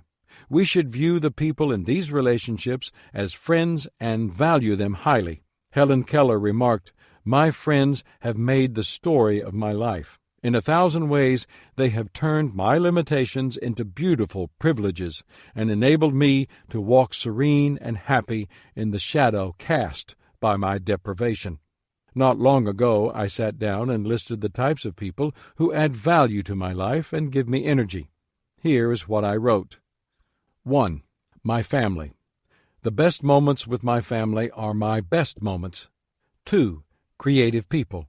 They unleash creativity within me, like no others. 3. Successful people. I love to hear their stories. 4. Encouraging people. Encouragement is like oxygen to my soul. 5. Fun people. Laughter always lifts my spirit. 6. Good thinkers. Conversations with them are my favorite things. 7. My team. They always add value to me. 8. Learners. Interested people are interesting people. Positive relationships take us to a higher level. They encourage us and bring out the best in us. They make us better than we otherwise would be without them. They are some of life's greatest gifts. Some relationships are pivotal to our lives. Throughout a lifetime, people are in contact with thousands of people in varying levels of relationships. Most have a very limited impact on us. But a few relationships have such a tremendous impact that they change the course of our lives. They are pivotal to who we are and what we do. I don't think anyone can try to create one of these relationships. I call them simply God's gift to me. I don't deserve them, but I do need them. People with whom I have enjoyed this kind of relationship give beyond reason and lift me up to a level I could not achieve without them. Tom Philippi is one such friend. Tom and I have been friends for more than 30 years. We have traveled the world together, yet we also enjoy just sitting at home, talking, with no other agenda. Not long ago, a group of Tom's friends got together with him to celebrate his 70th birthday. Each of us had the chance to tell the others how Tom has affected our lives. I wrote what I wanted to say and read it to the group. Tom has loved me unconditionally. Victor Hugo said, "The supreme happiness of life is being loved in spite of yourself." Tom has also loved me continually. In 1980, he encouraged me to join the Wesleyan denomination. In 1981, he began assisting me in starting leadership conferences. He gave me an opportunity to enter the business world. He managed my personal development organization when time would not allow me to do it. He financially kept my nonprofit organization alive in its beginning days. Today, it trains millions of leaders internationally. One of God's gifts to me was Tom's friendship. I then closed with a poem called "Your Name is Written" at the top of my list. Tom has changed my life forever. He has been a lifter in so many areas of my life. If you ever encounter someone who has that impact on you, fight to preserve that relationship. Show your gratitude often and give whatever you can in return. 5 signs of a good relationship. Relationships at the secure level validate us and help us to become more comfortable with who we are and to discover our gifts and talents. Good relationships add value to us so that our talent is actually enhanced. Our good friends tell us the truth in a supportive way. They keep us grounded. If we start to get off course, they help keep us on track. They encourage us when we're down and inspire us to go higher. A few good relationships can make all the difference in where a talented person ends up in life. As you engage in relationships, try to find people with whom you can build relationships that are mutually beneficial. Here are the signs that a relationship is headed toward that level. 1. Mutual enjoyment. In good relationships, people spend time together just for the enjoyment of being together. What they do is not of significance. For example, my wife Margaret and I often run errands together. What's enjoyable about dropping off the dry cleaning, buying groceries, or picking up items at a neighborhood shop? Nothing, except spending time with her. I think when many of us were kids, we intuitively understood the value of spending time with someone special. Do you remember how it felt to sit on the lap of your mother or father when you were small? Or how excited you got when a favorite uncle or a grandparent came to visit? Or how it felt when you first started dating? Unfortunately, the busyness and pressures of life often cause us to forget what a joy this can be. I've always valued time with Margaret. Now that she and I are grandparents, time with people I love means even more to me. Try not to let the stresses of life make you lose track of that. 2. Respect. When you value someone on the front end of a relationship, you earn respect on the back end. And that's foundational to all good relationships. When do people respect you? When you don't let obstacles or circumstances become more important to you than the relationship. When the pressure is on and you still treat them with patience and respect. When the relationship is struggling and you are willing to work hard to protect and preserve it. That's when you have proven worthy of others' respect. Respect is almost always built on difficult ground. Proverbs, the book of wisdom in the Bible, teaches about the strengths of friendships. Friendships are scarce. 18, verse 24. Friends will not jump ship when the going gets rough. 17, verse 17. Friends will be available for counsel. 27, verse 9. Friends will speak the truth to you. 27, verse 6. Friends will sharpen you. 27, verse 17. Friends will be sensitive to your feelings. 26, verses 18 and 19. Friends will stick with you. 16, verse 28. 18, verse 24. People who respect each other and build a good relationship enjoy all of these benefits of friendship. 3. Shared experiences. Going through a significant experience with another person creates a mutual bond. The experience can be positive or negative. Families come together and enjoy reminiscing about vacations they took years before. Often the more disastrous, the more fondly remembered. Colleagues build relationships as they work together on high-pressure projects.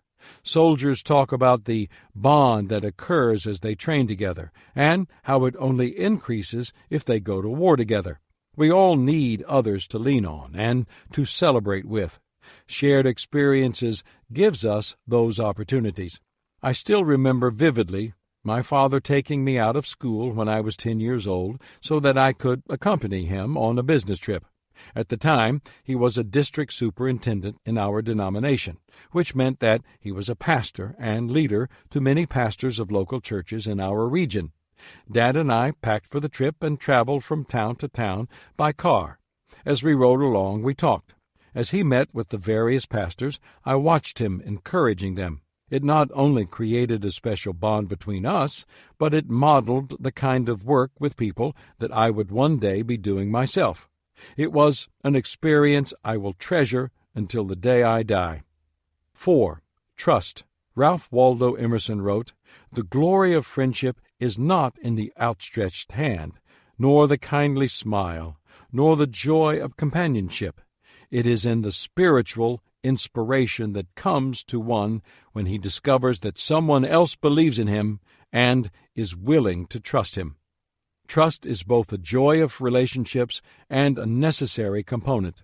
In my book, Winning with People, I describe the bedrock principle, which says, trust is the foundation of any relationship. Nothing is more important in relationships. If you don't have trust, you don't have much of a relationship. 5. Reciprocity. All relationships experience ebb and flow. Sometimes one person is the primary giver. Sometimes the other person is. But relationships that continue to be one-sided will not remain solid. When they continue to be out of balance, they become unstable and often unhealthy. If you want the relationship to continue, you will need to make changes. Here's how it works. When you are getting the better of the relationship, changes must be made.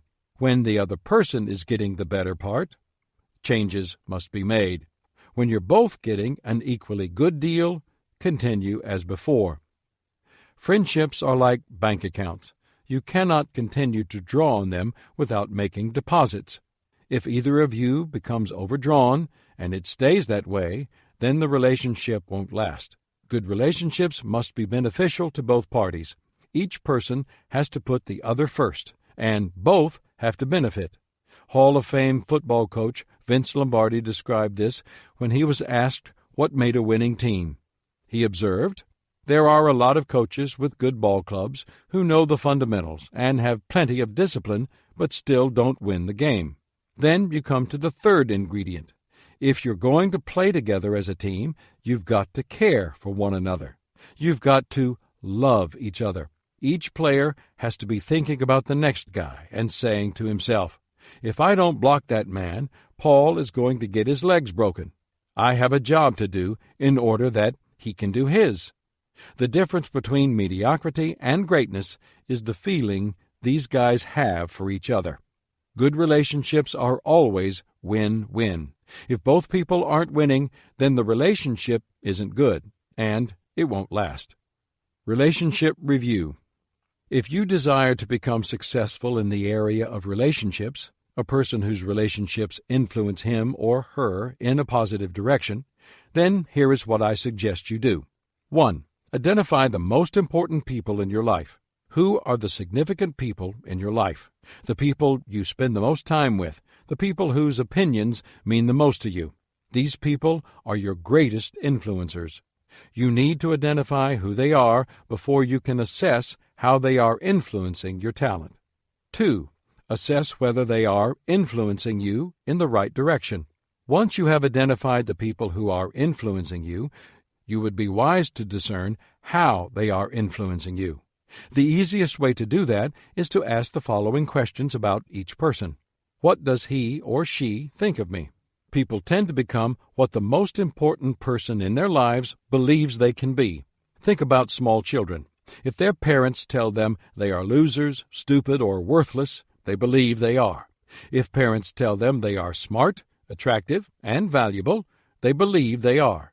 We embrace the opinions of people we respect. Ralph Waldo Emerson asserted, "Every man is entitled to be valued by his best moments." If you want to be influenced in a positive direction, you need to spend time with people who think positively about you. They need to believe in you. What does he or she think of my future?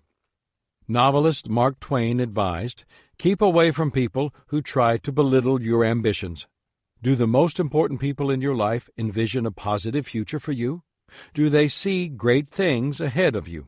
Margaret, my wife, has given me many wonderful gifts during the course of our relationship. One that I cherish is the ministry log book she gave me the year before we were married, knowing that a pastoral career was ahead of me. In it, I could record my activities such as sermon topics, weddings, and funerals. It is a record of my life leading local churches, but I value it most for something she wrote in it in 1968. It said simply, "John, you're going to accomplish great things. Love, Margaret." Her few words weren't poetic or profound, but they communicated her confidence in me and her belief in my future. And she has demonstrated that belief in me every day of our marriage. How does he or she behave toward me in difficult times? There's an old saying, in prosperity, our friends know us. In adversity, we know our friends. Haven't you found that to be true? When times are tough and you're having difficulties, a friend who is influencing you in the right direction is slow to suspect, condemn, offend, expose, reprimand, belittle, demand, provoke, resent, but quick to trust, justify, defend, shield, forbear, appreciate, give, help, forgive. When you get knocked down, good friends don't kick you while you're down or say, "I told you so." They pick you up and help you keep going. What does he or she bring out of me? British Prime Minister Benjamin Disraeli observed, "The greatest good you can do for another is not just to share your riches, but to reveal to him his own." That is really the essence of positive relationships that influence people to rise up and reach their potential. They see the best in you and encourage you to strive for it. Author William Arthur Ward remarked, "A true friend knows your weaknesses, but shows you your strengths, feels your fears, but fortifies your faith, sees your anxieties, but frees your spirit, recognizes your disabilities, but emphasizes your possibilities." That's what positive relationships should do. 3. If your friends aren't friends, then make new ones. If the people close to you are dragging you down, then it may be time to make some changes. Speaker Joe Larson remarked, "My friends didn't believe that I could become a successful speaker, so I did something about it. I went out and found me some new friends." When you really think about it, the things that matter most in life are the relationships we develop. Remember, you may build a beautiful house, but eventually it will crumble. You may develop a fine career, but one day it will be over. You may save a great sum of money, but you can't take it with you. You may be in superb health today, but in time it will decline. You may take pride in your accomplishments, but someone will surpass you. Discouraged? Don't be, for the one thing that really matters lasts forever: your friendships. Life is too long to spend it with people who pull you in the wrong direction, and it's too short not to invest in others. Your relationships will define you, and they will influence your talent, one way or the other. Choose wisely. Chapter 13. Commit to responsibility. Nothing adds muscle to talent like responsibility. It lifts talent to a new level and increases its stamina. However, as I consider the choices that help make someone successful, I realize that responsibility is often the last choice people desire to make. The result is flabby talent that fails to perform and never realizes its potential. How sad for the person who fails to take responsibility. How sad for others. Author and editor Michael Korda said, "Success on any major scale requires you to accept responsibility. In the final analysis, the one quality that all successful people have is the ability to take on responsibility. If you desire success, make responsibility your choice." The strength of responsibility. We live in a culture that overvalues talent and undervalues responsibility. If you doubt that, then examine the way we treat our athletes. When athletes are in high school and college, their reckless or irresponsible acts are often overlooked in proportion to the talent they display on the court or playing field. What a disservice to them! Responsibility actually strengthens talent and increases the opportunity for long-term success. Here is how it helps. 1. Responsibility provides the foundation of success. Sociology professor Tony Campolo points out the importance of having a strong sense of responsibility, especially in a culture like ours that values freedom. Of the American system, he wrote, "While I think it lays down the principles that make for the best political system ever devised, the Constitution has one basic flaw. It clearly delineates the Bill of Rights, but it nowhere states a Bill of Responsibilities. Government that ensures people of their rights but fails to clearly spell out their responsibilities fails to call them to be the kind of people God wants them to be." I agree wholeheartedly with Campolo's call for responsibility. In fact, for years I've taught leaders that as they move up the ladder and take on greater responsibility, their rights actually decrease. Leadership requires sacrifice, and while taking on responsibility is also a sacrifice, it is one that brings tremendous rewards. I once had the opportunity to spend time on the aircraft carrier USS Enterprise. I received a tour of the ship and listened to many officers explain the various tasks and functions of the 5,500 people on board the ship. What struck me was that the officers' messages had a common theme. They talked about the importance of their area to the overall mission of the ship, and how the responsibility for those functions was shouldered by a bunch of 19-year-old sailors. The officers made these statements with pride. One officer told me about leading a former gang member under his command. The young man had been given the choice of jail or the Navy. The troubled youth became an effective part of the team and was then the leader of his squad. His proudest moments in the military, this officer said, came from helping troubled kids to succeed. What turned kids into productive citizens and troublemakers into leaders? Responsibility. When they entered the service, they became immersed in a culture of responsibility. That culture demanded that they act accordingly, that they become responsible and productive. When people respond to a call for responsibility by giving their best, good things happen. The young men and women I met had made the choice to embrace responsibility, and it was creating success for them in the military. It will continue to provide a foundation for their success in the coming years, no matter what they do. 2. Responsibility, handled correctly, leads to more responsibility. Years ago, the editor of the Bellefontaine, Ohio Examiner, Gene Marine, sent a new sports reporter to cover a big game. The reporter returned to the paper with no report. "Where's the story?" asked Marine. "No report," replied the reporter. "What?" growled Marine. "And why not?"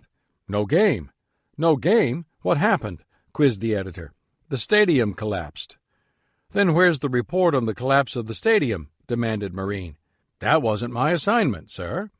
People who handle their responsibilities well get the opportunity to handle additional responsibilities. Those who don't. 3. Responsibility maximizes ability and opportunity. During the Major League Baseball players' strike of 1994, many trading card manufacturers found themselves in a tough spot. Pinnacle Brands, however, was determined not to lay off any of its employees. Yet the company had to make some changes to be able to pay everyone until business picked up again. So, what did management do? Place the responsibility on the workers for finding ways to replace the $40 million in lost revenue. CEO Jerry Meyer told his employees, "I'm not going to save your jobs. You're going to save your jobs. You know what you can change and what you can do differently." The people did not let themselves down. A custodian reported that the company spent $50,000 on sodas for conference rooms, an expense that was cut. A finance department worker found a way to streamline trademark searches that saved the company $100,000. A PR manager signed a deal to distribute pins at the Olympics, generating $20 million. In the end, Pinnacle was the only one of the top trading card manufacturers that didn't lay off workers during the baseball strike. Responsibility has value, not just in hard times, but at all times. It increases our abilities to give us opportunities. One reason it does is that it causes us to take action, to make things happen. On the job, we need to take responsibility, not just for what we're assigned, but for the contribution we make. For example, if you're in business, at the end of every day you should ask yourself, "Did I make a profit for my employer today?" If the answer is no, then you may be in trouble. Take responsibility for being a contributor. Every worker needs to be an asset to the company, not an expense. Author Richard L. Evans remarked, "It is priceless to find a person who will take responsibility, who will finish and follow through to the final detail. To know when someone has accepted an assignment that it will be effectively, conscientiously completed." When leaders find responsible people, they reward them with opportunities and resources that help them to become more effective. 4. Responsibility, over time, builds a solid reputation. Responsible people enjoy an increasingly better reputation, and that is one of the greatest assets of sustained responsibility. Others discover what they can expect from you, and they know they can depend on you. You're solid. In contrast, the longer you know a person who lacks responsibility, the less you trust him. A person may try to compartmentalize his life, taking responsibility in one area and shirking it in another. But in the long run, it doesn't work. Irresponsibility, left unchecked, inevitably grows and spreads into other areas of a person's life. A general from American history whose reputation continued to grow was Dwight D. Eisenhower. In fact, his reputation became so strong that it got him elected president. Though he was only an average president, he was an excellent general. One reason was his willingness to take responsibility for his decisions. During World War II, Eisenhower was responsible for planning the D-Day invasion of Normandy, France. Giving the okay for the assault was a painful decision, one he knew would lead to the deaths of many servicemen. Yet he also knew that if it was successful, it would be a pivotal point in the war against the Nazis. Pat Williams, in his book American Scandal, wrote that in the hours prior to the assault, Eisenhower handwrote a press release that would be used in the event of the invasion's failure. It read, "Our landings have failed, and I have withdrawn the troops. My decision to attack at this time and this place was based upon the best information available. The troops, the air, and the Navy did all that bravery and devotion to duty could do. If any blame or fault attaches to the attempt, it is mine alone." Eisenhower had determined that he would take responsibility for whatever happened. That mindset earned the admiration of his fellow officers, his soldiers, and citizens alike. If you want others to trust you, to give you greater opportunities and resources to develop and strengthen your talent, and to partner with you, then embrace responsibility and practice it faithfully in every area of your life. Responsibility in action. There's no way for me to know your personal history in regard to responsibility.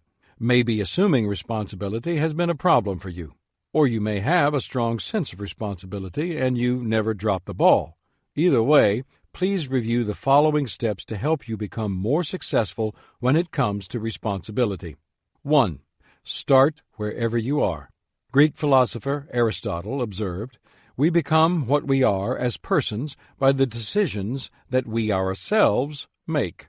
Each time we make a responsible decision, you become a more responsible person. Even if your track record hasn't been good up to now, you can change. Successful people take personal responsibility for their actions and their attitudes. They show responsibility, the ability to choose a correct response no matter what situation they face. Responsibility is always a choice, and only you can make it. If being responsible has not been one of your strengths, then start small. You can't start from any place other than where you are. I think you'll find that when it comes to responsibility, the best helping hand you will ever find is at the end of your arm. 2. Choose your friends wisely. Since I've devoted an entire chapter to relationships and how they influence talent, I don't need to say very much here. Heed the advice of trainer and consultant Kevin Eikenberry, who says, "Look carefully at the closest associations in your life, for that is the direction you are heading." If you have started your journey on the road to responsibility, just make sure that you have the right traveling companions. You will find it difficult or impossible to be responsible when you spend most of your time with irresponsible people. 3. Stop blaming others. The sales manager for a dog food company asked his sales team how they liked the company's new advertising program. "Great," they replied, "the best in the business." "What do you think of the product?" he asked. "Fantastic," they replied. "How about the sales force?" he asked. They were the sales force, so of course they responded positively, saying they were the best. "Okay then," the manager asked. "So if we have the best brand, the best packaging, the best advertising program, and the best sales force, why are we in 17th place in our industry?" After an awkward silence, one of the salesmen stated, "It's those darn dogs. They just won't eat the stuff." If you want to be successful, you need to stop blaming others, take a good look in the mirror, and take responsibility for your own life. Oprah Winfrey says, "My philosophy is that not only are you responsible for your life, but doing the best at this moment puts you in the best place for the next moment." Ron French of the Gannett News Service wrote that failing to take responsibility has become pervasive in America. Ducking responsibility has become an American pastime. We all have learned to play the blame game, where the 7 deadly sins are acceptable syndromes and criminals are victims. From lifelong smokers suing tobacco companies to students rationalizing cheating, we've become a nation of whiners and crybabies. It's part of the American character nowadays, says Charles Sykes, author of A Nation of Victims. We've gone from a society of people who were self-reliant to a people who inherently refuse to accept responsibility. People who think others are responsible for their situation assign the blame to various individuals, institutions, or entities. Some fault society or the times. Some point at the system or the man. Criminals serving time in prison are notorious for blaming others and declaring their innocence. Others rail against the previous generation as the cause of their problems. But do you know why? Cartoonist Doug Larson observed, the reason people blame things on previous generations is that there's only one other choice. Some of the best advice you could follow on this subject came from President Theodore Roosevelt. Do what you can with what you have, where you are. That's all any of us can do. Don't make excuses. Don't look for others to blame. Just focus on the present and do your best. And if you make a mistake or fail, find whatever fault you can inside yourself and try to do better the next time. 4. Learn responsibility's major lessons.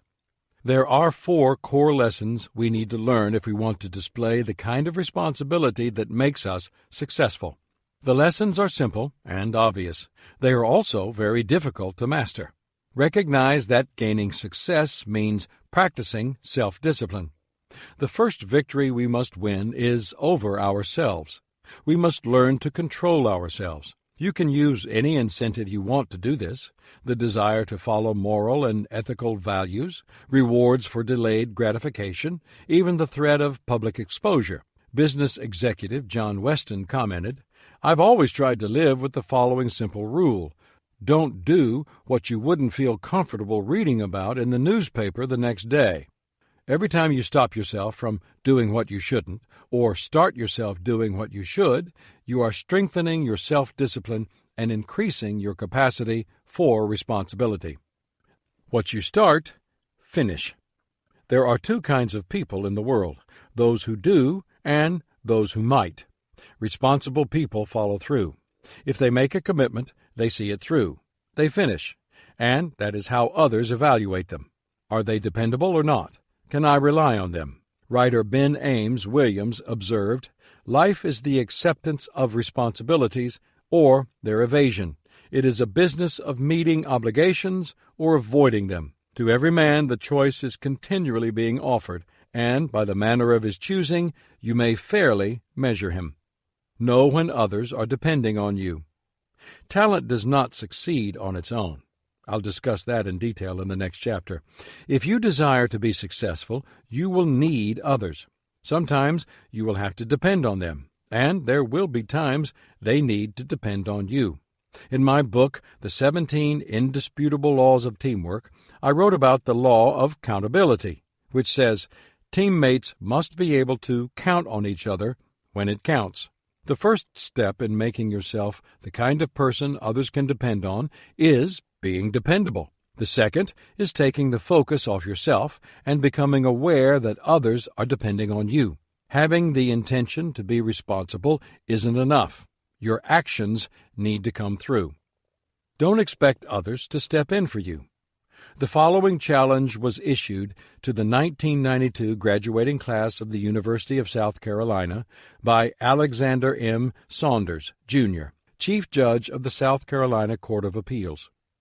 As responsibility is passed to your hands, it will not do, as you live the rest of your life, to assume that someone else will bear the major burdens, that someone else will demonstrate the key convictions, that someone else will run for office, that someone else will take care of the poor, that someone else will visit the sick, protect civil rights, enforce the law, preserve culture, transmit value, maintain civilization, and defend freedom. You must never forget that what you do not value will not be valued, that what you do not remember will not be remembered, that what you do not change will not be changed, that what you do not do will not be done. You can, if you will, craft a society whose leaders, business and political, are less obsessed with the need for money. It is not really a question of what to do, but simply the will to do it. Many people sit back and wait for someone else to step up and take responsibility. Sometimes that is because of weak character, laziness, lack of resolve, and so on. But more often, it comes from poor judgment or low self-esteem. People believe that someone else is more qualified or better situated to stand up and make a difference. But the truth is that most of the people who make a difference do so not because they are the best for the job, but because they decided to try. 5. Make tough decisions and stand by them. When he was mayor of New York City, Rudy Giuliani kept a sign on his desk that stated, "I'm responsible." In his book, Leadership, he wrote, "Throughout my career, I've maintained that accountability, the idea that people who work for me are answerable to those we work for, is the cornerstone, and this starts with me. Nothing builds confidence in a leader more than the willingness to take responsibility for what happens during his watch." One might add that nothing builds a stronger case for holding employees to a high standard than a boss who holds himself to an even higher one. This is true in any organization, but it's particularly true in government. That mindset served him well during the crisis of 9/11 in 2001. He had to make many tough decisions very quickly, and whether they were right or wrong, he stood by them. His tough-minded responsibility coupled with strong leadership served the people well during that difficult time. President Abraham Lincoln said, "You cannot escape the responsibility of tomorrow by evading it today. Easy decisions make us look good, but making tough ones, and taking ownership of them, makes us better." 6. Live beyond yourself. There is one more aspect of responsibility that I want to share with you. It will take you beyond the level of those who simply take responsibility for themselves. It is the idea of taking responsibility beyond yourself by serving others. In a speech to the Massachusetts legislature on the eve of his presidency, John F. Kennedy said, "For of those to whom much is given, much is required." And when, at some future date, the High Court of History sits in judgment on each one of us, recording whether in our brief span of service we fulfilled our responsibilities to the state, our success or failure in whatever office we may hold will be measured by the answers to 4 questions. First, were we truly men of courage? Second, were we truly men of judgment? Third, were we truly men of integrity? Finally, were we truly men of dedication? Self-serving people regard their talent and resources as what they own. Serving people regard their talent and resources as what's on loan. Holocaust survivor Elie Wiesel, who won the Nobel Peace Prize in 1986, spent the years after his time in Nazi concentration camps trying to give back to others. He taught as a professor at Boston University. He also traveled extensively, giving talks and sharing the wisdom he gained from his life experiences. One of the questions he asked young people was, how will you cope with the privileges and obligations society will feel entitled to place on you? As he tried to guide them, he shared his sense of responsibility to others. What I receive, I must pass on to others. The knowledge that I have must not remain imprisoned in my brain. I owe it to many men and women to do something with it. I feel the need to pay back what was given to me. Call it gratitude. To learn means to accept the postulate that life did not begin at my birth. Others have been there before me, and I walk in their footsteps. Practicing responsibility will do great things for you. It will strengthen your talent, advance your skills, and increase your opportunities. It will improve your quality of life during the day and help you sleep better at night. But it will also improve the lives of the people around you. If you want your life to be a magnificent story, then realize you are its author. Every day you have the chance to write a new page in that story. I want to encourage you to fill those pages with responsibility to others and yourself. If you do, in the end, you will not be disappointed. Chapter 14. Lean In to Teamwork. In the Academy Award-winning movie, Rocky, boxer Rocky Balboa describes his relationship with his girlfriend, Adrian. "I've got gaps. She's got gaps. But together, we've got no gaps." What a wonderful description of teamwork. It doesn't matter how talented you may be. You have gaps. There are things you don't do well. What's the best way to handle your weaknesses? Partner with others who have strengths in those areas. If you want to do something really big, then do it as part of a team. Teamwork Truths. In 2001, when I wrote the 17 Indisputable Laws of Teamwork, the first law I included was the law of significance, which says, 1 is too small a number to achieve greatness. If you want to do anything of value, teamwork is required. Teamwork not only allows a person to do what he couldn't otherwise do, it also has a compounding effect on all he possesses, including talent. If you believe one person is a work of God, which I do, then a group of talented people committed to working together is a work of art. Whatever your vision or desire, teamwork makes the dream work. Working together with other people toward a common goal is one of the most rewarding experiences of life. I've led or been part of many different kinds of teams: sports teams, work teams, business teams, ministry teams, communication teams, choirs, bands, committees, boards, you name it.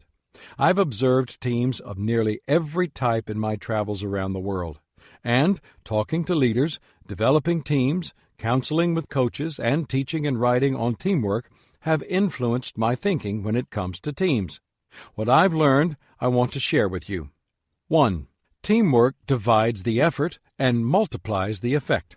Would you like to get better results from less work? I think everyone would. That's what teamwork provides. In his book, Jesus on Leadership, C. Gene Wilkes describes why teamwork is superior to individual effort. Teams involve more people, thus affording more resources, ideas, and energy than an individual possesses. Teams maximize a leader's potential and minimize her weaknesses. Strengths and weaknesses are more exposed in individuals.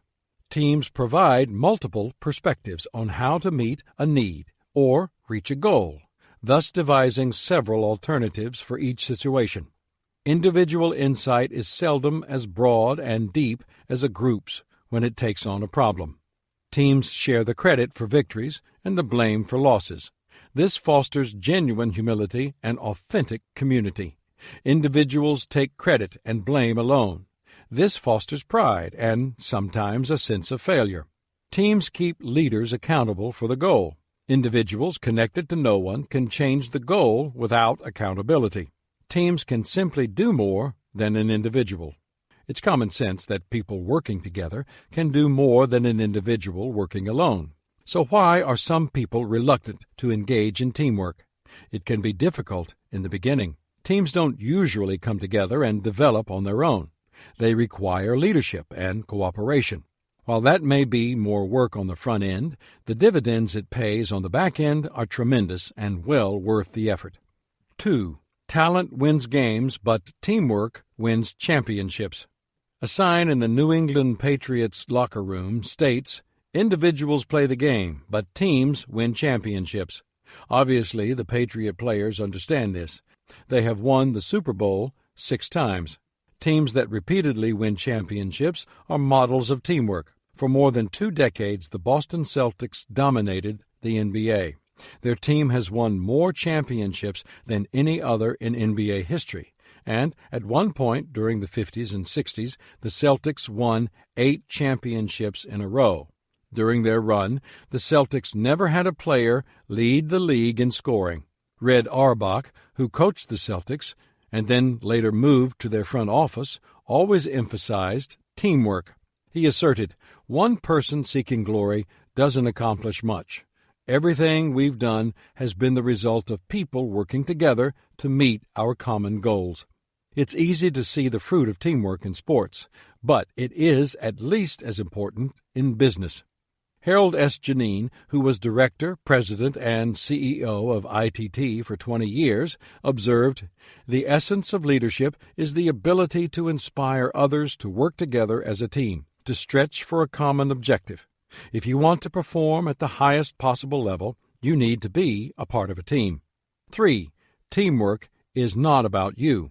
The Harvard Business School recognizes a team as a small number of people with complementary skills who are committed to a common purpose, performance goals, and approach for which they hold themselves mutually accountable. Getting those people to work together is sometimes a challenge.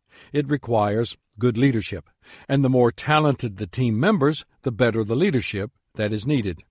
The true measure of team leadership is not getting people to work. Neither is it getting people to work hard. The true measure of a leader is getting people to work hard together. All great teams are the result of their players making decisions based on what's best for the rest.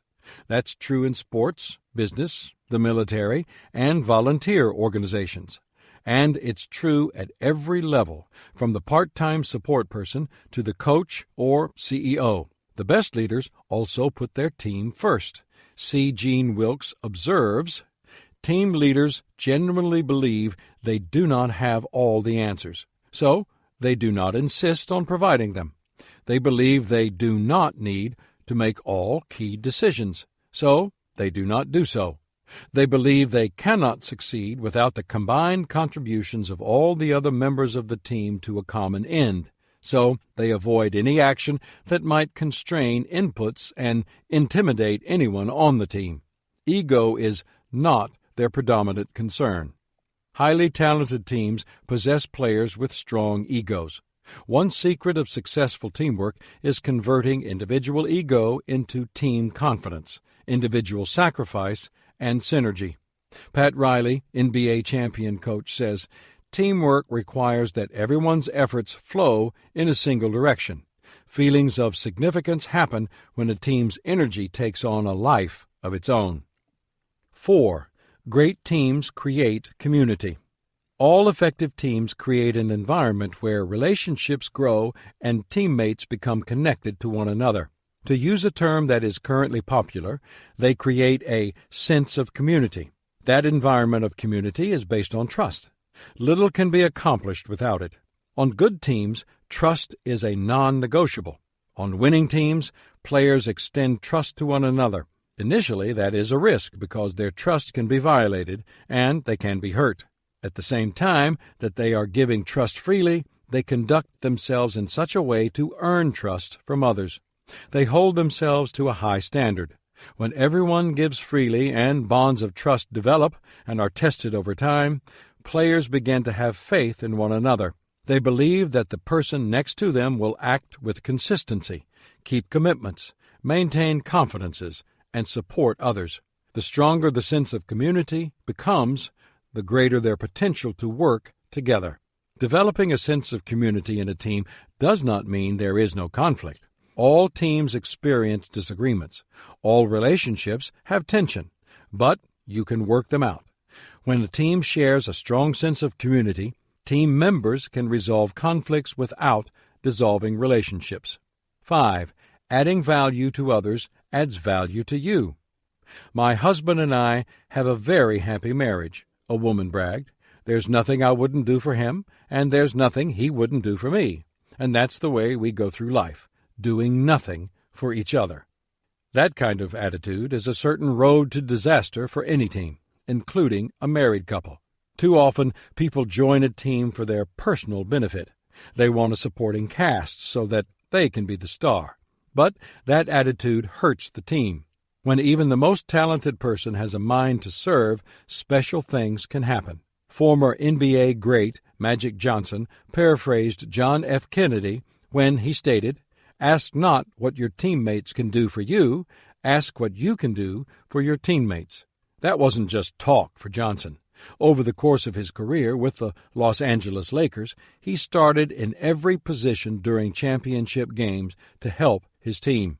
U.S. President Woodrow Wilson asserted, "You are not here merely to make a living. You are here in order to enable the world to live more amply, with greater vision, with a finer spirit of hope and achievement.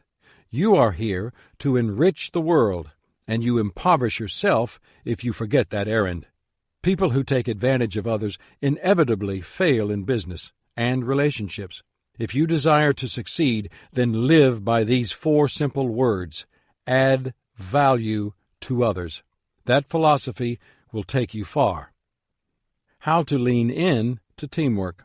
All talented people have a choice to make: do their own thing and get all the credit, or do the team thing and share it. My observation is that not only do talented people accomplish more when working with others, but they are also more fulfilled than those who go it alone. My hope is that you choose teamwork over solo efforts. If that is your desire, then do the following. 1.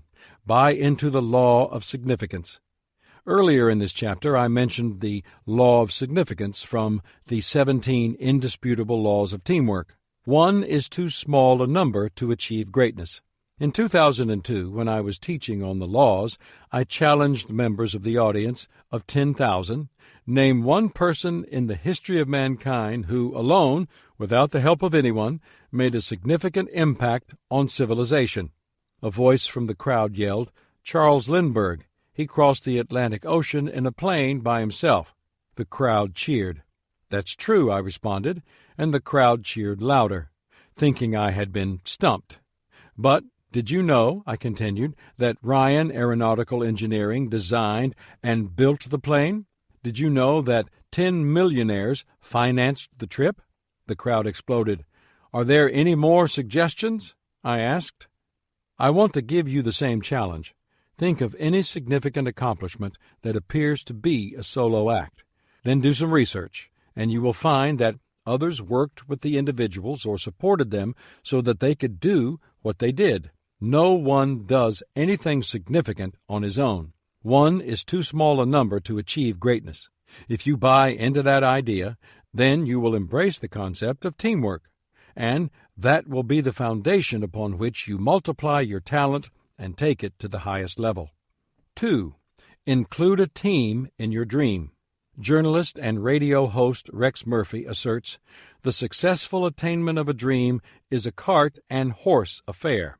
Without a team of horses, a cart full of dreams can go nowhere."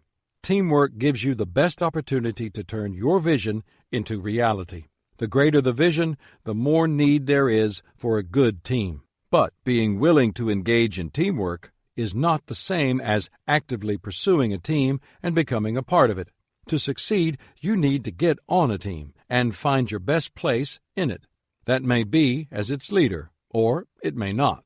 Rudy Giuliani says, "In reality, a leader must understand that success is best achieved through teamwork. From the moment you are put into a leadership position, you must demonstrate ultimate humility. A leader must know his weaknesses in order to counterbalance them with the strengths of the team. When I became the mayor of New York, I had both strengths and weaknesses.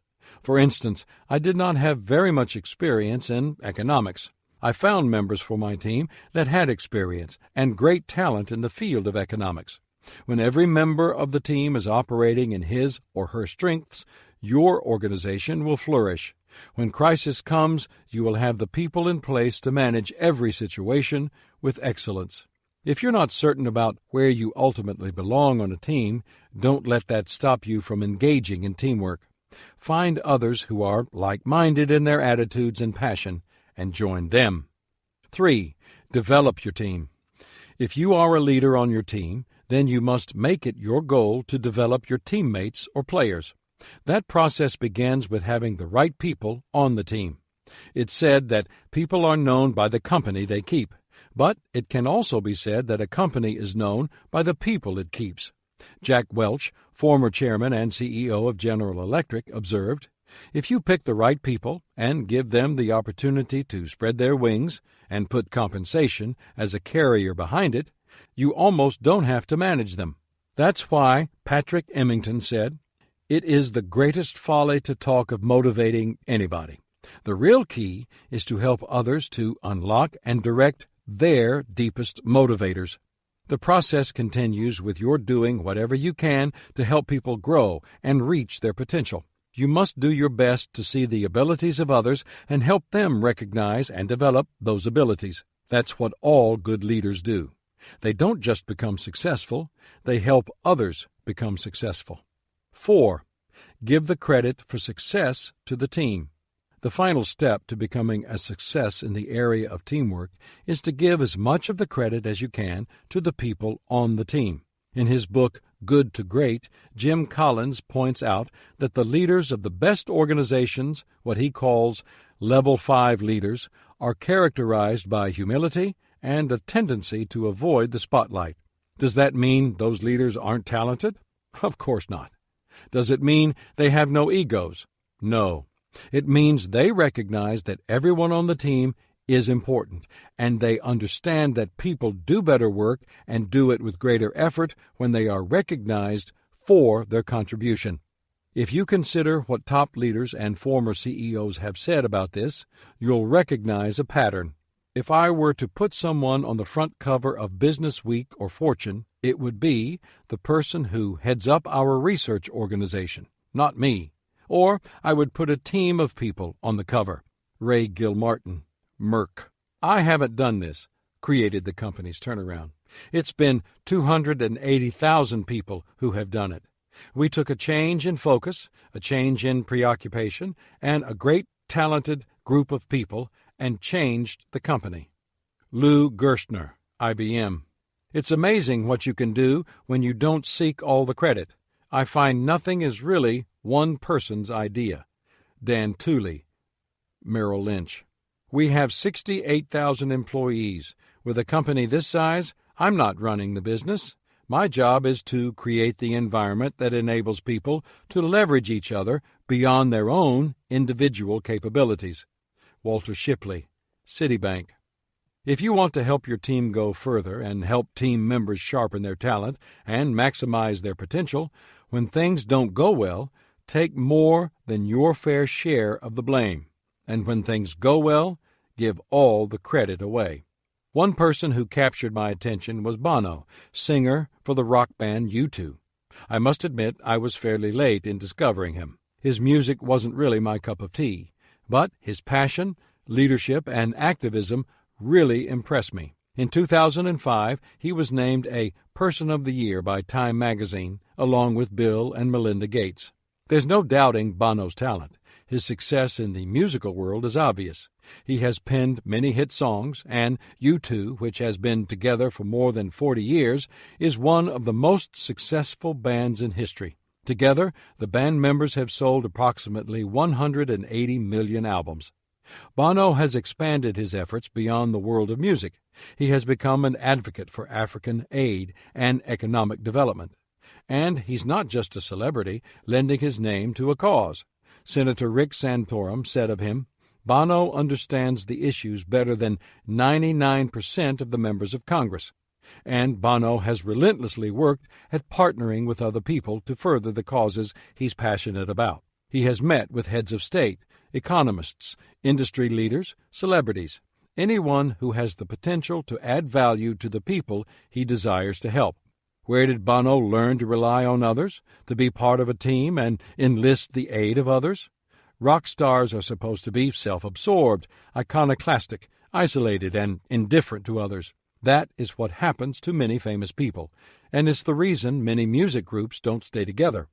Bono comments, "There's moments when people are so lost in their own selves, the demands of their own life, that it's very hard to be a band. People want to be lords of their own domain.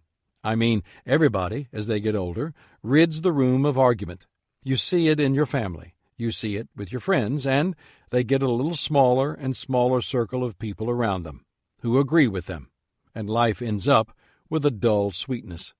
What is Bono's secret after having been a rock star for more than 25 years? He learned teamwork in the band. Bono recognizes his need for others and, in fact, says he can't imagine having been a solo artist. He admits, "The thing that'll make you less and less able to realize your potential is a room that's empty of argument, and I would be terrified to be on my own as a solo singer, not to have a band to argue with. I mean, I surround myself with argument, and a band, a family of very spunky kids, and a wife who's smarter than anyone. I've got a lot of very smart friends, a whole extended family of them. You're as good as the arguments you get. So, maybe the reason why the band hasn't split up is that people might get this, that even though they're only 1/4 of you two, they're more than they would be if they were one whole of something else. I certainly feel that way. I can't think of a better way to say it myself. A talented person who is part of a team and in the right place on the right team becomes more than he ever could on his own. That's what it means to be a success."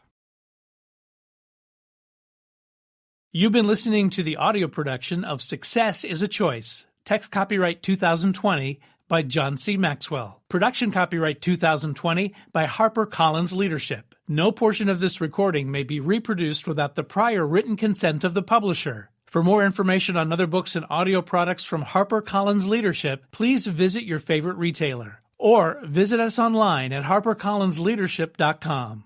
Success is a Choice was recorded at Audio Productions in Nashville, Tennessee.